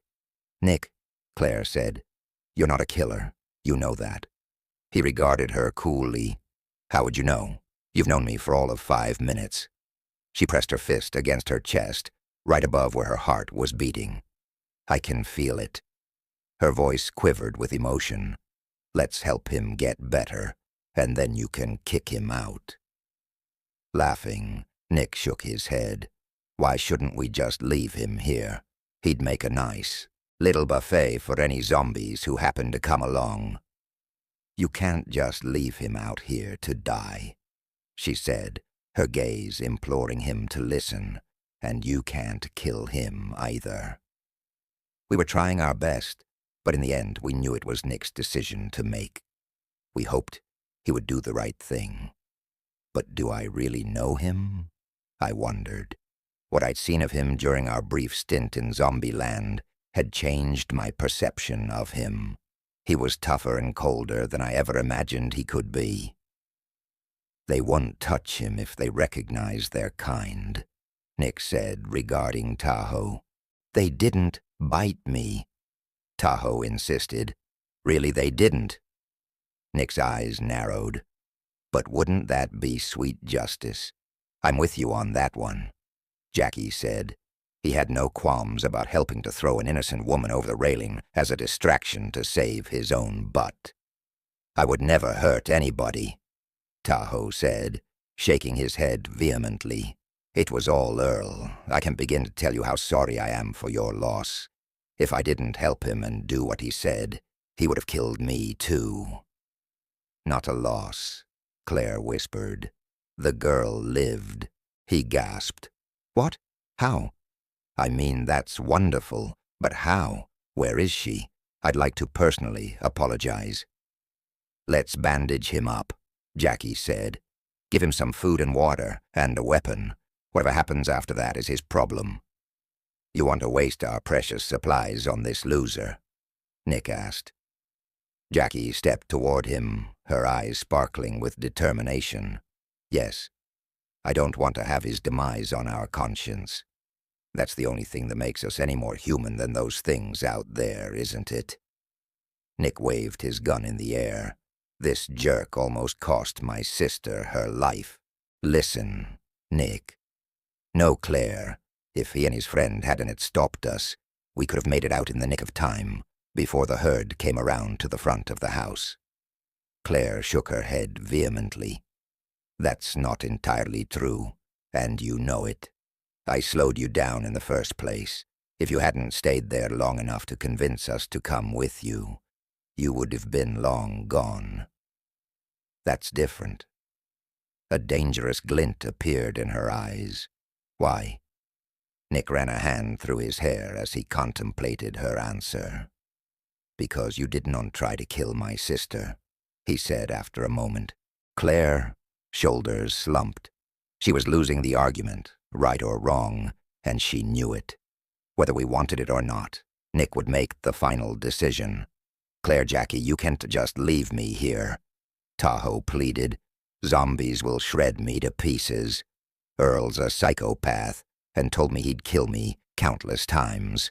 I believed him after I saw the things he's done in the past, but he was my uncle, and I couldn't leave him. Oh, you're good, Nick said. Go on, storyteller. Humor us. No, really, it's all true. My father's the chief of police, and I was going to tell him all about Earl. Right, I said. I swear I'm telling you the truth.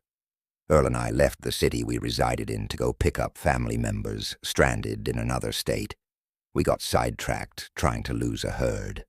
I planned on getting back home, zombie apocalypse or not. He was good at making up stories, but none of us believed Tahoe for a second. Do you really have the heart to kill a cop's son? He said. Not to mention I have a wife and twin girls. Please think of them before you do anything to me. If I was you, Nick said, I might have tried telling the story with one kid. It's way more believable than twins. Please think of my girls, Tahoe added. They have beautiful blonde hair like their mama. If you met my babies, you'd instantly fall in love with them. I raised my brows at him when he tried to play the sympathy card. I was sure no one in our group could possibly fall for such a tall tale. Yet I could tell Jackie was softening. Her frown and the angry crease in her forehead disappeared, and her hands clutched into fists at her side as she turned to regard Nick. We need to get going, I said.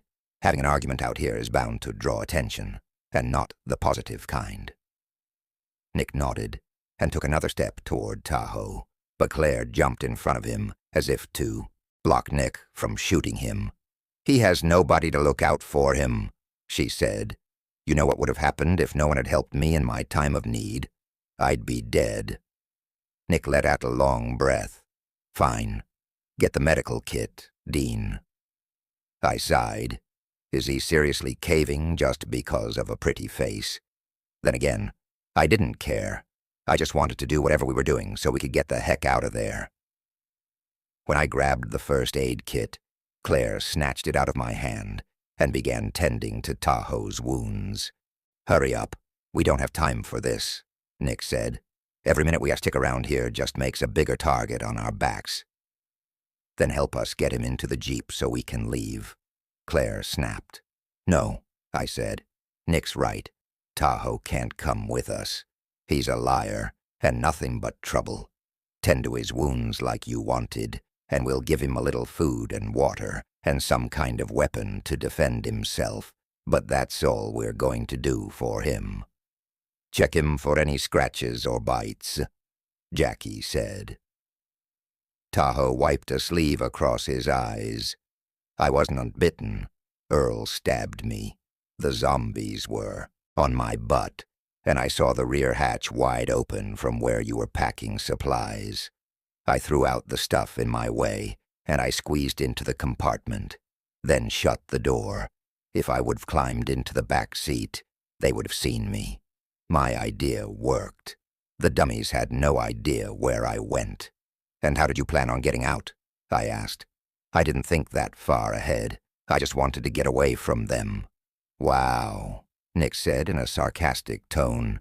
You're pretty smart for a cop's son. All I knew was that I couldn't outrun them, Tahoe said. I was bleeding, and I didn't have the energy to hotwire the jeep. I was about to pass out. I knew if I fainted in the jeep, the zombies would have broken in and eaten me. I thought it would be safer to try and hide in the storage compartment, and I must have passed out and not woken up till now. He's coming with me, Claire said, determined. Cut out the tough guy act and try to show a little compassion, because there's nothing you can do about it. As though to prove their point, Claire and Jackie helped Tahoe up. When he hobbled over and climbed inside their jeep, I knew there was no changing their minds. We were stuck with him. Nick's eyes blazed as he pulled Claire aside. Have you lost your freaking mind? I could tell that he was a bit miffed at her outright defiance, but the girl had a mind of her own. What if he hurts you? I said. Just look at him. Jackie pointed at Tahoe, now slumped over the back seat. He's a con man, not a murderer. We can handle him. I really don't think he'll hurt us. He's barely in any condition to breathe, let alone anything else. True, I said. But what if he dies? It takes up to 5 days to turn into a zombie from a bite or scratch. But if one dies, it's immediate. You need to know that. I didn't even want to think about what might happen to the girls if he turned and attacked them. Jackie's eyes grew wide. He won't. I grabbed the medical kit, some antibiotics and pain pills, but just to be safe, I'll let Claire drive. I'll watch him closely. If he dies, I'll shoot him straight in the head. I pulled her close. No, this is a bad idea, Jackie. A really, really bad idea. I just can't stand by and leave somebody in this condition in such a horrible, lonely, scary place. Please try to understand. She kissed my cheek and hopped in the passenger side. It'd make me feel safer if you at least tied him up, I said. We can handle it. Claire turned the key and started the ignition. We'll be right behind.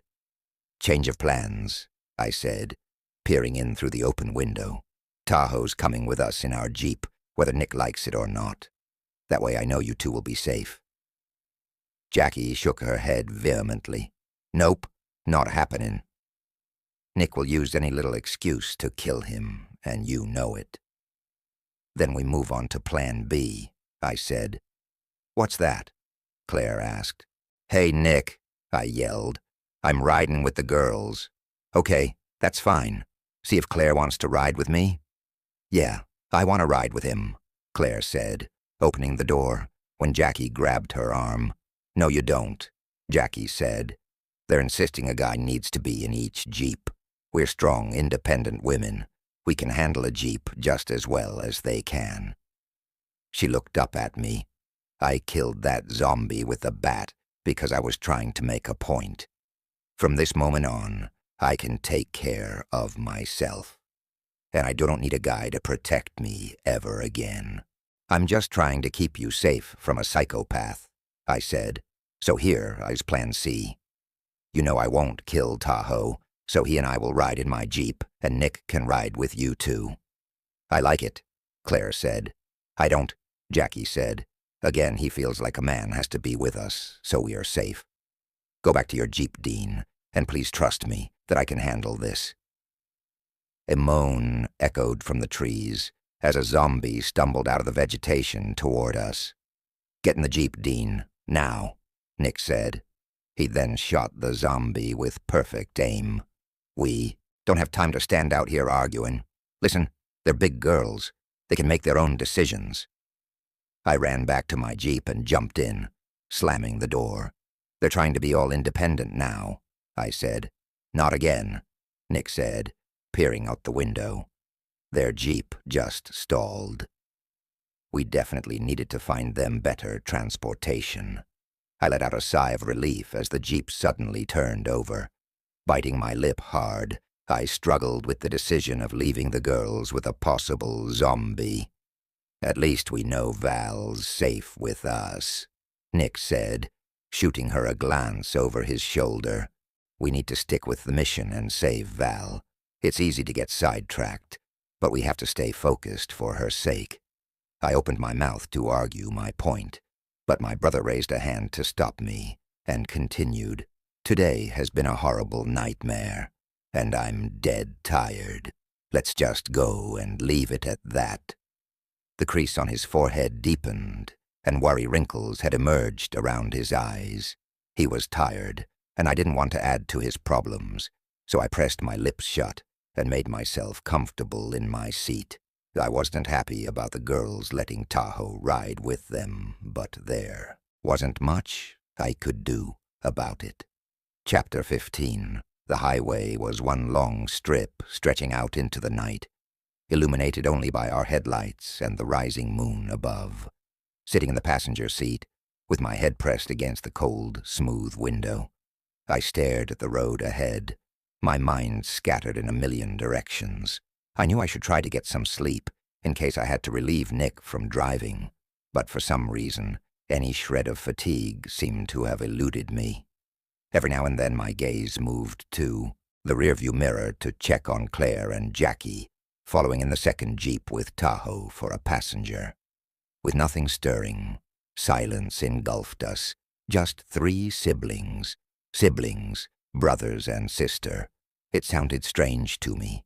Up until recently, it had been just Nick and me. Never in a million years would I have guessed that might change. But then Val came along, and just like that, we had a sister. I still couldn't quite wrap my head around it. My brother suddenly rolled down the window, jolting me out of my thoughts. "I can't stand the stink in here. We need to get a clean dressing on Val's wound before it turns completely nasty. We don't have to stop out here.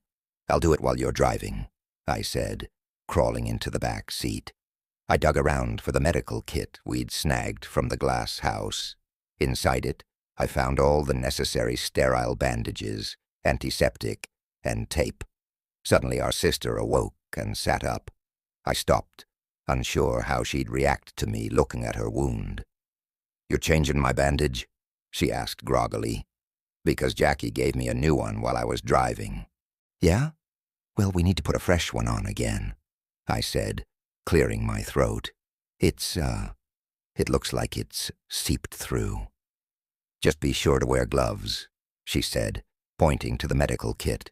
"We don't want to take any chances of you getting infected." "Yeah," I said quietly. In silence, I grabbed a pair of latex gloves, tore the packaging open, and pulled them on with a snap, just like a surgeon. "Ready?" she said, pulling her sleeve up. When I nodded, she switched on the flashlight and held it up. instructing me step by step on how to cleanse and change the bandage, like she'd done, seemingly 1,000,000 times before. As I worked, the scent of foul flesh intensified. Taking in shallow breaths, I followed Val's instructions to a T, then threw some tape on it and smiled. Back when we first met, she'd hinted at having some basic medical knowledge, but I'd never had the chance to ask about that. I sensed it was now a good time to learn more about her. "What did you used to do, before all of this?" "I was a cop," she said, looking at me with an amused expression, as if anticipating my reaction. It wasn't what I expected her to say, but it did make perfect sense. "I should be known by the way you handle a gun," I said. "So where did you get your medical knowledge from?" "I was engaged to a doctor," she whispered. "His name was Travis. I used to help him change bandages at the clinic. Infected people swarmed that place. His staff was swamped when the outbreak happened, so he had no choice but to let me assist him, even though he didn't want to, and we argued for hours whenever the chance presented itself." Nick glanced over his shoulder. Our hospitals, doctor offices, and clinics in South Carolina were also teeming with people who wanted help and demanded to know what was going on. Yeah, I imagine every medical facility across the world was jam-packed just like ours. So, whether Travis wanted it or not, I helped out at the clinic when my shifts were over. "That's dedication," Nick said. "Yeah, well, we didn't know what was going on at the time. Travis was so sure he could help them, and I was naive enough to believe him." She seemed sad to talk about him, and I wondered what had happened between them. Did things go sour and not work out, or was he killed when the zombie thing went down? I didn't have the nerve to ask, but she must have sensed my interest, because it didn't take long to get my answer. She pressed her lips into a grim line. "He's dead. He never should have been at the clinic with all those infected people. I still can't believe we were treating zombie victims like real people. They wanted nothing more than to rip our heads off. How could we have been so stupid? You couldn't have known," I said softly, "but what you were trying to do was admirable. If only we had known what we were really dealing with, maybe things would have turned out differently. If only I could go back in time and save him. I'm so sorry, Val." Even though nothing I could say or do would ease my sister's pain, I leaned in and rubbed her back gently, in the hopes that she might draw some relief from it. Her voice quivered. "They're all dead, all my family in Philadelphia, and most of the people I've ever known. I thought I'd lost my entire family until I met you. Now you guys are all I have left. I thought I couldn't lose more until zombies broke into my home and killed my dogs. That was the moment when I knew I couldn't stay in Philadelphia. I had to get the heck out of there, or else I would have been next." "Pennsylvania?" I asked. "Yep, born and raised." She nodded and smiled, her gaze turning distant. "When I found adoption papers by accident, I was shocked. I demanded answers, and my adoptive parents finally told me about my past, and about you. A few weeks later, they died. I spent months traveling around, trying to find you, slaying I don't know how many zombies in my path." She reached in her pocket and pulled out a crumbled Christmas card, then handed it to me. With trembling fingers, I reached for it and recognized it immediately. "Nick, this picture is of us last year at Christmas," I said, passing it to my brother. He glanced at it briefly, his gaze barely brushing it. "The Christmas card with those goofy Santa hats Mom made us wear. Come on, that was so freaking embarrassing." "Yeah." I studied our bright smiles and glowing faces. We were so happy. I shook my head and swallowed the lump in my throat. "How did you get this?" Slowly the words tumbled out of her mouth. Our mom sent it to me." I gasped, shocked beyond belief. When did she find you?" She reached for the Christmas card, her eyes glazed over, as though she'd lost herself in memories. We'd been talking for only a few weeks, barely able to share much about our lives, when the epidemic destroyed everything, from the police force to the postal service and radio stations, and we lost touch. At first the phone lines went dead. When the letters stopped arriving, I feared the worst. "Mother talked to you?"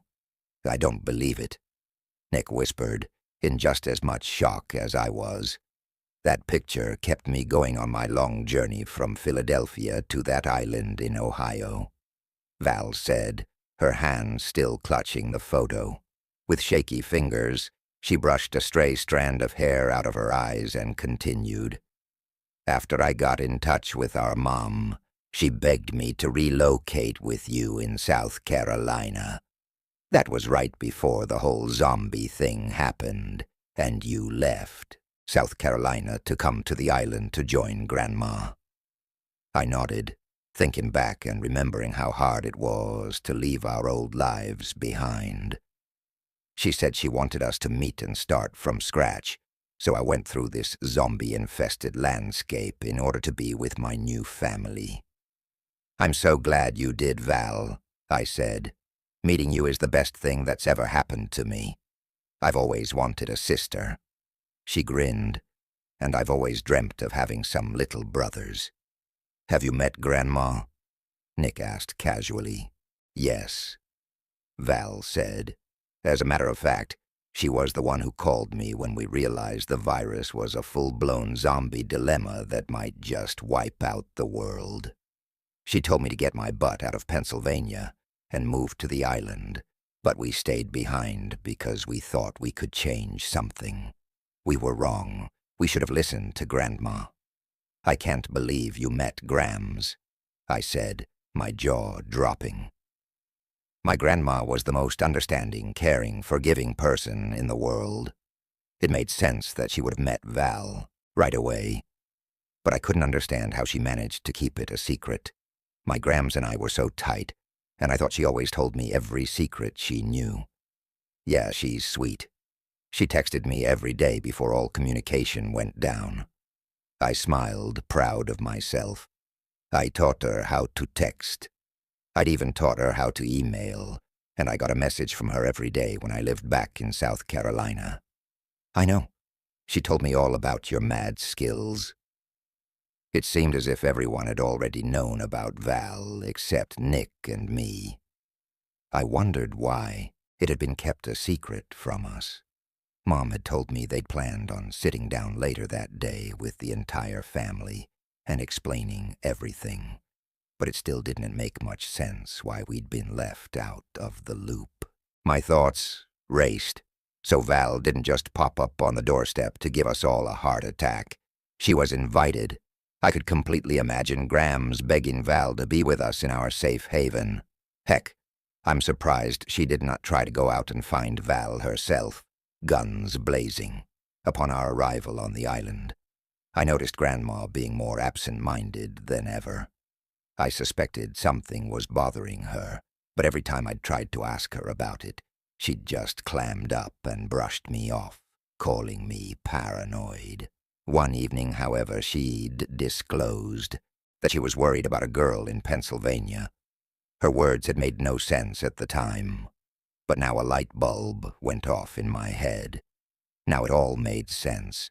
"Our grandma is amazing," she continued. "She showed me a picture of Mom and me in the delivery room. By the look on our mother's face, I know she didn't want to give me up. Dad looked happy, too." "They should be never given you up," I said. Val smiled bitterly, and for a moment I thought she was going to agree with me. But then she said, "That's not true, Dean.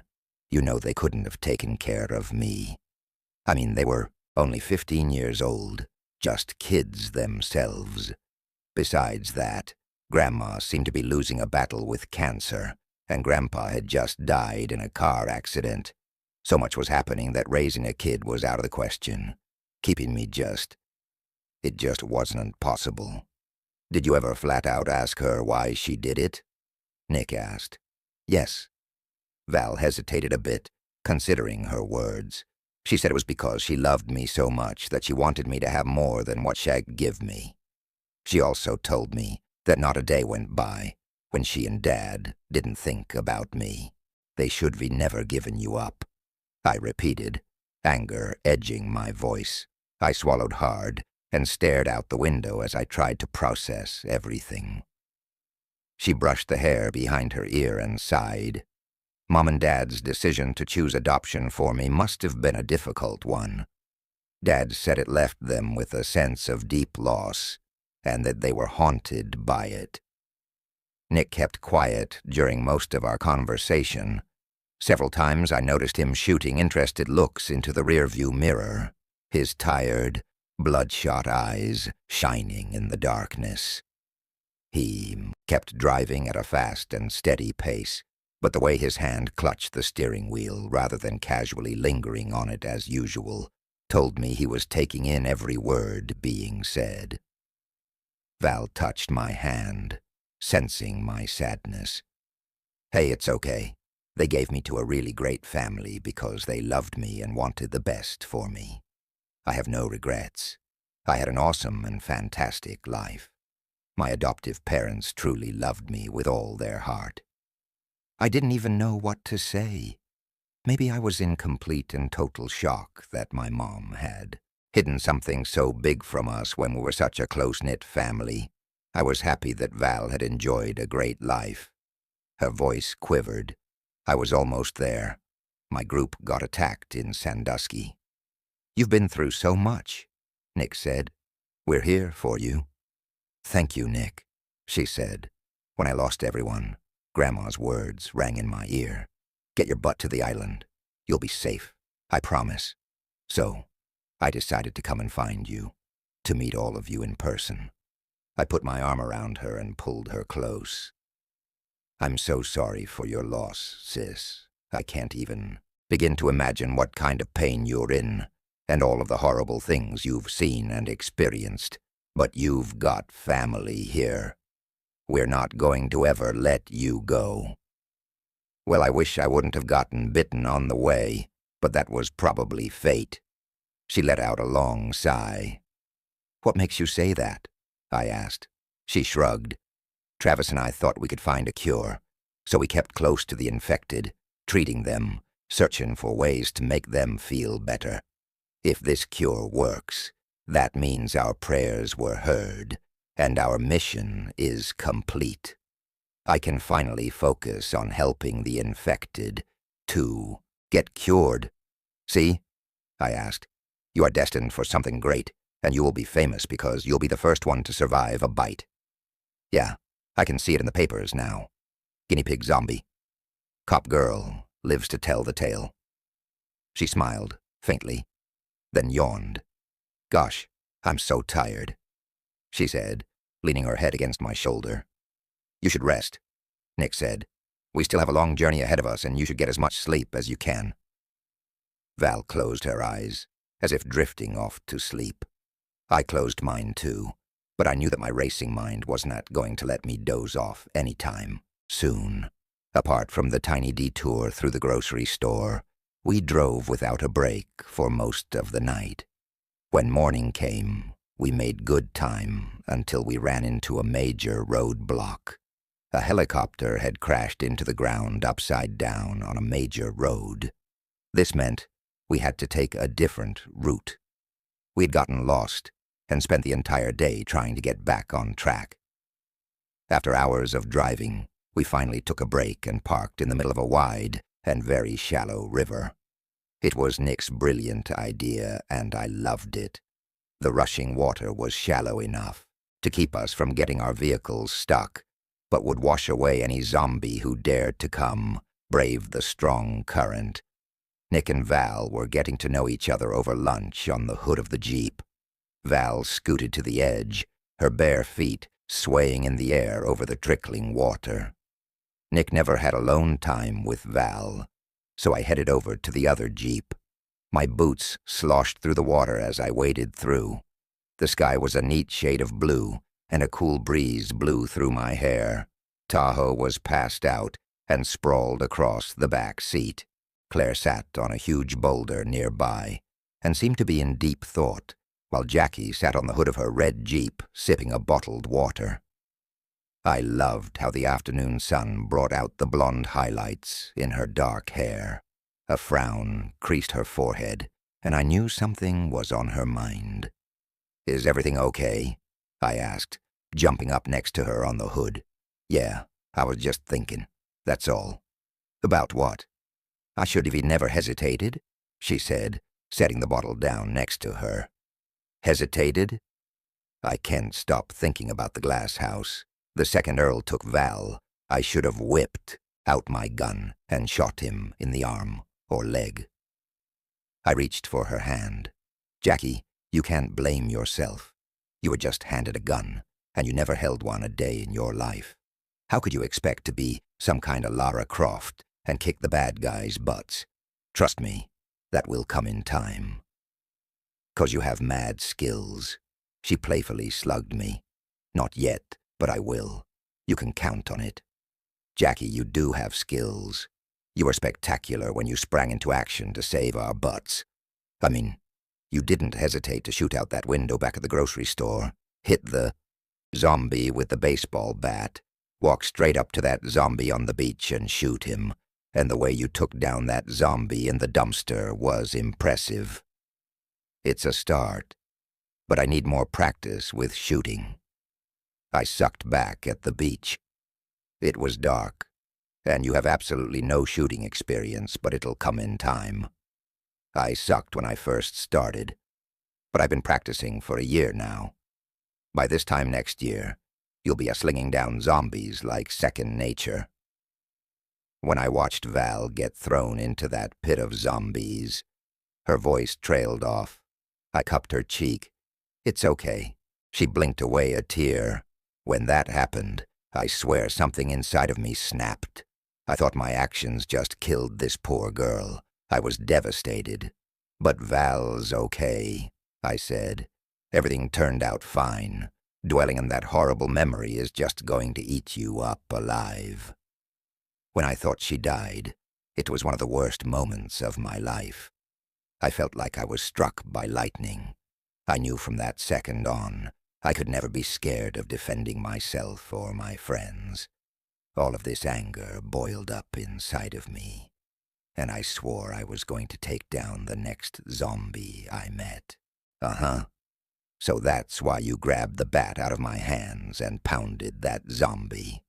I took out all my frustration and pent-up anger in a few powerful hits. I refused to fear them anymore. Believe it or not, it was a major turning point in my life. I was going to fight to survive, and I would never hesitate shooting anything or anyone that threatens me or my friends lives ever again. "We'll fight together," I said. Her fingers entwined into my hair and pulled me closer, her green eyes shining bright. I kissed her on the lips. Slow, gentle, and romantic.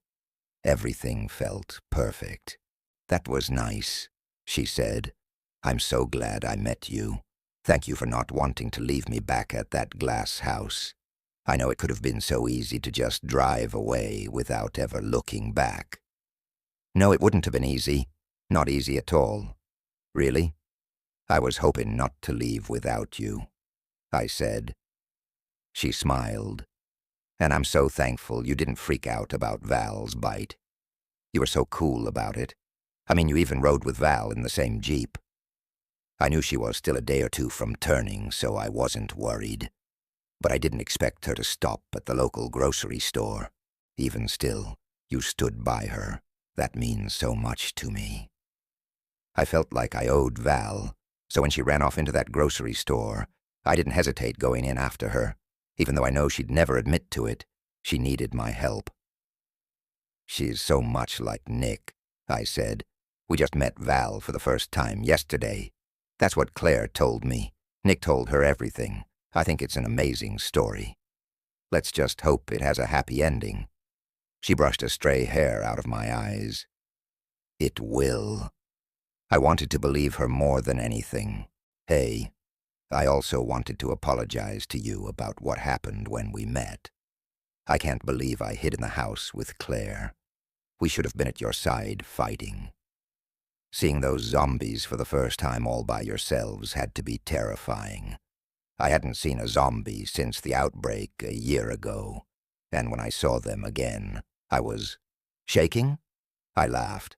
Let's just say my heart was racing 1,000,000 miles a minute. We've got a lot in common.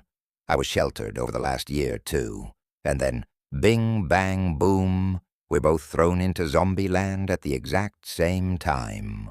Two newbies just trying to survive another day, huh? She said, yeah. Why didn't somebody give us a zombie survival handbook? She laughed. I loved her laugh. We talked some more. Jackie was so easy to talk to, and we had so much in common. After a few minutes, I went back to hang out with Val and Nick. Jackie and Claire gave us siblings some space. I think they both knew that we needed to get to know each other by spending time together. A growl made me glance up. A zombie with those horrible white eyes broke out of the thick vegetation. The thing that really caught my attention was the axe sticking out of its head. I whipped out my gun, my heart racing. There's only one, Nick said, scanning the vegetation around us. I can take on one blindfolded, Val said. I motioned to Val and Nick. Don't worry, I got this. I thought you lost your gun back at that grocery store, Nick said. I did, but Val got me another one. I shot her a thankful look, and she smiled. Val cringed as she stared down the zombie. Wow, if that dude could feel pain. Ouch. I bet he'd have a pounding headache the size of Texas. Just as the zombie stumbled to the water's edge, it lost its balance and was swept away downstream. Good riddance, Nick yelled. We better get a move on before more come, I said. Dean's right, Val said. I planned on stopping for lunch, but not becoming it. Nick motioned over to the girls that we were leaving because it wasn't safe anymore. And once again, we were all back on the road. Chapter 16. I'd driven for hours, giving Nick some time to sleep. But then he woke up and we switched. I stared out at the stars in the night sky. This would be my second night out here in zombie land. I don't know when tiredness overwhelmed me, but at some point, my eyelids became so heavy I could no longer fight off sleep. It seemed like I'd only managed to doze off for seconds, minutes at the most, when the horn blew, jolting me. I sat up groggily and looked around, disoriented. What's going on? I asked Nick. Is Val okay? My voice sounded hoarse and slurry, so much so that it took me a second to recognize it as my own. Shell's sweating up a storm, but she's out cold, Nick said, cool and calm as ever. Look up ahead. I rubbed my eyes to get rid of the foggy sensation and peered out the windshield as Nick hit the brakes slowly. The Jeep came to a halt a few feet away from our obstacle. The headlights shone on a figure in the middle of the road. I couldn't make out his features because a dark hood hung over his face. Is it a zombie? Run it over, Nick. Nick shook his head. No, it's not a zombie. I didn't reply because he was right, as usual. I squinted to get a closer look, and as my sight adjusted, I could make out more details. He was at least 6 foot, maybe 6'2", with a strong physique that boasted of regular physical activity. His feet stood apart, turned toward us, and his hands hung by his side, hidden beneath his coat. Something shimmered at his waist, and it appeared to be some kind of belt buckle. When I inclined my head to get a better look, I realized it was a weapon, pushed halfway up to his shoulder.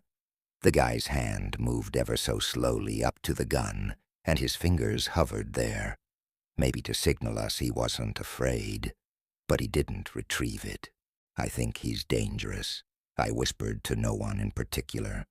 If Nick heard me, he didn't reply. There was, after all, nothing to say. No one could argue that point. What is that shadow on the right side of the road? I said, pointing ahead.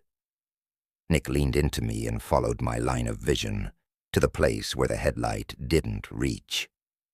I don't know. Keeping the guy in focus, I peered from him to what looked like a black, shapeless pile cast in darkness. It looked like someone had gathered a mound of firewood, but some of the timber seemed larger than the rest, like whole tree branches instead of twigs. What would anyone need all that for? If he's trying to barricade the street, why is it all piled over there? I was inclined to believe it was nothing but a pile of wood, until a strong breeze blew against our windows, carrying with it the unmistakable scent of dead flesh, even stronger and more noxious than the one coming from Val's wound. The latter was probably the reason why we hadn't noticed the stench before. "Looks like the guy's killed a zombie or two," Nick said, mirroring my thoughts. "I hope he's not infected.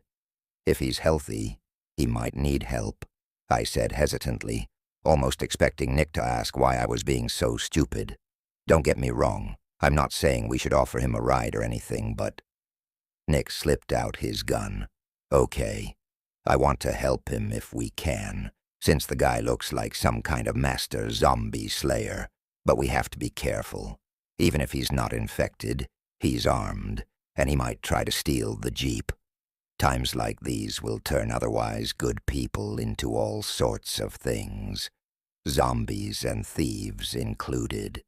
Well, just a thought, but it looks to me like he's pretty good with whatever weapon he's slinging. There are more than a couple dead zombies on that heap," I offered. Nick put the Jeep in park, flung the door open, and jumped out, then stopped in his tracks. "What the—" I peered from him to the figure, who was still standing in the middle of the road. "Dean, you aren't going to believe this," Nick said, laughing. I frowned and jumped out of the car, my hand wandering to the weapon attached to my waist. Out of the car, with the headlights no longer reflected by the windshield, I could make out more details. The guy tossed back his hood and headed straight for us.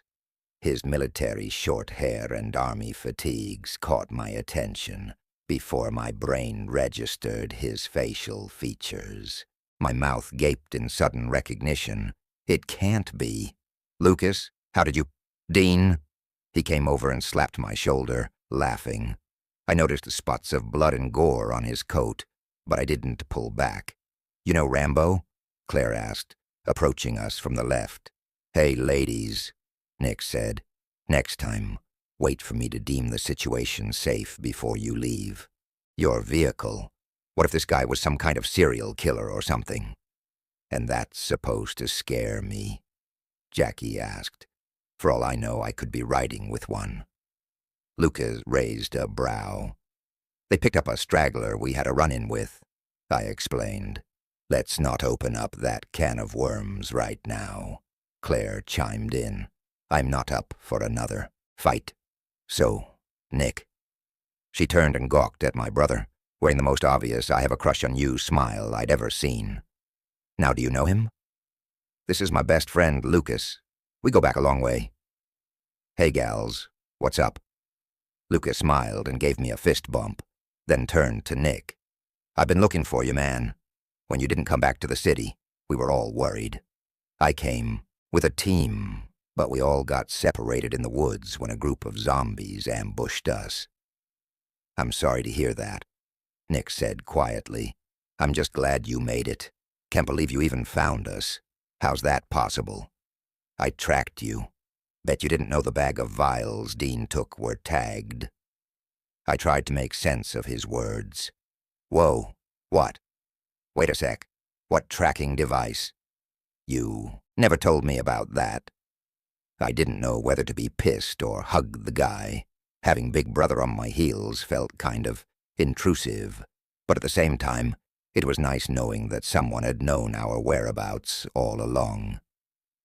Ignoring my question, he eyed the girls cautiously, as though to warn us that he didn't want to divulge that information in front of civilians. "I'll explain everything, but how about some introductions first?" I motioned toward Nick. Well, you know my brother. Lucas playfully slugged him. Nick, that's your name? I've always called you the one-man army, dude. You've got more zombie kills than all of us put together. It's good to put a name to that face. Stop messing around. Nick rolled his eyes. I'm still pissed at you. I can't believe you helped my brother break Val out without telling me. Come on, man. You would have done the same in my situation. When Dean came to me, I understood his point straight away. The girl did not deserve the death she was going to get. Lucas said. I felt compelled to help her just as much as Dean did. When we see something going on that just isn't right, we gotta step in and try to do something to fix it. Had you told me the truth, I would have helped you, Nick said. Lucas sighed. With those high morals of yours, always sticking to the rules and the code, I highly doubt that. Lucas was right. Nick would have come up with some stupid legal way that wouldn't have worked in a million years. My brother always played by the rules, no matter what. It was his strength in many cases, but it also drove me nuts at times. Eager to change the subject and ease the tension, I continued with the introductions. Lucas, this is Jackie and Claire, I said. We met them along the way. Lucas held out his hand. Nice to meet you, beautiful ladies. They smiled and shook his hand. And where's this drifter you picked up? Tahoe's sleeping right now, Claire said. He's recovering from a knife wound. Lucas cocked a brow. A knife wound? Who stabbed him? He had a fight with his psychopath buddy. The dude's doing just fine. It looks like it's just a flesh wound. You'll have to introduce me, Lucas said. I'm a good judge of character. Don't get too attached, Nick muttered. We're dropping the idiot off as soon as he has better. I still couldn't believe Lucas was there. Yet there was something else I couldn't wrap my head around either. Okay, let's get back to the topic at hand here. Don't keep me in suspense. How did I get tagged like a wild animal? Before he could answer, a zombie ventured out of the woods, moaning. Lucas pointed his gun and nonchalantly shot it in the head. It's not safe out here. Let's get moving, and I'll fill you in on everything. Mind if I drive? We had to leave the cars behind, and I've kind of been hoofing it everywhere. I miss driving. Nick clapped his shoulder. You're still the same old Lucas. It's great to see you, man. Even still, the answer is no. I'm driving. He nodded. Fine. He then turned his gaze to me. I didn't know it at the time, but every bag of vials had a tracking device installed. I should have known, I said. Lucas opened the door and peered onto the back seat, where Val lay sprawled, still sleeping, her hair spread around her like a soft blanket. She looked so serene that it was hard to believe she was about to turn into one of those monsters, but there was no denying the inevitable. How's your sister doing? Lucas asked. Good as can be expected, I said. I can't believe you knew about Val being my sister before I did, Nick said. Dean tells me everything. Why do you think I put my neck on the line like that to help her escape? She's family, and I knew I had to help. I just hope the cure works. It hasn't been tested enough, and no one knows what it's capable of. Lucas threw his backpack over the back seat. He scooted Val over and sat down. It'll work, I said in a stern voice. It just has to. Not again, Nick said, glancing out the window. What? I asked. The girls are having a hard time starting the Jeep again. We need to hotwire them a better car, I said. Let's keep an eye out for one. Definitely, Nick said. Okay, looks like they got it started, Lucas said. Nick pulled out onto the empty road. Lucas then pulled a thin black computer out of the satchel dangling over his shoulder. It looked like an iPod or something. He turned it on, and it beeped loudly. See? The bag with the vials is in here. Of course it is, I snapped. I don't get it. There's an entire lab filled with those vials. Why do they care about one missing bag of them? I asked. When he looked away, I knew something was horribly wrong. Am I in big-time trouble? I bet they saw me on the security cameras. Lucas would never rat me out. Did they send your team here to arrest me? And why would they risk their lives just to bring me in? Just the opposite, buddy, Lucas said, avoiding my gaze. I blinked. The opposite? Yeah. You're being hailed as a hero for stealing them out of the city. Why? I asked. What are you not telling me? There's something else. A shadow crossed his features. I tried to make sense of his words. Why would I be a hero for sneaking out a bag of vials? What's going on, Lucas? Just spit it out. He bit his lip, and then finally spoke. There's no easy way to say it, but the city's been overrun by zombies. A shudder shot down my body. How's that even possible? It's an island, with walls, and those undead freaks don't go in the water. They didn't actually break in. It was the virus itself. Somehow it accidentally got inside, and many people became sick and started attacking everyone. I don't believe it, Nick said, shocked. Too many people were bitten, and an overzealous general even bombed parts of Kelly's island. The lab is completely demolished. No, I shouted. How could they do that? He swallowed hard. The formula's gone. All that's left are those vials you stole. No, quit joking, I said. Lucas nodded gravely. It's absolutely true, pal. I'm sorry, but you have the only remaining vials. I froze, numb. Parts of me wanted to believe him, but it all sounded so far-fetched that I just couldn't. We'd been safe for months on the island, but now all was lost. Our safe haven had been compromised, infected, blown to bits. I sucked in a trembling breath as my mind contemplated his words over and over again. No, I can't believe this, Nick said, his harsh tone jerking me out of my trance. I was on zombie patrol inland, battling a herd in a tank, shooting as many of those smelly, decaying freaks as I could. I missed the whole thing, so there was no way I was exposed to the virus. My heart lurched as horrible images and thoughts and worries flooded through me. What? About Mom and Dad? Grams? Dr. Hamming? My friends and family? Lots of people escaped to South Bass Island. I think your Grams and your parents were with them, but Dr. Hamming is dead. As of now, Dean, you hold the only cure in your hands. I don't believe this, Nick said, slowly letting out a breath. It's impossible. I assure you it is entirely possible and entirely true, crappy as it is. You're our only hope, Dean. General Rika didn't send my team to capture you, but to bring you back to safety, along with those precious vials. Is the island totally destroyed? I asked, fearing his answer. Lucas hesitated. All the zombies have been killed. We're rebuilding the parts of Kelly's island that were bombed. The south side, where you live, was untouched, so I'm sure your family's safe. But they don't know how long the restoration will take. I hope they weren't infected, I said quietly. Like I said, a lot of people escaped to the other islands around Lake Erie.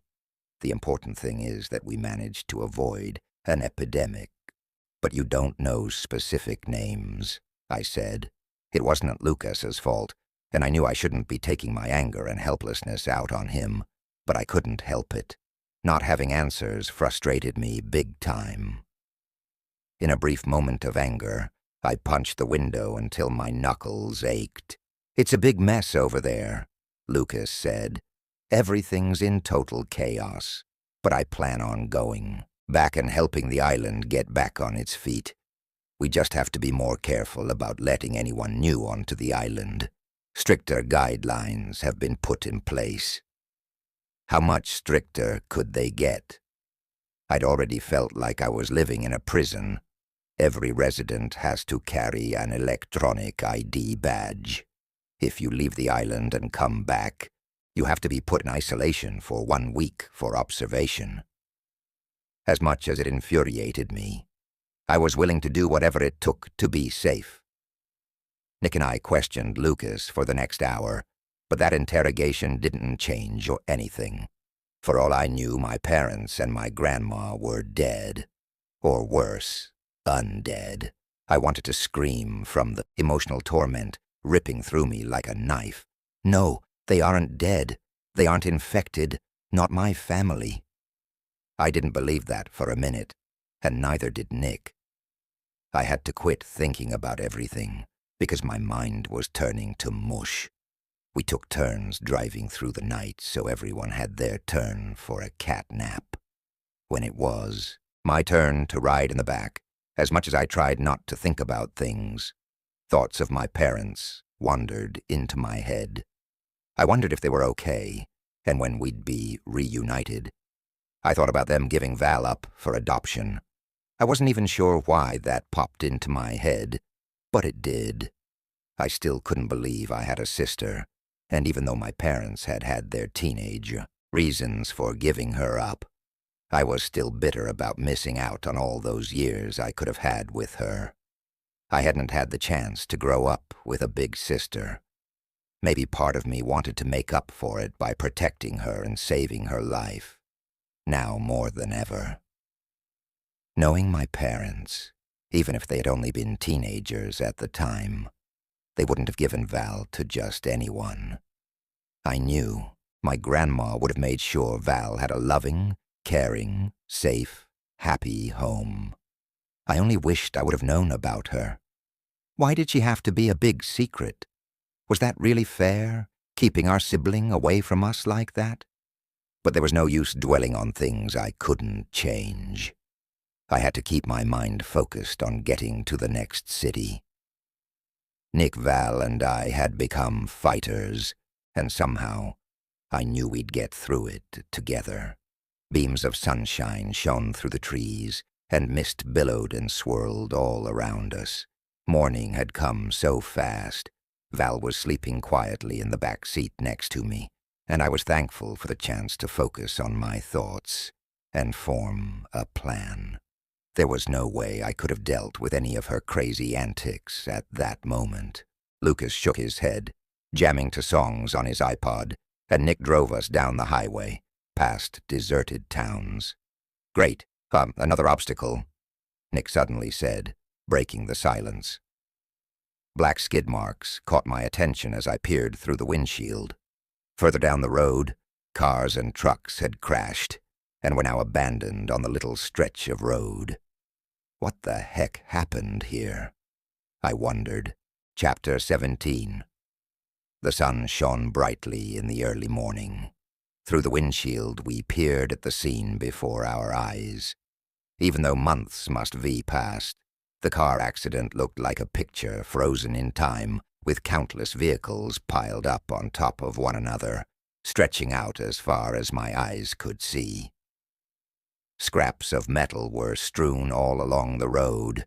I swallowed hard and pointed at the mess, even though Nick had already gotten a good look at it.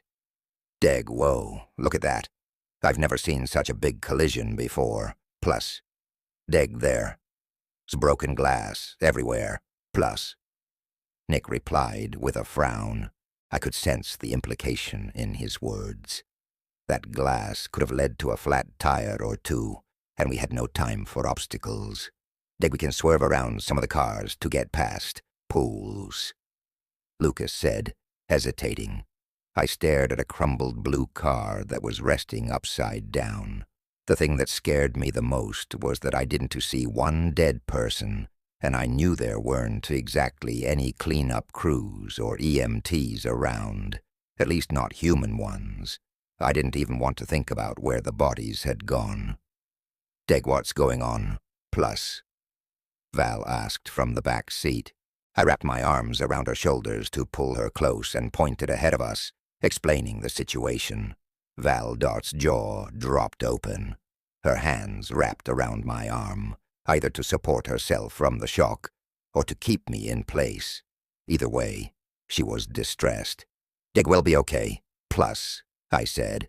Nick swerved around a red sports car and slammed the brakes, tossing us forward.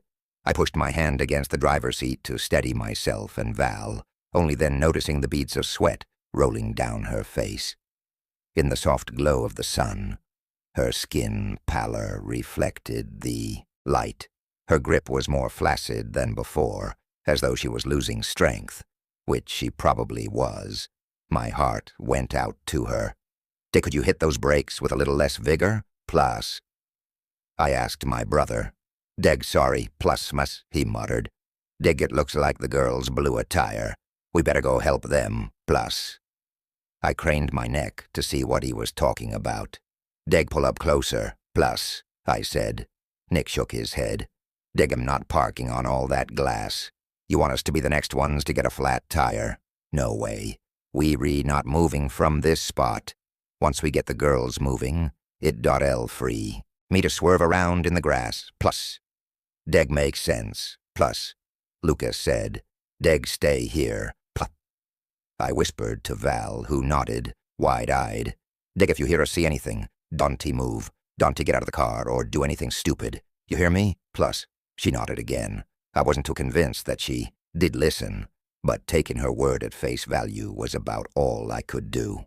"Deg, Nick, plus," she called. "Deg can do, we just have them ride with us. We can all fit in here, I am sure. Plus, Deg and lose a perfectly good vehicle loaded with supplies just because they have a flat tire. Plus," he retorted. "Deg he dos right, plus." Lucas agreed. "That we can change it in less than 15 minutes. It is no biggie, and not worth losing a Jeep." Plow 91. Nick opened the car door to step out, but I tugged at his arm and nodded my chin toward Val. "Deg, I still think we should park a little closer to the girls." He narrowed his gaze the way he always did when he was irritated. "Do why? She's because she's not doing so well, and I'd like to keep an eye on her. Psst." I whispered, so Val wouldn't hear me. "Deg park here, pla," Val said. "Deg, I can change that tire in a hurry. Deg, remember what we talked about? Nick and I got this, pla." I took a deep breath to calm my nerves.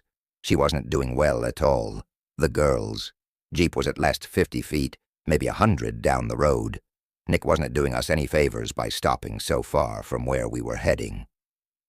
Val shook her head and tried to squeeze past me. I grabbed her around her waist to hold her in place. "Deg, where do you think you are going? Plus," I hissed. "Deg, look at that accident. Pooh." She struggled in my grip, but her attempts were feeble. "Deg, you'll need backup. I'll call this in, plu." Nick shot me a look that warned me our big sis was drifting back into La La Land, and I couldn't have agreed more. "Deg, Val, you are not at work, plus," Nick said. She flopped back down. "Deg, I'm so confused. I can't even tell what is real anymore. Mock, Deg, go back to sleep, plus," I said, brushing her hair out of her eyes. "Deg, I'll take care of things until you better, pluk."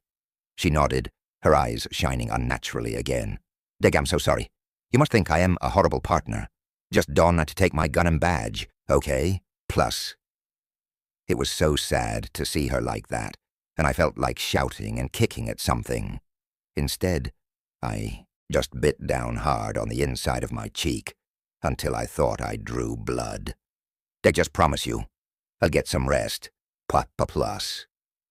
She peered over my shoulder, her gaze clearing a little.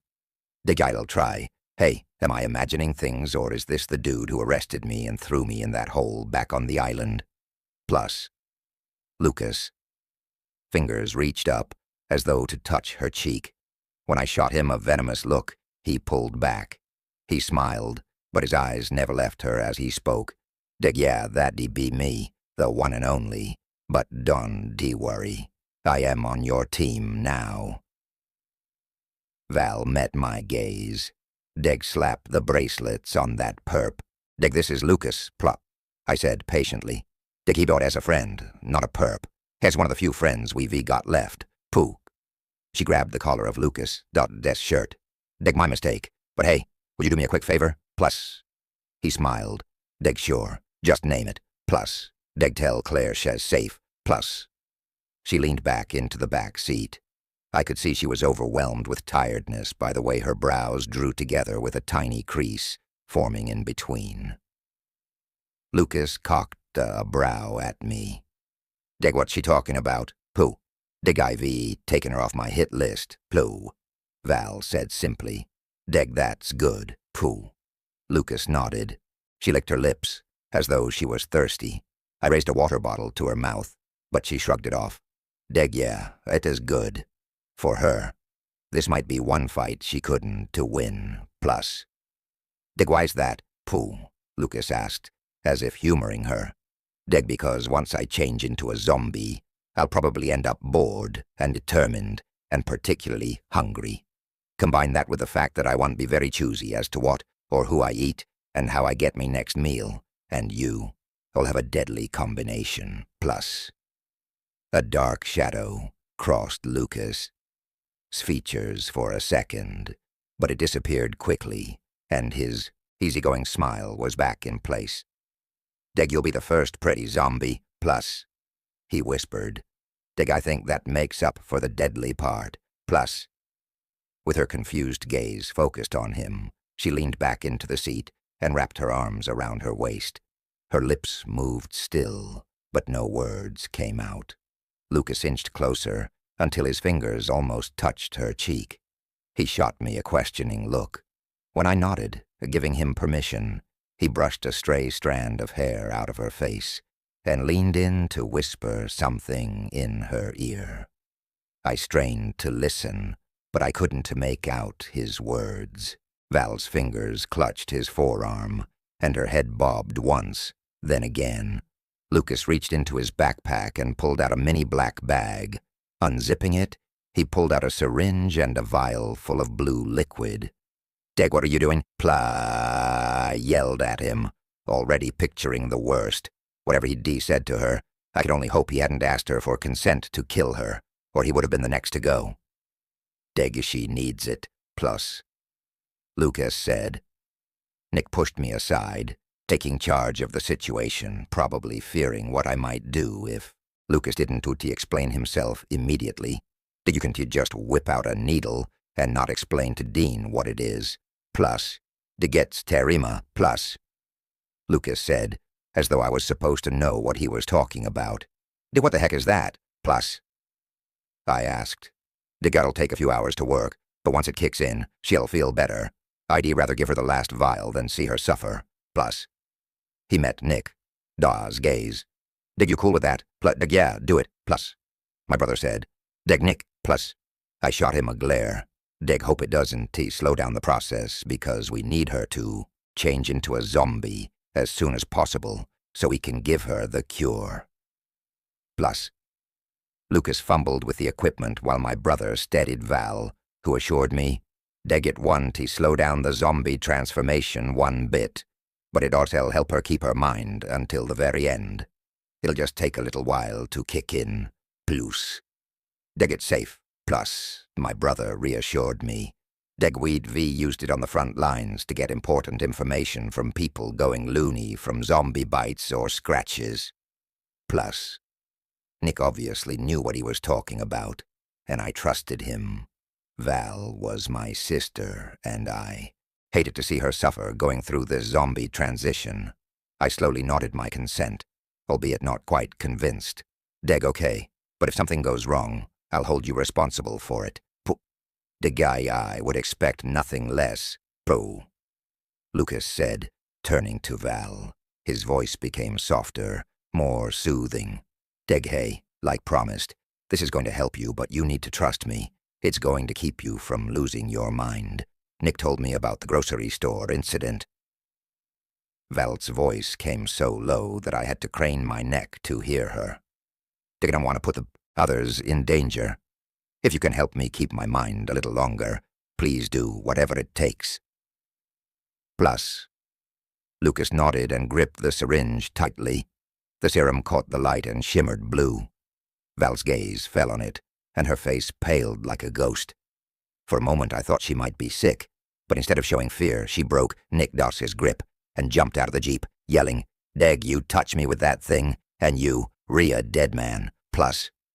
"Deg, Val, we trying to help you, I said. "Deg, I am going to bite Lucas, plus," she said. "Deggy better watch out, because I am pretty hungry, plus. Deg, no you, Thrari not, plus," I said. "Deg, I repeat, suspect is armed and dangerous, plus." Val said, "Deg, all Philly PD units be advised, suspect is armed and dangerous. I need backup, immediately, plus." Nick gripped her arms from behind. "Deg, quick, do it." She let out a long growl a moment before Lucas pierced her skin, injecting her with the serum as she thrashed about, calling him every name in the book. I knew it was a temporary fix, but we had to do what we could to keep Val sane and calm. She was starting to get weird again with all that growling and hissing. Just like back at the grocery store. It was for her own good, and I knew if she could think straight, she would. Vi agreed with me. Val Dawson's eyes fluttered shut as she slumped back into Nick Dawson's arms. "Deg, okay, she's out cold, plus." Lucas said. "Deg didn't know a girl could even talk like that. Where did she learn that kind of language, plus?" "Deg, she was a police officer back in Philly. Couldn't you tell from the cop lingo, Deg, I seriously thought she just watched too many cop shows on TV, plus." Lucas grinned. "Deg, if she had her gun, I bet she'd have shot me dead. Play. Deg, lucky for you. Nick disarmed her earlier, plus," I said. "Deg, did you see the hate in her eyes?" Lucas asked. "Deg, seat mon man. She can. Help it. That's not herself. She's just mad that you dragged her out of our parents' house and threw her in jail, and now you just injected her with something." "Deg, yeah, I put her in jail, but I was just following orders," he said. "Deg, and did she forget I helped you get her out? Without me, you wouldn't have gotten anywhere. She'd be dead right now." Reloading my gun, I smiled. "Deg, yeah, we'll remind her about that later, but right now she's kind of grumpy." Nick rested his rifle on his shoulder. "Deg, yeah, really grumpy, Deg, zombifying will do that to a girl." I slipped my weapon into my holster. I looked up at the towering pines along the road. The jungle-like ground was covered in a blanket of green ferns and colorful wildflowers. "Deg, you guys keep watch, and I'll change the tire, plus," I said. A gust of cool morning air brushed through my hair. For a quick second, I considered getting a jacket, but I just wanted to get the heck out of here. Lucas nodded and took off after Nick. I watched them with my weapon aimed, making sure I had their backs. Glass and metal crushed beneath their feet, the sound reverberating in the early morning. Half the distance in, my brother turned and waited until I had caught up with him, then grabbed my arm. "Deg, just a sec, plus." "Deg, what?" I asked, following his line of vision as he scanned the area. As I gazed around myself, it made me think I was living in a dead world of chaos and twisted metal. I wondered what had happened to the drivers and their companions. Are they dead? Turned into lost souls who never ask for that kind of sorry existence. Souls who were never given a choice, just handed a monstrous fate. I stared at an empty baby seat still strapped in the car, and tried not to think about what had happened. There was no dried blood, so I hoped that meant the people were able to get away in time. It sure was a different world out there. My brother was right about that. Back home, ID had no idea how bad it was. Now I was getting a taste of it firsthand. I wondered if the people out there even knew about the safe sites around the U.S. Maybe the government should have a rescue mission to help those who are still stuck out here in this disease-ridden place. Degall.s clear, plow. My brother motioned for me to continue, and we reached the Jeep in no time. Sure enough, the rear passenger side tire was flat as a black rubber pancake. I grabbed a jack out of the trunk, while Nick fetched the spare. The girls stood at the rear of the car and kept watch. They both offered to help, but I assured them we had it under control. I placed the jack under the side of the Jeep and hooked the crank to it, then started cranking it up. "Dig, it's so freaky out here. Plus," Nick said. "Dig, what a place to break down. I don't like it. There's no visibility. Plus. Dig me neither a plus." Thick fog swirled around everywhere, putting my overactive imagination into play. "Deg don't worry," Lucas said. "Deg, I am keeping a close eye out. Kind of reminds me of a Stephen King novel, though. Remember the one where a thick mist descends from the mountains to cloak the land in fog? Plus." Nick chuckled. "Deg, yeah. I saw that movie, and now's not the time for a recap. Creatures lurking in the mist. They re-reel, and they recalled zombies.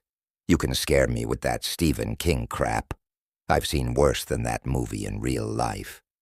Plus, Deg, you not kidding, mlao," Lucas said, nudging me. "Deg, hey, we aren't scaring you, are we, look?" Their chit-chat wasn't exactly settling my nerves, but I wasn't going to admit it. I set my jaw and rolled the bad tire out of the way, muttering, "Deg, just keep a lookout, okay? Plus, Deg, sure, plus," he said. Just as I glanced up at him, Lucas suddenly threw his head back and pointed his gun into the trees. "Deg, there's something up there. See it, Nick? Plus." Nick stepped closer and peered into the overgrown vegetation. "Deg, yeah, I think I see it, but I'm not sure what it is. Plus." I tilted my head to look at a black patch of shadow in the trees. I had no idea what it was, and frankly, I wasn't keen on finding out.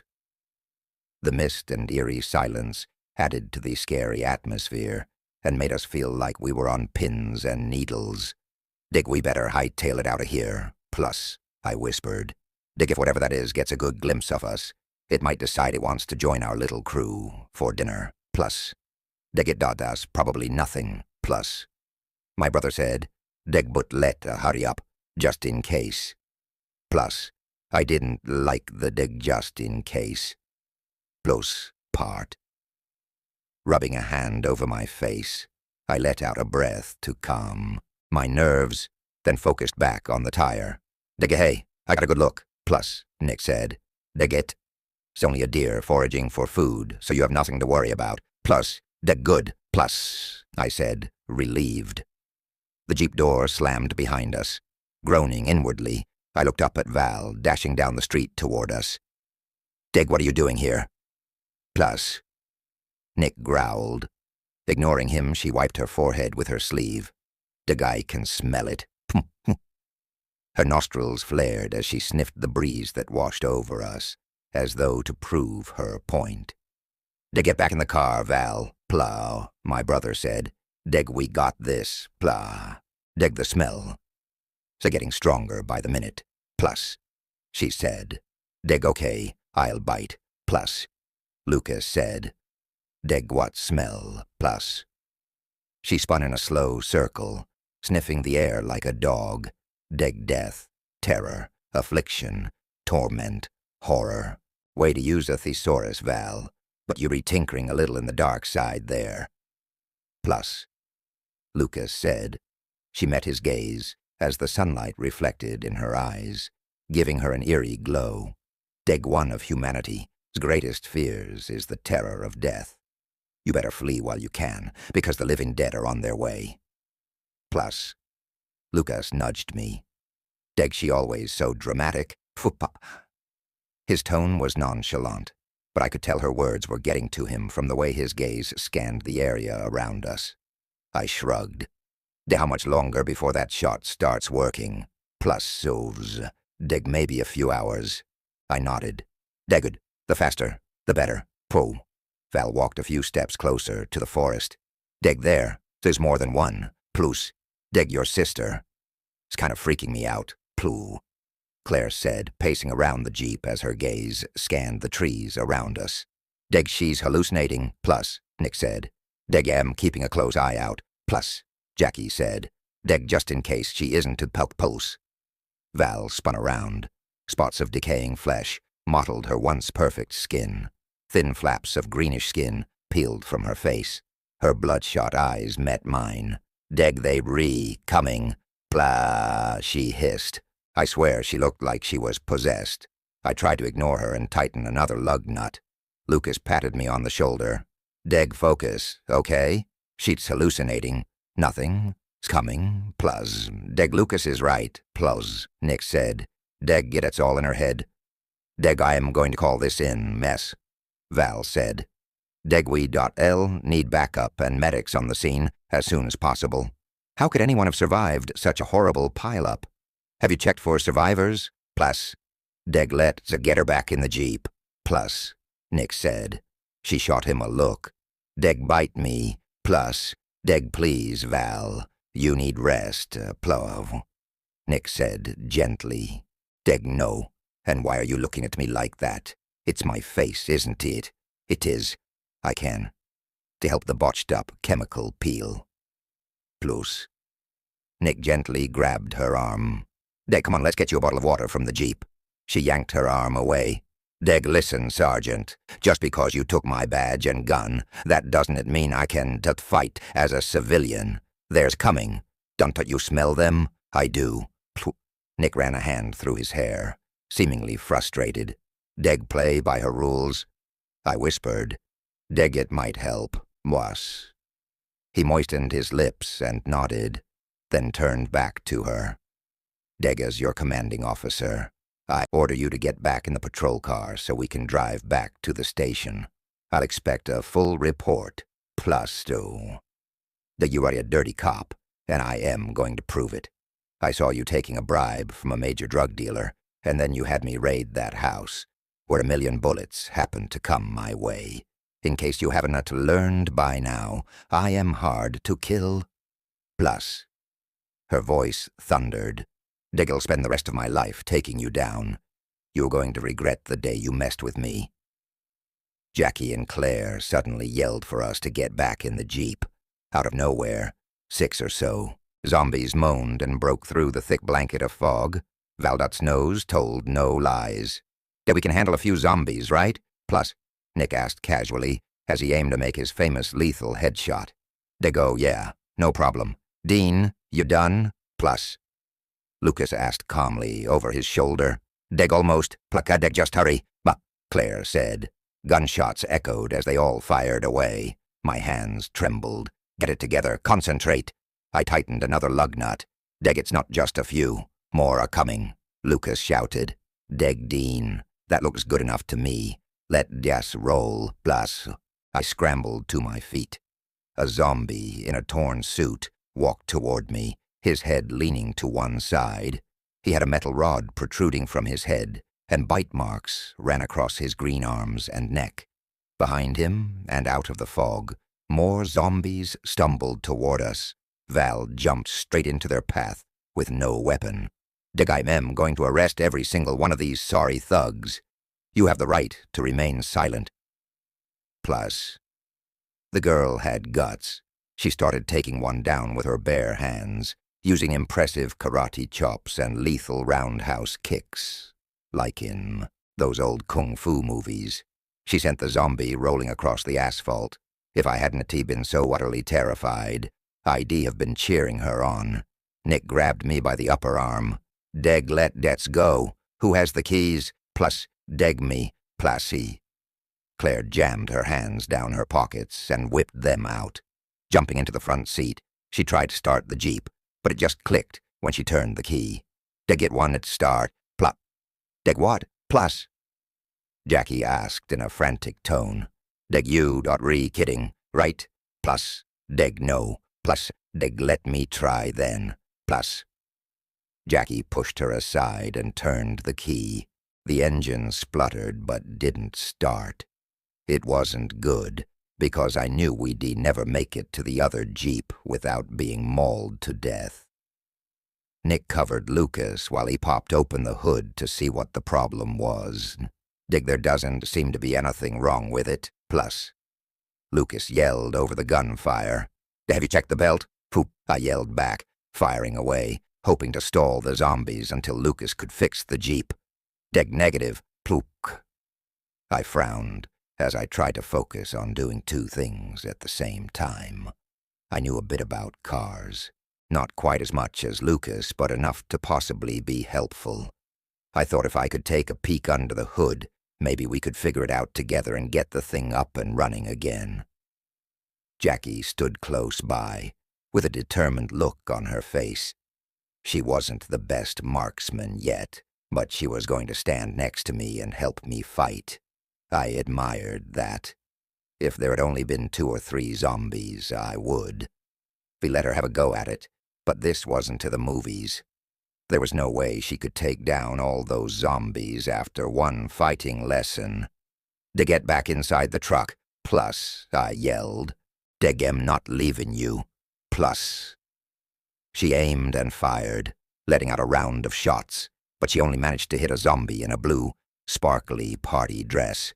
It threw its head to the side and let out an angry roar, but didn't drop to the ground. The thing kept coming at her, this time with more vengeance than before. Chapter 18. Stopping near the car pile-up had been a bad idea. I'd known it all along, yet we had to help the girls change their tire. If only we'd just picked them up, squeezed them inside our Jeep, and driven away before we managed to raise half the undead population in the area. But Nick and Lucas didn't want to lose a good vehicle loaded with precious supplies over a simple flat tire. Swallowing hard, I peered around me. The sun was breaking free from behind the clouds, but the fog made it difficult to see into the trees. Lucas continued to try to fix the Jeep, and the rest of us gathered in a circle, pressing our shoulders and arms together so we could watch all angles as the undead neared us, their calls breaking the silence of the morning. From the corner of my eye, I noticed a zombie in a fancy sequined dress, heading straight for the girls. Jackie and Claire began to shoot, but their bullets did nothing to slow down the corpse. "Deg headshot, plus," Nick yelled. "Deg I am trying, plus," Jackie said, frustrated. But we had no time for trying. I took aim at the party girl zombie, measuring her raised arms and swaying body as she hobbled toward us. My gaze moved to her undead white eyes, and I pulled the trigger, nailing her right between them. Dark blood squirted in a wide arc, landing not far away from us. As I watched the zombie drop to the ground in a crumbling, bloody heap, adrenaline rushed through me. Jackie grabbed my arm. "Deg Dean, your sister. Look, plus." Val gripped the zombie, dodged him his hands behind his back, and was telling the thing he had the right to remain silent. She hauled him over to the Jeep and opened the door. "Deg Val, plus," Claire yelled. "Deg that dose, not a police car. You want to kill Tahoe, plus." It wasn't that I particularly cared for the guy, but I couldn't just let her kill him. For one, we needed all the backup we could get. Also, there was the tiny inconvenience of him turning into a zombie if he was bitten. One more zombie might have been just one too many. I rushed over and shot the zombie in the head. He dropped down, crashing at Valdot's feet, and I poked him in the ribs just to make sure. Val yelled in my ear, startling me. "How dare you? Where's your code of honor? You can, to take justice into your own hands like that." Blah. I couldn't believe she was taking her job so seriously, even in the throes of delirium. I wanted to scream. My only sister was turning into a monster right before my eyes. Claire let off several rounds, but she did not hit any zombies. We needed all the help we could get, but she was really just wasting ammunition, so I motioned her back into the vehicle. "Deg try and start it, plus," I said. She opened the door, jumped in, and pulled Jackie in with her. Rolling down the window, Claire asked, "Deg, hey, can you just hot-wire this thing?" Boom. "Deg hot wiring just starts the car without a key, plus," I said. "Deg you can tool to hot-wire a vehicle that isn't working." I then turned my attention to Lucas. "Deg, well, anything, bah?" I asked, shooting him a questioning look over my shoulder. "Deg Claire, turn the key, plus," Lucas said, ignoring my question. I assumed he was either too busy and didn't hear me, or that he had bad news and didn't want to tell me. I would have wagered on the latter. "Dig, Nick, cover me, blows," I said. "Dig, I am going to have a look under the hood, blown." "Dig, Lucas, Des got it under control, blow," Nick said. "Dig, besides, I can cover you both, plu." His tone betrayed his tension. I took a few steps to my right, arguing with myself about whether or not Nick could handle it. Suddenly I saw a figure passed out on the grass. Her long brown hair spread around her in disarray. Sudden recognition hit. It was Val. Zombies were stepping over her, some of them tripping, their feet burying into her flesh and kicking her limbs. They'd obviously accepted her into their clan. If Nick or I had been over there, they certainly wouldn't have ignored us and kept on walking. Those zombies would have ripped our throats out without hesitation. Even though I'd seen them bonding and recognizing their own before, it still creeped me out. I had to help her no matter what, so I aimed and fired until I had a clear path to reach Val. My feet moved quickly, minding the broken glass and dead zombies, until I was a step away. Kneeling down, I gently scooped her up in my arms and slung her over my shoulder, then sprinted back to the Jeep. Val's eyes turned in their orbits as I laid her in the back seat and slammed the door shut, making sure to lock it to prevent her from venturing out again. The Jeep sputtered and started, but then it stalled, refusing to turn over. Lucas frantically let out a few choice words. More zombies broke out of the woods, as if they were multiplying by the minute. My heart began to race, pounding adrenaline quickly through my veins. We have to get out of here right now. I knew, but I began to lose hope, as Claire turned the key again and again, to no avail. Just when I thought the car was beyond saving, though, the engine started. Lucas let out a loud, "Dig, woohoo, got it, plus. To get your butts in here now, plu," Jackie said, rolling down the window. Lucas slammed down the hood. "Dig, listen to Jackie. Get in there and lock the door. Phew, Dig, you too," I said, not about to leave him or my brother out there to die like some kind of martyrs. Even if the tire wasn't finished, we could still drive away. Even if we weren't able to drive as fast, we'd still move faster than the clumsy zombies could on their decaying feet. None of the corpses would be joining the Olympic track team anytime soon, that was for sure. "Dig, I'm coming, plus," Lucas said. I shot another zombie right in the forehead, then gave him a hard kick in the gut. He fell straight back, sailing down to the ground, his badly shredded arms flailing. I slipped inside the truck, but I refused to lock the doors until I knew Nick and Lucas were safe inside. "Dig, hurry!" Jackie shouted. Claire screamed out the window. "Dig, Nick, Lucas, get in here. I am leaving, with or without you two. Poom." She laid on the horn to prove her point, but I knew it was just a bluff. She wouldn't ever leave them behind. After a few more shots, they jumped into the Jeep, tumbling over sleeping Val, an unconsciousness Tahoe, and me in the back seat. Once they were all inside, I frantically locked the door. "Dig, drive, plus," Nick yelled. Lucas rolled down the window and started firing. "Dig, yeah, run the bony freaks over, plah." Claire shifted gears, and we were about to take off, fixed flat or not. She peeled out, but we didn't get very far with all the zombies pounding on the glass and rocking the Jeep. Before we knew it, we found ourselves helplessly sandwiched next to a semi. Claire kept gunning it, squealing the tires, but the Jeep wouldn't move an inch. "Dig it one, budge, plus," she wailed. The engine roared, but we remained wedged, even after Claire jammed her foot on the gas over and over again. "Dig, you destroying the pedals, plus," Lucas said calmly. "Dig it on care, plus," she yelled at him. "Dig they not working anyway. Declare you need to listen to Lucas, plus," I said. "Dig, we need this Jeep to get away from here. Plekfa." She nodded, and her expression softened a little. as though his words made sense to her. A zombie with black hair and bald patches of bloody scalp crawled onto the windshield and began slapping at the glass. My heart raced. I gripped Jackie's hand and gave it a reassuring squeeze, though I wasn't sure whether it was meant to calm her or myself. I didn't want to go out like that, surrounded by zombies who couldn't, to way out to get their paws and their nasty rotting teeth on us. Then an idea struck me. Nick, we can climb out through the sunroof onto that semi next to us. Puls, it might work. Plu. Nick tucked a gun in the waistband of his jeans and slung the rifle back over his shoulder. What about Tahoe? Plus, Claire asked. We can't just leave him. Let's thul. I glanced down at Val, lying on top of him.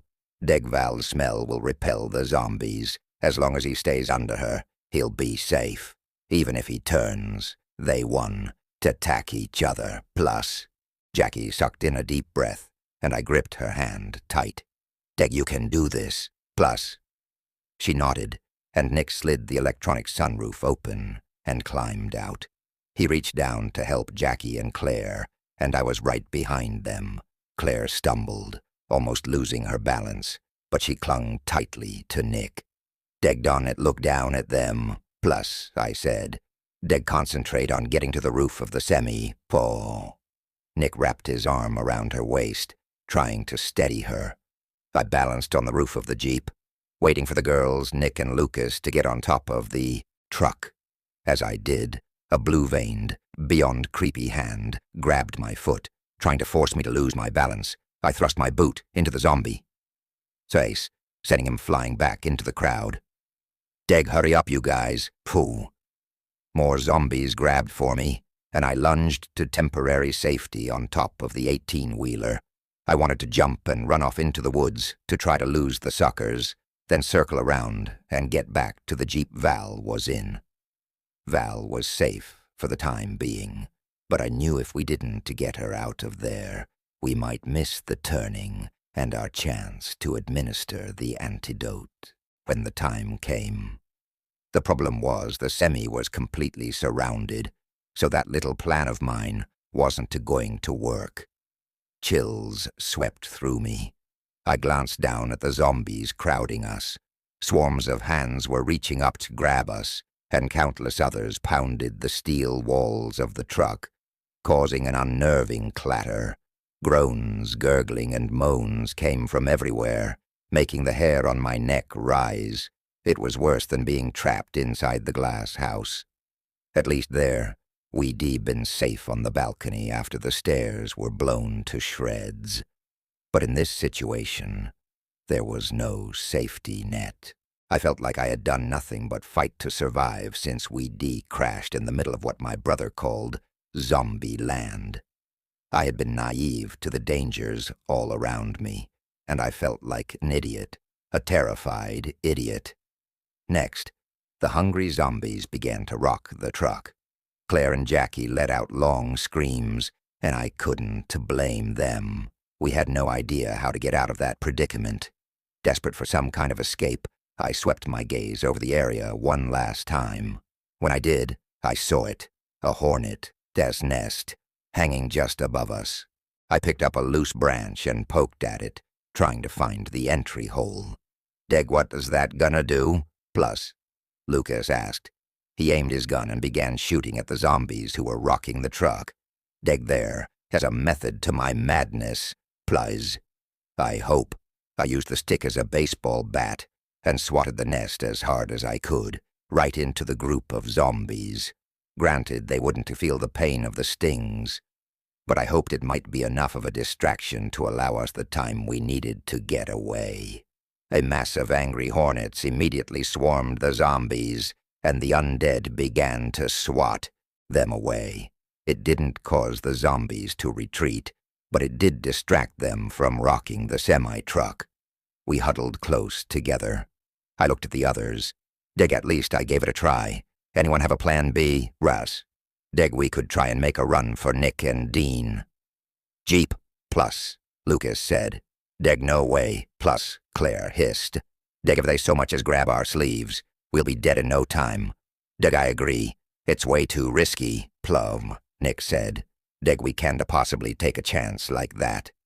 If we could only divert them to the back of the semi, I could move toward the front and see if I can slip into the driver's seat and try to hotwire this thing. Plus. With a serious look, Lucas gave him a fist bump. Deg, I like it, but if you get it running, just don't go too fast. We'll all fly right off the top. Plus. Deg, maybe the keys were left in the ignition. Plus, Jackie said. Hopefully. It could be out of gas, especially if the driver left it on when he was dragged out. Focus. Tuning out. Hundreds of thoughts raced through my head until I came up with a better plan. I swatted at a few stray hornets that were headed our way, and I screamed my lungs out for Val. Everyone caught on quickly and started yelling for her, too. I thought maybe she could bring the other Jeep around, the one Nick and I had driven, and open the sunroof so we could all slip in. It sounded like a great plan to me. I saw Val walking toward us to the back of the semi through the sea of zombies. They didn't pay her one bit of attention, and her appearance, greenish skin and long, stringy hair, was allowing her to blend in with them. To get my Jeep, plus, I yelled to her. Squinting, she pointed a gun at the gas tank. She obviously had her own plans, but I didn't like them one little bit. I was sure she wasn't thinking straight. Did that shot Lucas gave her even work? She's still deranged. What in the world is your sister doing? Lucas yelled. She peered up at him, droplets of sweat pouring down her face. Deg, am going to fry these suckers. Deg, yeah, and us too, Jackie shouted down. My brother shot Val a glare. Deg, don't you dare. I waved my hands up and down, trying to get her attention. Deg, no, Val, boot, ignoring us. She shot a hole in the gas tank, and a river of fuel began to trickle down into the dirt. She pulled a pink lighter out of her pocket and was preparing to throw it to spark the flame when Tahoe appeared behind her. He grabbed the lighter out of her hand. Degged on T, throw it until they re-clear, plus. He motioned for us to jump as he shot the zombies blocking our path. Val elbowed him in the ribs and grabbed the lighter, throwing it into the trickling gas on the ground. Deg, holy crap, plus. I shouted. Deg, go, plus. Lucas gave me a hard shove that made me stumble forward. Deg, it's gonna blow, the plus. Chapter 19. I couldn't believe Val had shot the gas tank and thrown a lighter into the trickling gas. What was she thinking? The semi's gonna blow up any minute. As we jumped off the truck, Nick, Lucas, and Val started shooting at the zombies to clear a path for me and the girls. Everything moved so fast that it seemed to be a blur before my eyes, bodies dropping to the ground in front of us jumping over them to get to safety, whatever safety we could find in such a situation, and our voices slicing through the morning as we called instructions to each other. Glancing over my shoulder, I was thankful to see the others right behind me. It was about all I could hope for, but the moment of weakness left me unprepared for the attack. A zombie's jaws snapped just inches from my neck when a bullet hit him in the head, sending him crashing to the ground, almost choking on my breath. I shot Tahoe a thankful look and forced myself back into the moment, 100 thoughts racing through my mind. I didn't necessarily like the guy, but I had to admit that Tahoe was covering us like a champ, mowing down anything that got too close to us. Had he not been there, that thing would have taken a sizable chunk out of my throat, and I would have become one of them. Tahoe quite literally saved my neck. Get away from the truck, Nick yelled a moment before a loud thud echoed through the air. The roaring blast sent me tumbling through the air. I landed on my stomach as hot air rushed into my lungs. Everything throbbed, but at least my brain seemed okay. Or is it? Groaning, I lifted my head off the ground and turned to peer at the exploded truck. Or what was left of it.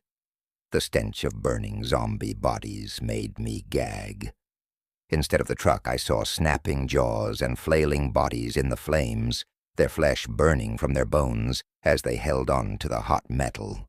The jeep the girls had been driving was covered in leaping flames that seared everything in their wake.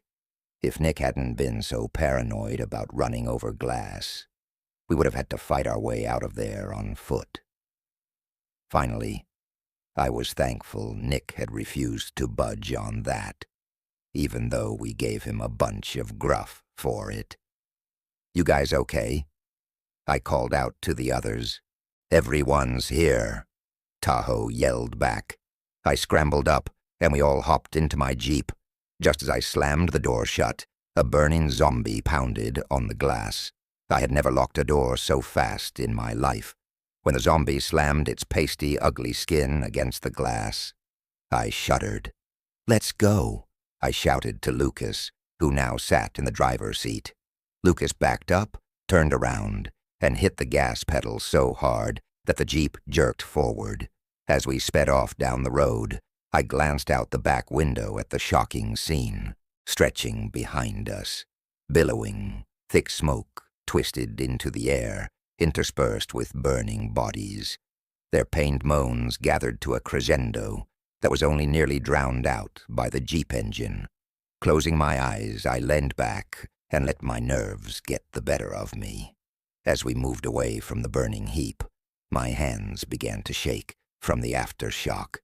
I couldn't believe we'd survived. Again. It had been a tough one, and there had been times when I wouldn't have bet on us living to tell about it. But we had.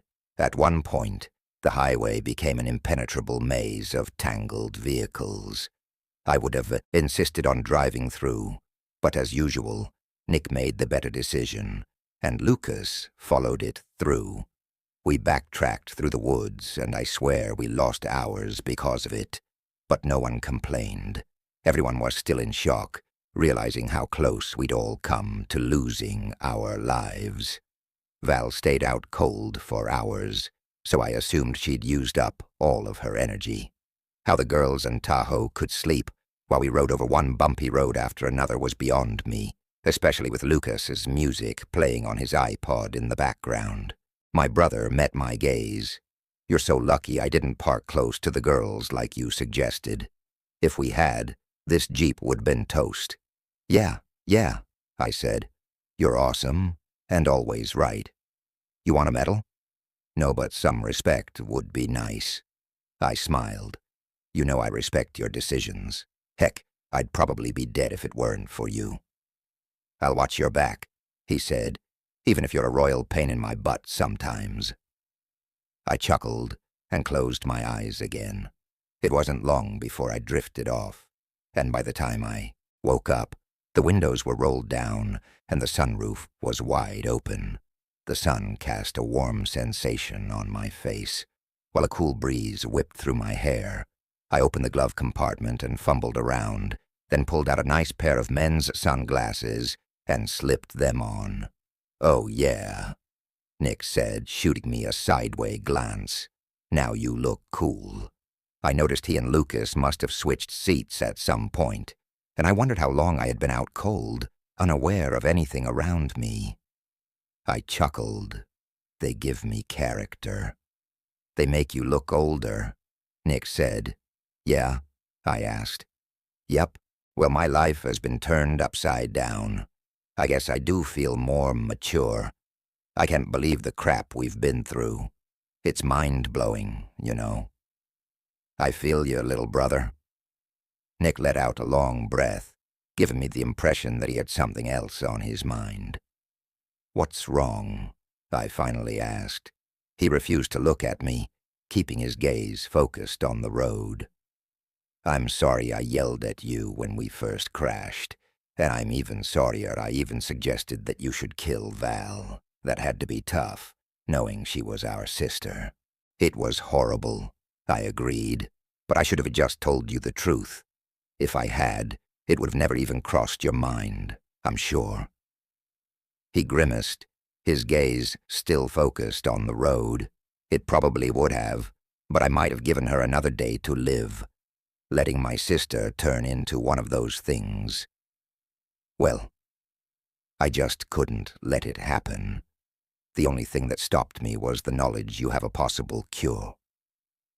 I considered his words carefully. Would he really kill his own flesh and blood if I didn't have the vials in my possession? I reasoned that Nick must have thought he was saving her from a fate worse than death. And perhaps he was right. I knew I would have rather been shot dead than become one of those things. I don't blame you for anything, Nick said. Yes, you broke some rules and went outside of protocol, but you saved Val's life, and I couldn't be more proud of you. Gee, thanks, I said. His lips pressed into a grim line, but I could tell something else was bothering him. What? I asked. He shook his fist and ran a hand through his disheveled hair, speaking out what I had been, trying to push out of my mind ever since boarding that helicopter. What if the cure doesn't work, Dean?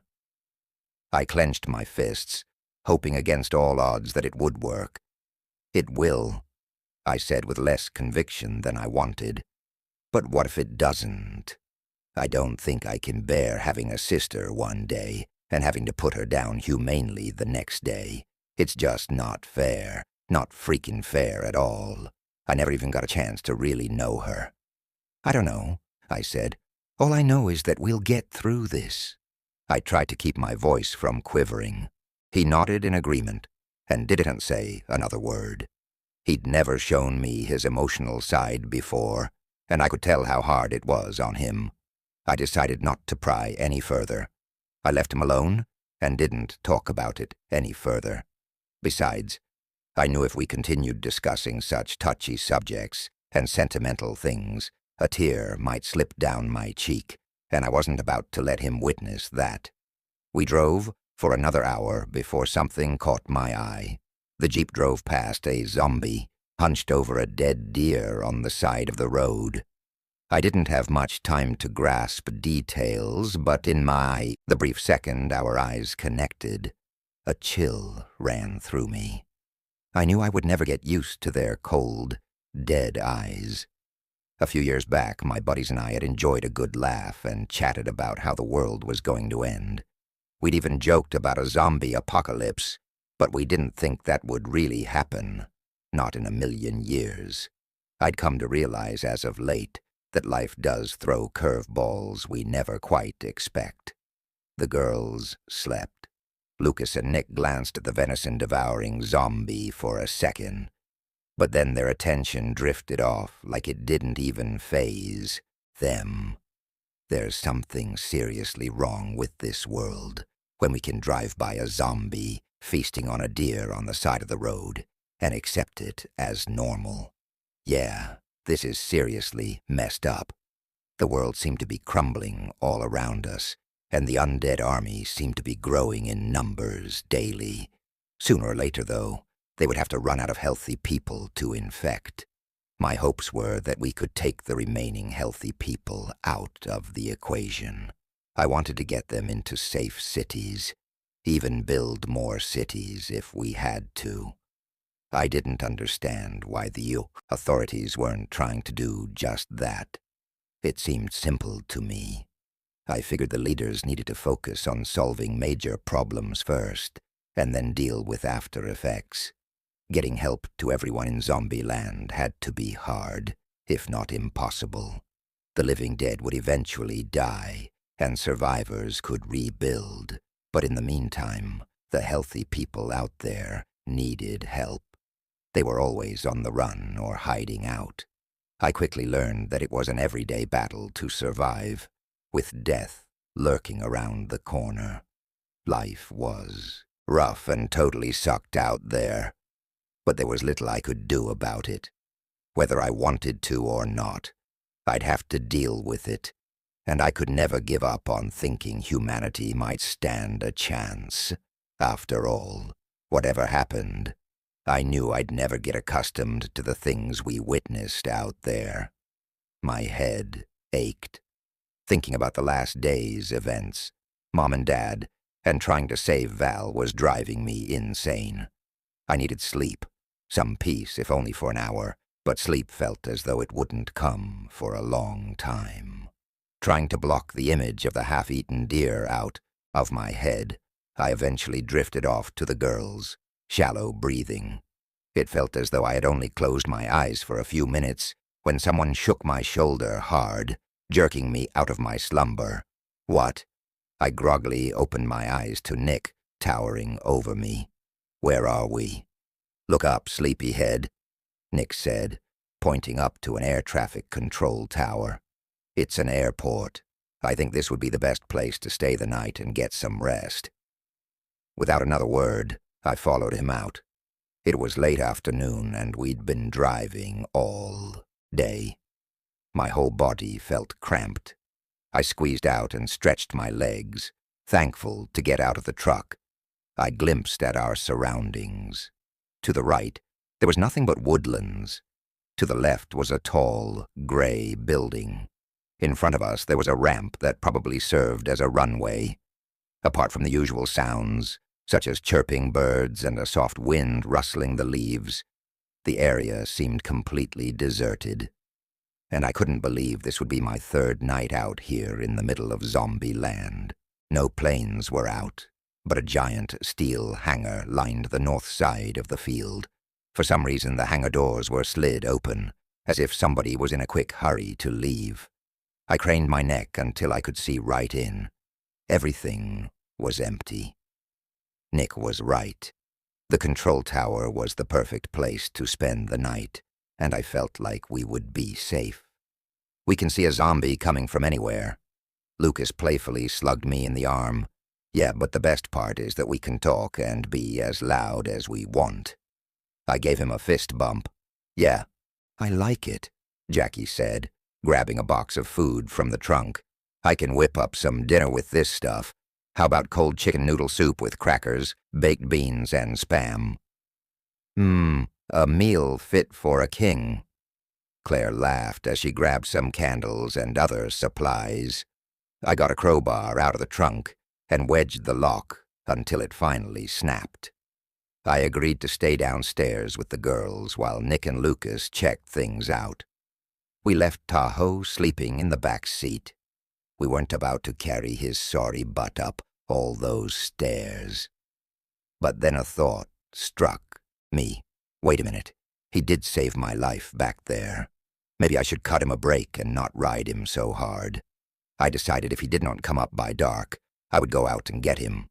I owed him that much. "Your brother is so brave," Claire said, wearing a big smile. "He's not afraid of anything. When I'm with him, I just feel so safe." I smiled and decided to put her on the spot. "You have a thing for Nick, don't you?" Her cheeks grew red. "Yeah, he's really sweet." Jackie grabbed my arm and smiled. "So is Dean here." I flung my arm around her shoulder and pulled her close, my heart racing. "Is that all I am to you? Sweet?" We'd shared a rather passionate kiss, and now I was standing there with my arm around her, so I was pretty sure there was more to it than sweet. "Is there something wrong with sweet mister?" she chimed, meeting my gaze. "No, but I'd rather be sexy and irresistible." She batted her eyelashes like a puppy dog. Should I rephrase? "Oh, brother," Claire said. "Yes, please do." I shot her a playful look. She wrapped her arms around me and stared into my eyes. "Dean, what's your last name?" "Walters," I said. "Dean Walters, you are sexy and irresistible and sweet, and I like you. I also trust you, and I consider myself lucky to have met you." "That's more like it." I softly kissed her lips, but I could say those same things and more about you. My lips brushed hers again. When she leaned into me, I put some distance between us. "No, let me tell you what I think about you." My voice grew slightly husky. "You're gorgeous and clever, brave and adorable." Her face lit up, and her lips curved into the most beautiful smile I had ever seen.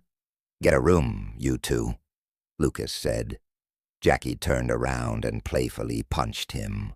"Shut up," he chuckled. Just because we're in the middle of a zombie apocalypse doesn't mean you can't get arrested for public displays of affection. We all laughed, and the mood seemed lighter. So I take it everything's safe up there? Claire asked. All clear, Nick said. We went out to the Jeep to get Val. I scooped her up from the back seat. She was still out cold, but she looked a lot paler, and she was sweating profusely. Claire and Jackie glanced over. Is she okay? Jackie asked. It's all part of the process of becoming a zombie, I said. Nick nodded. We'll prepare her bed upstairs. Claire didn't waste a minute.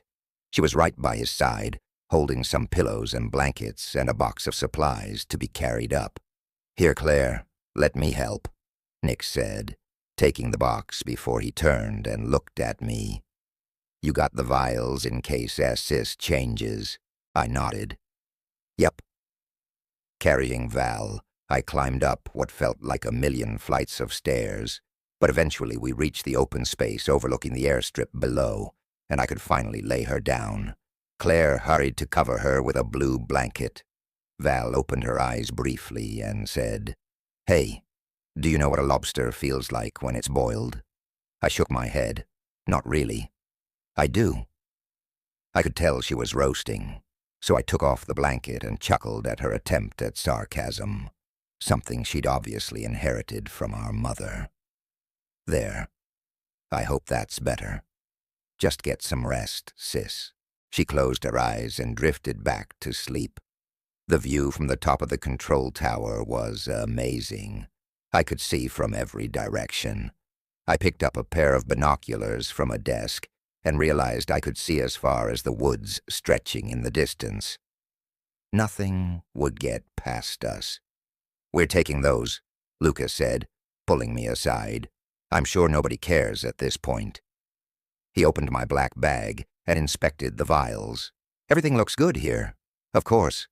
I've been guarding them with my life. Keep up the good work. You're doing great, I nodded. Well, there's a lot on my shoulders. I'll tell you that.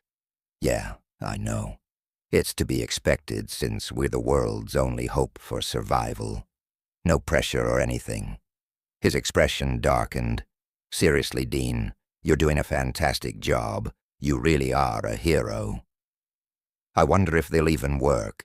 You really think we've got the cure? If not, it's the closest thing we do have. We've got to get those vials to the scientists in Washington.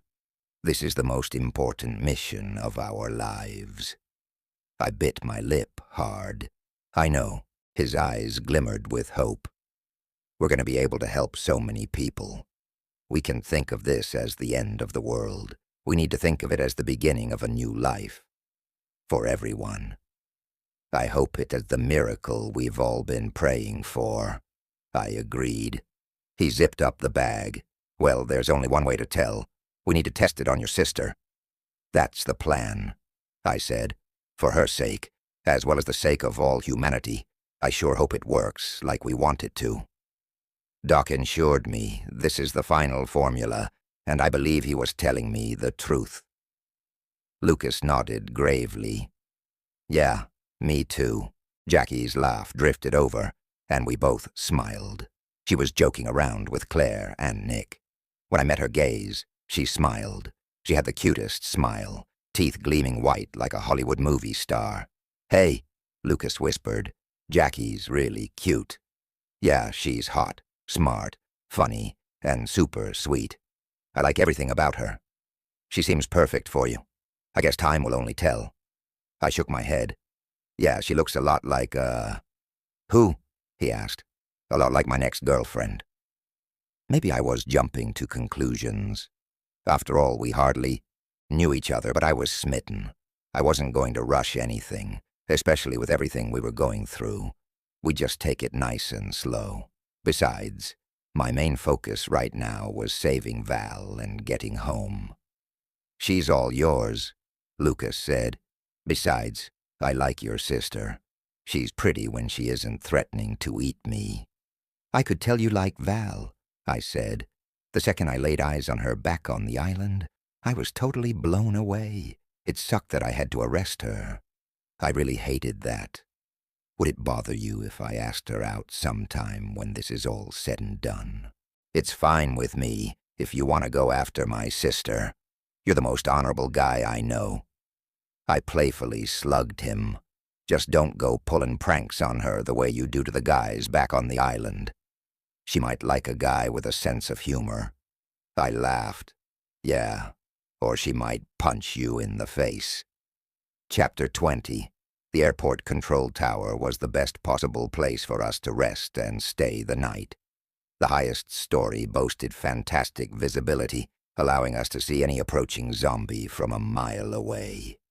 We weren't worried about single zombies, though. Our main priority was not to draw any attention. We had to avoid a herd. Scanning the area below the tower, I realized that even if a whole bunch of them tried to corner us, there'd be enough time to jump in the jeep and race down the airstrip that led to the main road. "What are you thinking?" Jackie whispered from behind me. I smiled but didn't turn to face her. Nothing earth-shattering. I just realized we can get from the airstrip to the main road by taking a few different directions. She rubbed my back gently. "Always plotting ahead, aren't you?"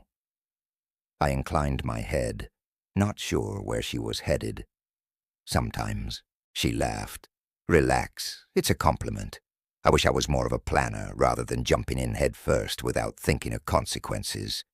I might have saved myself a bit of trouble in my life.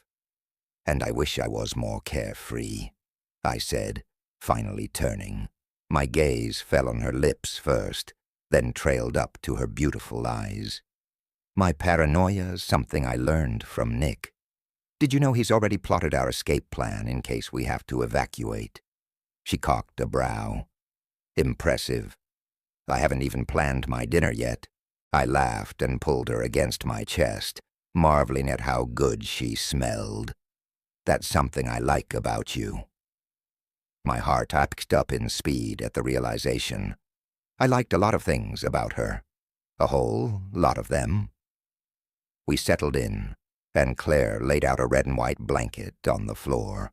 Jackie dished out cold chicken noodle soup, baked beans, and Spam, just like she promised, on paper plates. I lit some thick white candles and put them in the center. Girls usually dig candles, and I had a strong hunch Jackie would like them, too.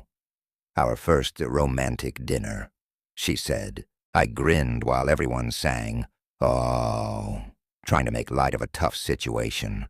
I laughed as I drank a warm, flat Pepsi. I was so hungry and thirsty that I didn't even care.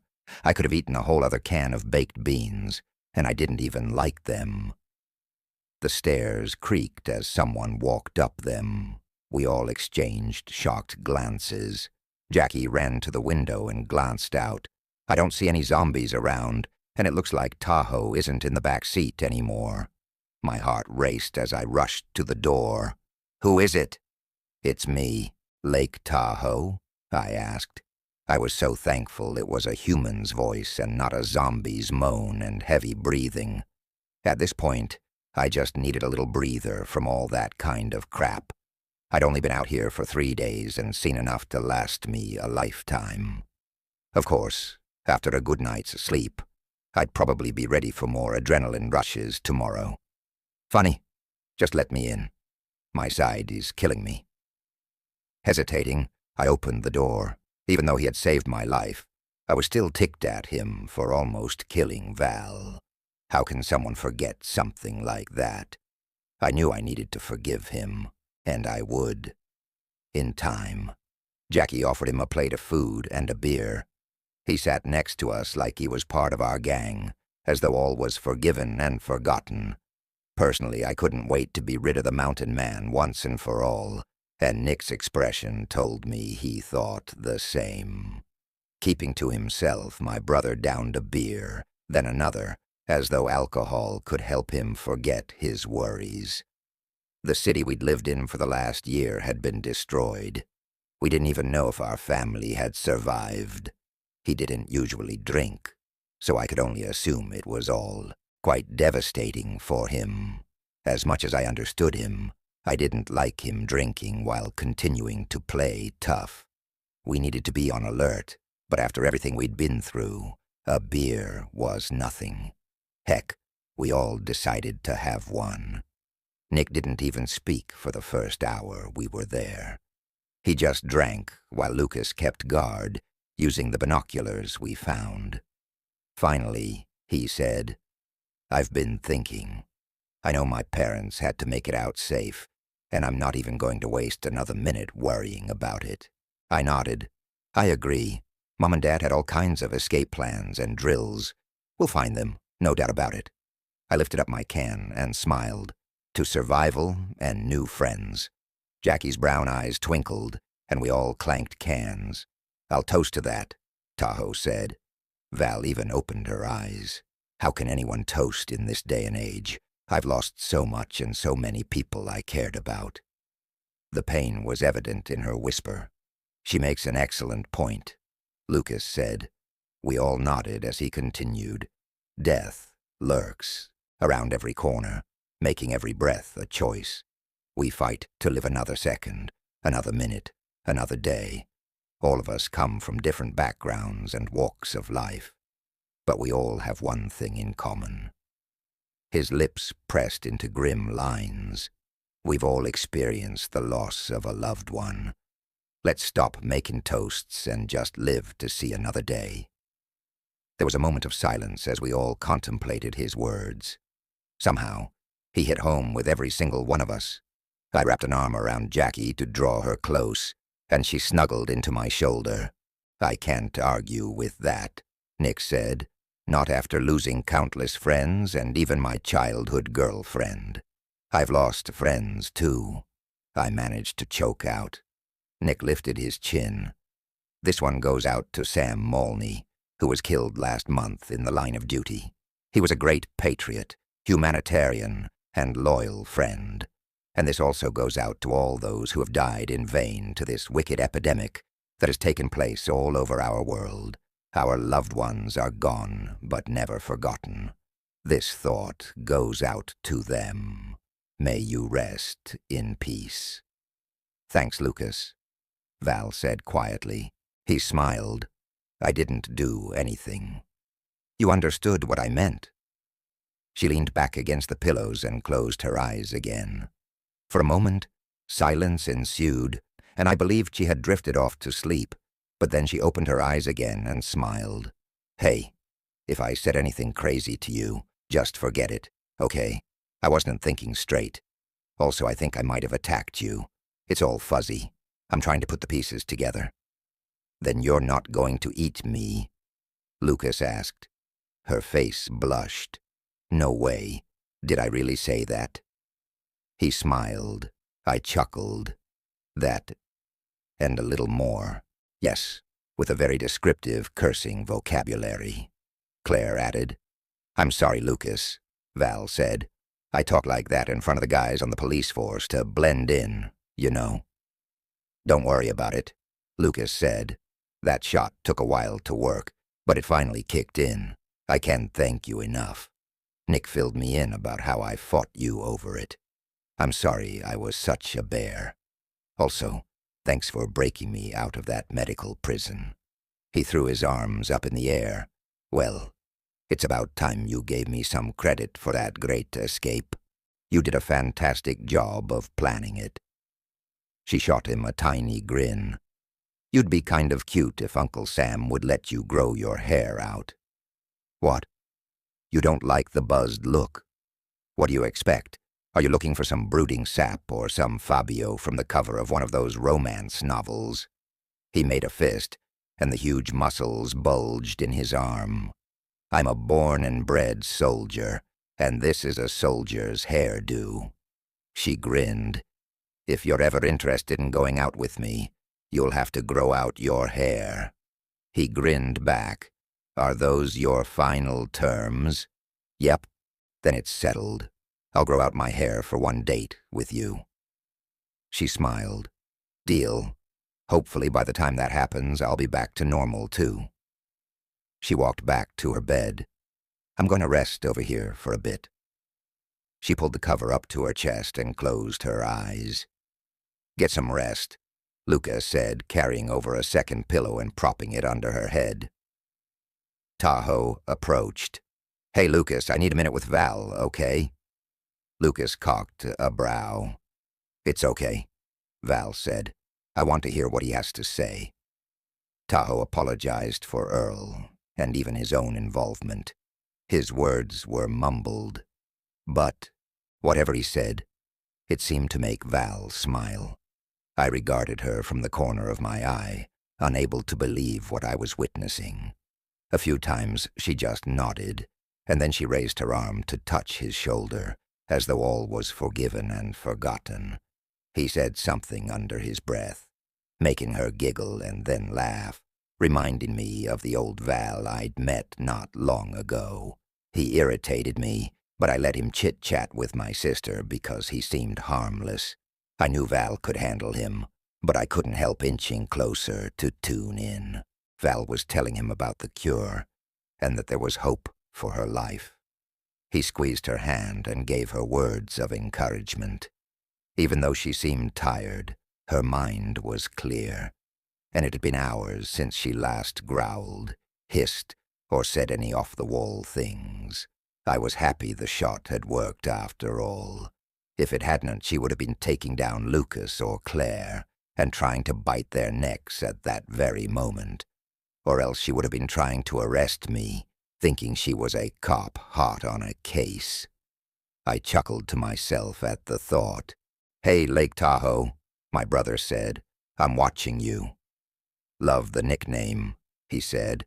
"I guess I'm stuck with it, right?" Lucas and Nick started telling us army stories about their narrow escapes with death and zombies. Tahoe even joined, sitting at Val's side as he told some stories of his own.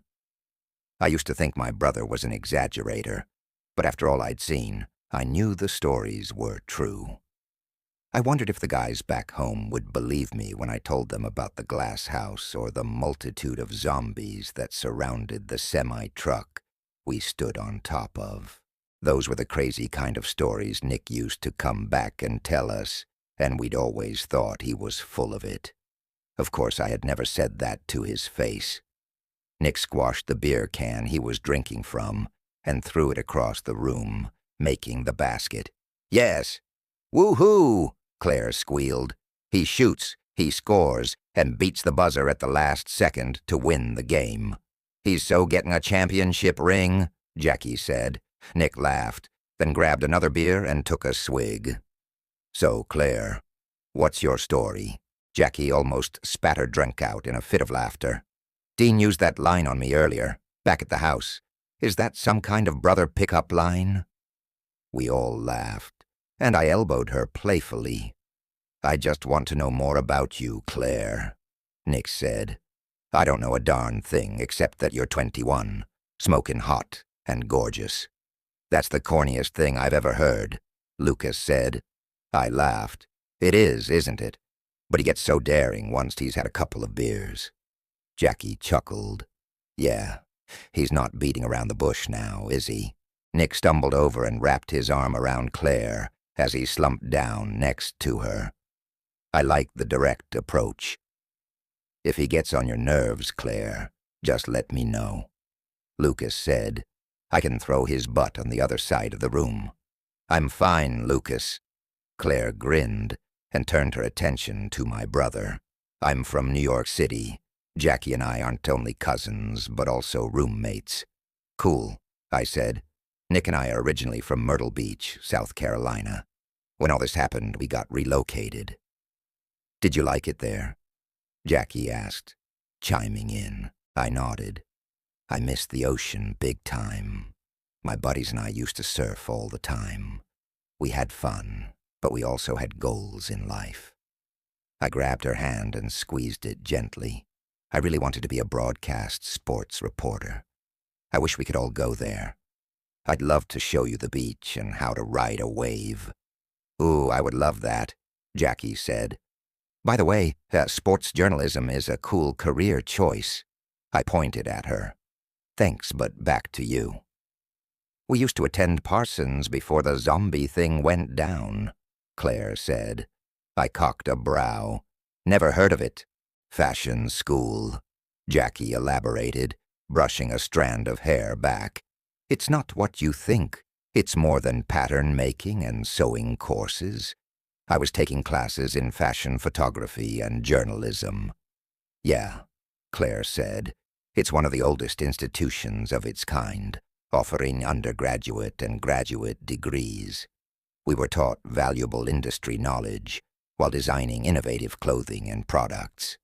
Parsons is credited with launching the careers of various fashion legends like Marc Jacobs, Donna Karan, and Tom Ford, and so many more. Jackie seemed quite enthusiastic about it, and I wished I knew more about her career choice, but given that I'd grown up among boys with absolutely no fashion sense, I was glad to even know what fashion school was. Nick grinned, probably getting as little out of it as I was. Well, that explains the cute outfits. Claire nudged him and batted those long eyelashes of hers. She really liked my big brother, and she wasn't embarrassed to flirt with him. I met Jackie's gaze. I think you'd make a wonderful fashion photographer. My heart began to race as Jackie flashed her bright smile. Thank you, she said. I started taking pictures at 10. I thought about the great adventures I could have taking beautiful pictures all over the world. But as a teenager, I began to love fashion, so I thought I'd just combine my two great loves. You gotta do what you love, I said. Did you work as well? Claire cut in. Yeah. Jackie and I worked as wedding gown models in some of those wedding shows. We got to wear beautiful gowns and have our hair all pinned up in some elaborate updos. Nick reached for her hand. I bet you made the most beautiful bride. Thank you, Nick, she said. We weren't allowed to move one muscle or even blink. Jackie chuckled. Yeah, and Claire kept giving me this silly look, and we'd end up busting out in laughter. She always got me in trouble. I shot Lucas an amused look. What were you doing when all of this happened? Lucas asked. Jackie looked off, as if remembering a horrible event in her life. We were actually on a photo shoot as wedding models for a fashion magazine in Hershey, Pennsylvania, when the virus broke out. Why would you leave New York City to go to Pennsylvania? Nick asked. The title of the article was Chocolate, Wine, and Weddings, Jackie said. So they chose to do it in the chocolate capital of the world. Everything turned to chaos. We couldn't get back to New York City. There was gunfire everywhere. People started killing and eating their friends and neighbors, and there Claire and I were in these fluffy wedding dresses. We hid out in the basement of a pet store, Claire said. The poor animals were going nuts. The glass door was shattered, so we let them go so they'd have a fighting chance. Leaving them locked up in those cages would have been a death sentence for sure. I watched the parrots squawk and fly off into the sky, and I envied them. I remember where I was, too, I said. I was stuck at the top of a Ferris wheel with a date. Innocent people were being killed below, and I couldn't do anything to help them. That's awful, Jackie said. It was like something out of some B-grade horror movie, and I thought, maybe I was dreaming. Hours later, Nick and my dad let me down. My date ran in the other direction, and I haven't seen her since. Nick then flew our parents and me to Kelly's Island, where my grandma lived. So you're a pilot? Claire cut in, her gaze meeting Nick's. I dig pilots. A soft hue of red covered his cheeks, and for a moment, I wasn't sure if it was from the alcohol in his blood or the compliment from a pretty girl. I cleared my throat. Anyway, my grandma owned a bed and breakfast and a small cottage. About 200 residents lived there before the outbreak. My best friend from school went to Kelly's Island 2 years ago, Jackie said. She went fishing, sea kayaking, and hiking, and even took a trip to that amusement park, Cedar Point in Sandusky. I remember all the pictures she showed me. It looked like a lot of fun. Kelly's Island is a tourist attraction, right? I snorted. It used to be. It was the perfect place to hole up, considering we were completely surrounded by water. It's a great island, and we love it. I just wish Nick was around more. And where'd you take off to, Nick? Claire asked. I was home on leave from the army, but when this zombie thing happened, I chose to fight over here in Ohio. Nick said, with everything happening, the army was cool with it. I wanted to give back, to save the people who weren't dead yet. Me too, Lucas said. I had lots of connections, so I got stationed at Kelly's Island too. Nick and Dean's family. Well, they're like the family I never had. Claire gripped Nick's hand. That's very honorable to serve your country. He leaned in and whispered something in her ear that made her laugh. Jackie squeezed my hand, and I smiled. We talked about everything, and I learned so much about her. She'd been born and raised in New York City, and family and friends meant everything to her. She also loved burgers with all the fixings, and she demanded gobs of mustard, just like me. She used to jog Central Park every morning at 6 a.m. with her brothers, and she loved cats. She'd always wanted a dog, but her landlord wouldn't allow it. She wore pajamas and pink slippers every night. Or at least she had before the zombies took over. I've got one question, said Val, looking at Jackie and Claire. Val, I said. You're awake, Jackie said. How are you feeling? Like a zombie is eating my intestines. She cringed. Well, you asked. Anyway, here's my question. Yes, Claire said. This zombie thing has been happening for a year now. Why were you dressed so fashionable when we met? We ran until our group found an abandoned mansion, Jackie said. We got comfortable and didn't see more than a handful of zombies for over 8 months. There were giant closets filled with the most gorgeous designer clothes, Jackie said. So we started relaxing and letting our guard down. We dressed up every day and did our hair and makeup. All the girls in our group did. We were led into a false sense of security. I know now that it was a big mistake. We should have been training to fight, but the men treated us women like china dolls. They took care of us, and I guess we let them. At 3 o'clock one afternoon, a window shattered, Claire said. I'll never forget it to this day. Jackie sipped her beer. That was the end of our group, and our time together. A herd broke in and killed everyone else. Her voice wavered. We barely escaped. I wrapped my arm around her and pulled her close. It had to be awful. I couldn't even begin to imagine what that night must have been like for them. Mourning the loss of their protectors and running for their lives with no supplies or weapons. I'm sorry, Val said, looking out the window. Isn't the sunset gorgeous? Jackie asked, changing the subject. Yes, and I want to watch it one last time before I die, she said between breaths. How can I deny my wonderful sister her last wish? I rushed over to help her up. Technically, though, you're not really dying, Val. I scooped her up in my arms and brought her next to Nick. We all sat together and watched the sun sink into the horizon. That was beautiful, she said, and looked up at me, then at Nick. Hey guys, what if the cure doesn't work? I gripped her hand tightly. Don't even think about it. A tear ran down her face. I don't want to die, Dean. I want to live to see another sunset. Shh. I wiped her tear away and pulled her into my arms. You're my sister, and Nick and I are going to do everything in our power to save you. You've got to trust us, Nick said. She smiled, but I could see the hopelessness in her eyes. I'm not giving up yet. Nick touched her hand. That's my girl. Just promise me one thing, she said. Anything, I said, meaning it. If the cure doesn't work, I want you or Nick to. One of you have to put the bullet in my head, nobody else. Tears welled in my eyes as I met Nick's gaze. He was choking up, too. I tried to compose myself because I didn't want to cry in front of everyone. We promise. It was the hardest promise I'd ever had to make to anyone, and I hoped it was not one I'd have to keep. She sniffled. Thank you. I squeezed her hand. I prayed against all odds that the cure would work, but if it didn't, I knew I'd have to keep my promise no matter how much it hurt. Val let out a sigh.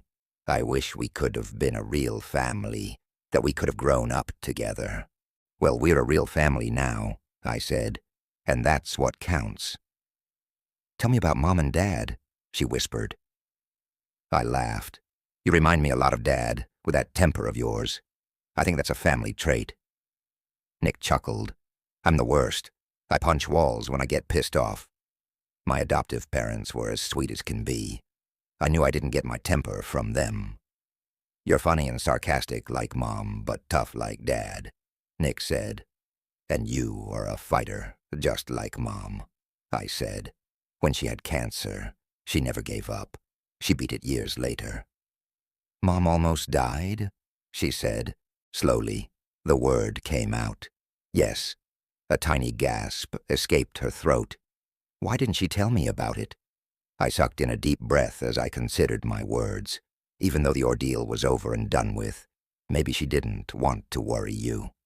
I shrugged. I honestly don't know. I'm glad she made it, Val said softly. Me too. I nodded. Imagine if she didn't. Then I might never have met you, and she would have died without having a chance to meet her only daughter. I met her gaze.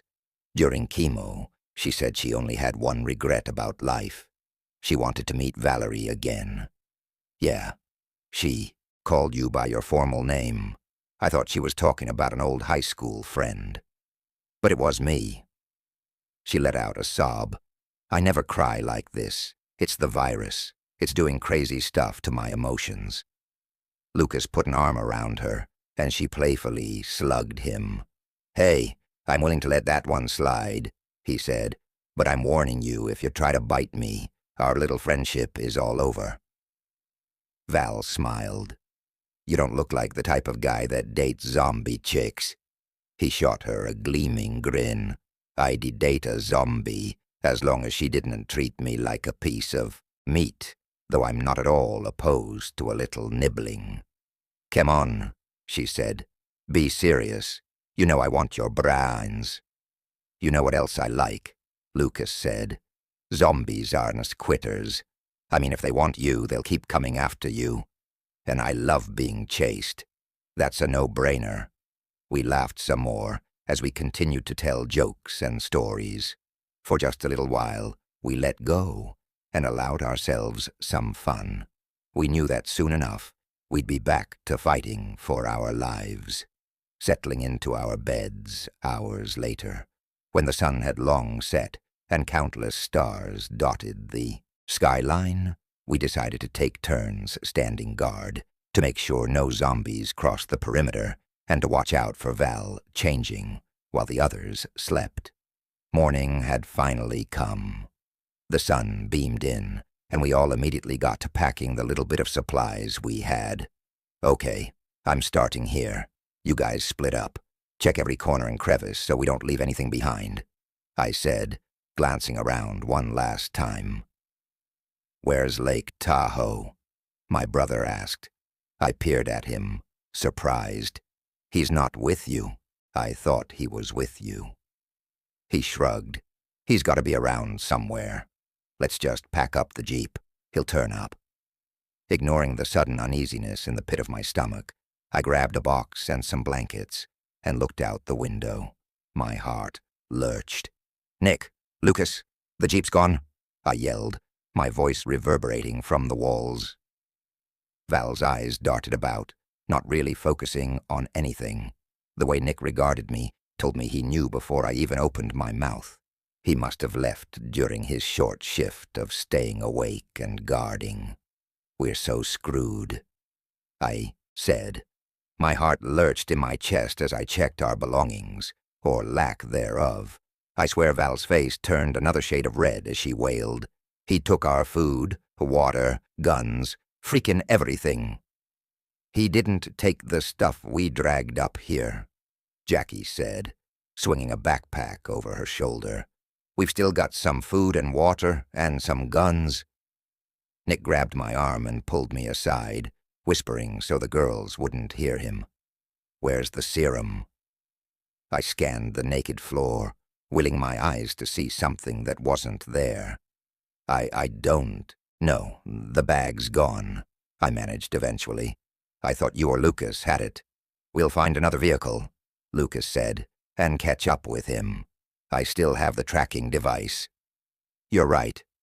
My heart raced, thumping in my ears like a drum. We can't stay here. We'll have to leave on foot, Nick said, and I mean right now. A chill washed over me. We were right back where we had started, running for our lives and in dire need of transportation. And now, we didn't even have the cure in our hands.